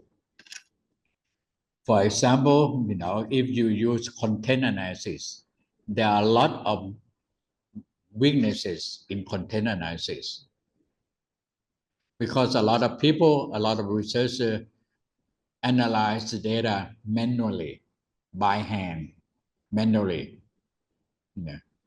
What you should do, you should use some kind of computer programs to help you analyze. So everything you should do it correctly. Now, there is one thing that you should know: the differences between thesis and dissertation. Why do they use two different words? Two different terms have different meanings. If you study at a Ph.D. degree, doctoral degree, you should not do your studies at a thesis level. What's the difference between thesis and dissertation? So first of all, you have to find out. Otherwise, you do or you perform or you conduct, another thesis, not another dissertation. Maybe you have to ask your university or your advisors the differences between these two terms. Now, I can give you some idea. Dissertation emphasizes on the newness of what you find out, the newness, the innovation, the newness. Noventry. If you can find out something new, that is worth to be your dissertation. If what you are doing, based on somebody has already found it, and you expand it, that should be a thesis, not a dissertation. So, how can you make your work be new?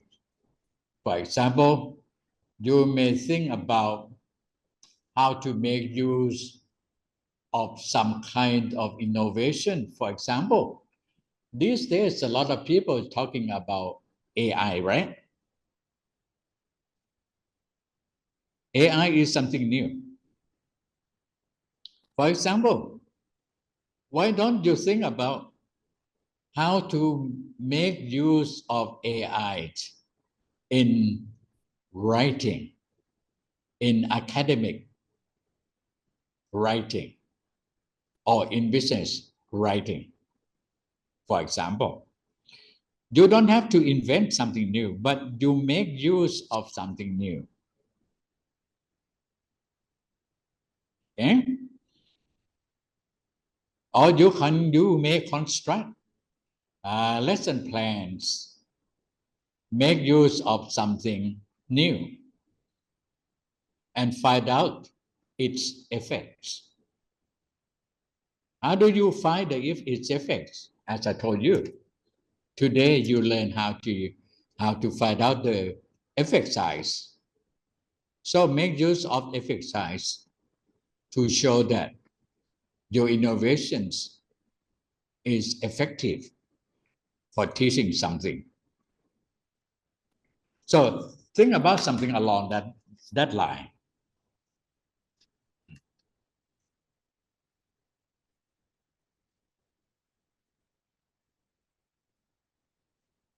And so, Professor, Yes. The one that you have just said, you study about about writing, by using the AI, and then you show the result. So this is just a thesis, right? It's not the dissertation. Am I right or not? No. If you would like to make use of something new in a new situation, something new in a new situation, that can be called innovation. For example, you're thinking of how to make use of AIs for teaching academic writing at a university, for example, a new setting. Okay. To find out whether or not it's effective. Or the other way, the other type is you invent something new. For example, do you know Google Classroom? Google Classroom. Yeah. Yes. Okay. Google Classroom is free, right? You will say, you may think about using Google Classroom for teaching some skill, like for teaching, let's say, for teaching reading comprehension, for teaching speaking, something like that. You invent, you write your lesson plan, apply some theories that you learn in a classroom. Like you would like to apply what you learn from constructivism theory in your lesson, and use Google Classroom to teach a group of students for one semester and find out its effects, for example.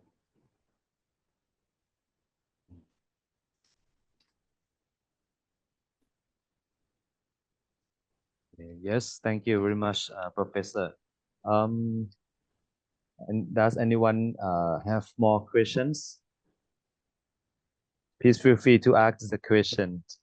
Yeah, any questions related to research, studies, and statistics?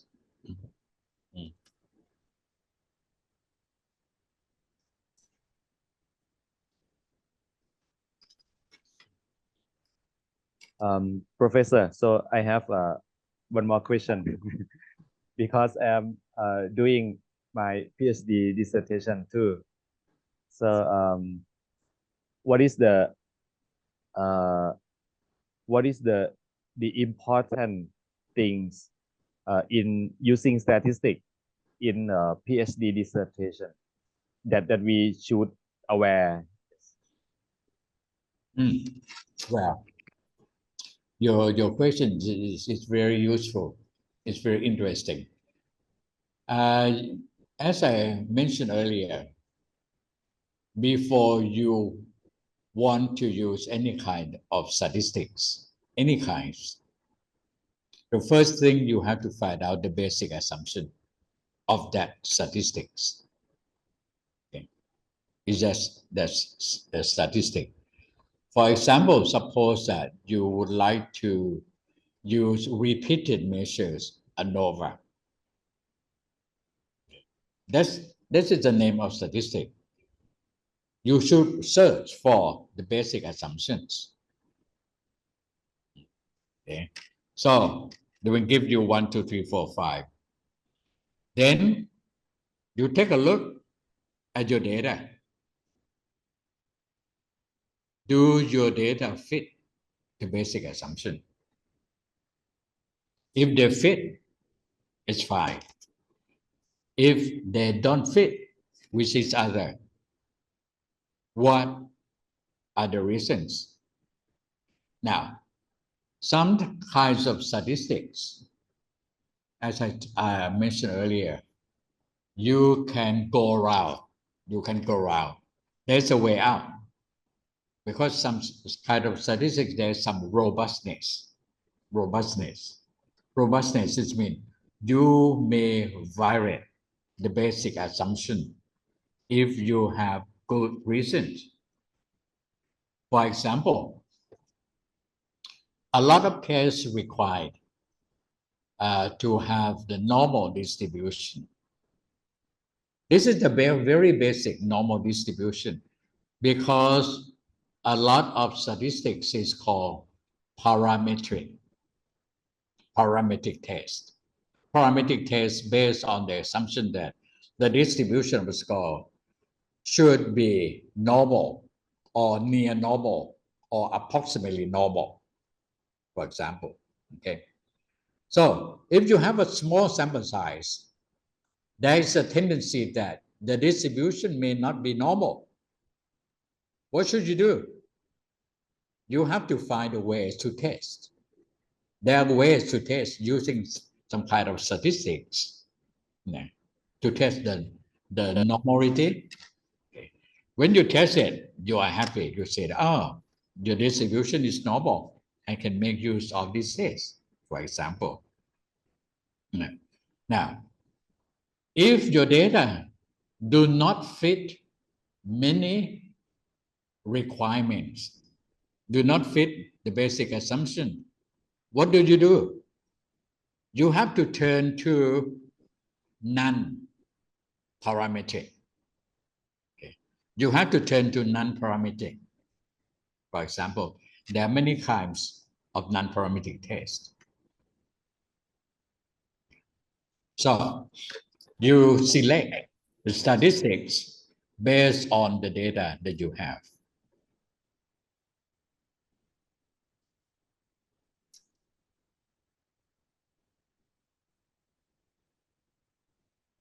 Oh, one more thing.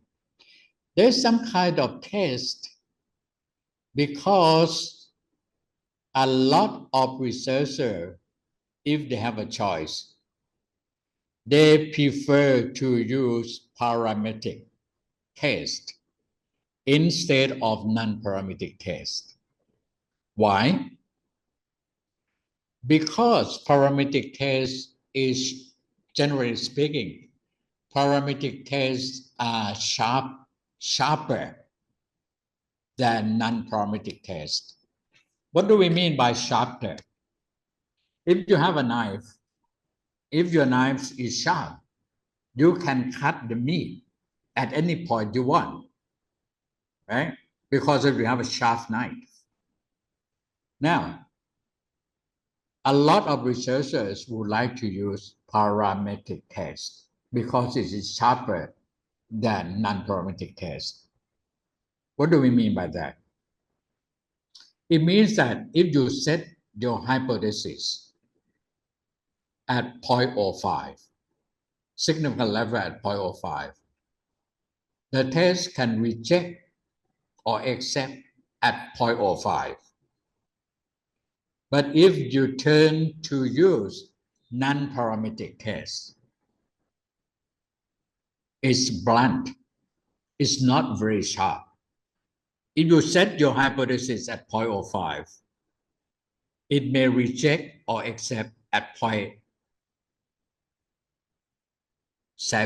0.07 or 0.09 or even 0.010. Okay? So it means that you would like to cut, but the direction of cutting is not at what you want. That's why a lot of researchers, if possible, they prefer to use parametric test. Now, if the data do not fit the basic assumption, what do they have to do? They have to find ways to go around, to get around, to solve the problem. For example, let me give you a very simple test. If you would like to compare two groups, you use independent sample t-test, right? If you would like to compare the means of two groups, you use independent sample t-test. Yes. Yeah. But under that test,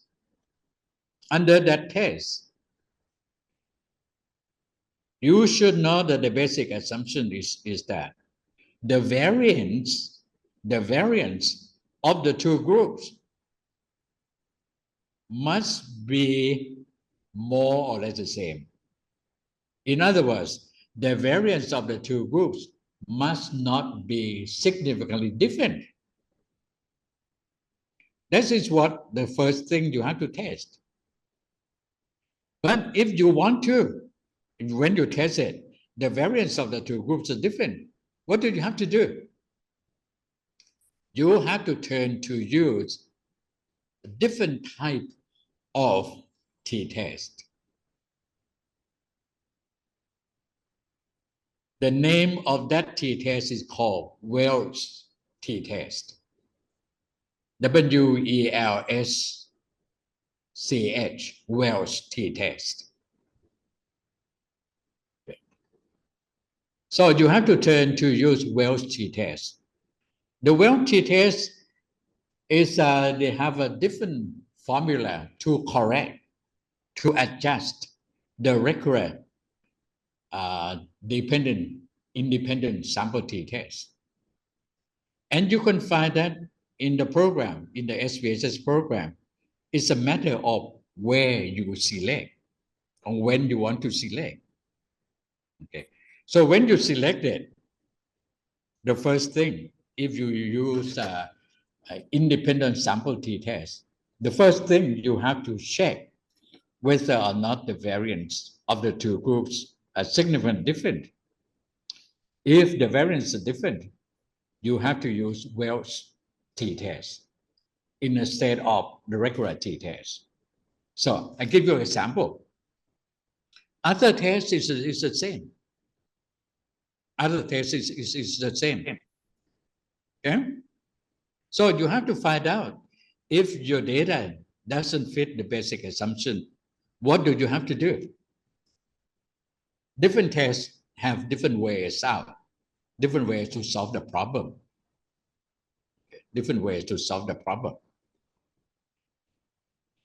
So don't use the statistics when your data vary the basic assumption.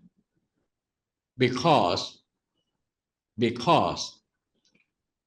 the computer, it doesn't matter what version you use. If you enter the garbage, you will get the garbage out. So we say garbage in is equal garbage out. You have to make sure that your data is clean, your data is right, the data is correct. And then you will get the correct answer. Okay. So complicated programs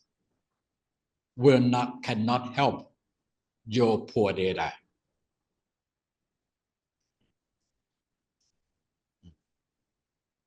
Yes, that's very clear, Professor. Yes. Thank you very much for your insightful answer. Are there any more questions? Are there any more questions? I think that's very clear, Professor. Yeah. Yes. And yes, I think now we have the lecturers of Ph.D. program and the dean. Okay. Associate Professor Dr. Karapon is here with us too, and also PhD ELT students. So, ladies and gentlemen, now we come to the final session of the webinar, enhancing the capabilities and effectiveness of PhD ELT lecturers in teaching and learning advanced English, advanced research designs and statistics for graduate studies in EFL by Associate Professor Dr. Suphat Sukamonson and organized by Ph.D. ELT program, Faculty of Humanities and Social Sciences, Buriram Rajabhat University, Thailand. And on this occasion, may I invite our Dean, Associate Professor Dr. Akarapon Maejo, the Program Chair and the Dean of Faculty of Humanities and Social Sciences, Buriram Rajabhat University, to deliver a thankful speech to our distinguished speaker, Associate Professor Dr. Suphat Sukamonson, and all participants, and to deliver a closing remark to the webinar, please. Yes. ดิเชิญท่านกบีครับ Thank you so much, Ajahn Assistant Professor Sittisak. The would-be doctor very soon. He's going to defend his 5-chapter dissertation very soon. Thank you so much for being a great MC from the morning until now. Actually, I have been being with you from the beginning until the end of the session, but I switched off my camera to focus on the topic spoken by our English speaker. Not easy topic at all. It's relevant to statistics, sample size, LMOS, and other things that's very, very difficult for me. Not just only for me, but for you, Crystal, for you, Mary, for you, everyone here, including Ajahn Dr. Suruchai. Ajahn Dr. Suruchai always keep asking the question. That's very good. Few questions from a student, most questions from the curriculum committee. Thank you so much, and Suruchai. You raised the question on behalf of the curriculum committee. We are not Sienna for you. Thank you so much for that. So the topic spoken by Associate Professor Suphat today is very, very insightful and very informative. And also it is applicable to your current study. So if you, including me, would like to study further, he kindly gave the files to P. Sawarot already. So I think Ajahn Sawarot already sent this PowerPoint to all of you. And some of you now, Vivian, I think you look very confused about this statistic. So I think it would be better to have Associate Professor Dr. Suphat in person at BIU campus next semester. Then Ajahn Suphat, we are going to have the new semester that will be taking place on 6 July onwards. That is the first semester of academic year at BIU. So we would like to humbly invite you in advance to visit us at the U campus to give more details, to give more explanation about statistics. That's very, we can say it is the weak point for all of us. Do you agree with me, Vivian from China? From this semester onwards, it is a must for all of us to take the on-site class only. But the previous year, we take a hybrid mode on-site and on-site. But from this term onwards, just only on-site, no online. So Vivian from China, Ong Tae-soo from Myanmar, it is a must for you with no choice to attend the class on-site. All right, so that's a very good chance for us to meet our professor from Maejo University, Associate Professor Dr. Suphat in person. And I'm very certain that you are going to ask a lot of questions so relevant to statistics. So Dr. Suphat, again, on behalf of BRU President, I am the Dean of the Faculty Humanities and also I'm the Chairman of Ph.D. program. Thank you very so much indeed, sir, for your insightful talk and also your academic support. We highly hope to see you again and again in person at the BRU campus. We are ready to welcome you, sir. Thank you so much once again. Thank you so much, my curriculum committee and my dear student. Take care and stay healthy and be survive. Try to survive, not try to die. Ajahn Vivian, survive, okay, and try to get our ultimate goals. Thank you so much once again, our invited speaker. I hope to see you in person at our BRU campus. Thank you so much. Please allow me to take this chance to declare the webinar officially closed. Thank you. Stay healthy and keep in touch. ขอบคุณท่านอาจารย์นะครับ ครับสวัสดีครับ ขอบคุณครับโอกาสหน้าเรียนเชิญที่บุรีรัมย์ครับผม ครับ ขอบคุณพี่สาวรสด้วยนะที่เป็นเจ้าของโครงการพี่สาวรสก็แชร์ข้อมูลท่านอาจารย์ส่งมาในไลน์ให้ลูกศิษย์เรานะครับ ครับ ขอบคุณครับผม ครับขอบคุณมากครับ ขอบคุณครับบ๊ายบายeveryone บ๊ายบายครับ So I also would like to express my thankful to you, for the whole day. But as I said, it would be better if we can have a chance to meet each other face by face because it is difficult, to deliver or to teach or to talk by online because, it would be better if you have the program ready with you and have the program and we have the same set of data and sit down and explain to you what it means, something like that. It will be better because there are many things more. And before I forget, first of all, I would like to say that I'm very sorry that there's some technical problems happened to me because I take it for granted that my computer should work properly because I have been using it for a long time. Okay. But as I say, there are many things you should learn, and there are many things you should know before you use a program. You use a program. Otherwise, you will make yourself, as I say, look silly. Yeah. Don't try to make yourself look silly with some small errors. Okay. So thank you. ขอบคุณท่านอาจารย์นะครับขอบคุณพี่สุรชัยพี่สำรสด้วยทุกคนทุกท่านนะครับสิทธิศักดิ์ทุกคนนะครับโอกาสหน้าเจอกันนะครับขอบคุณครับสวัสดีครับ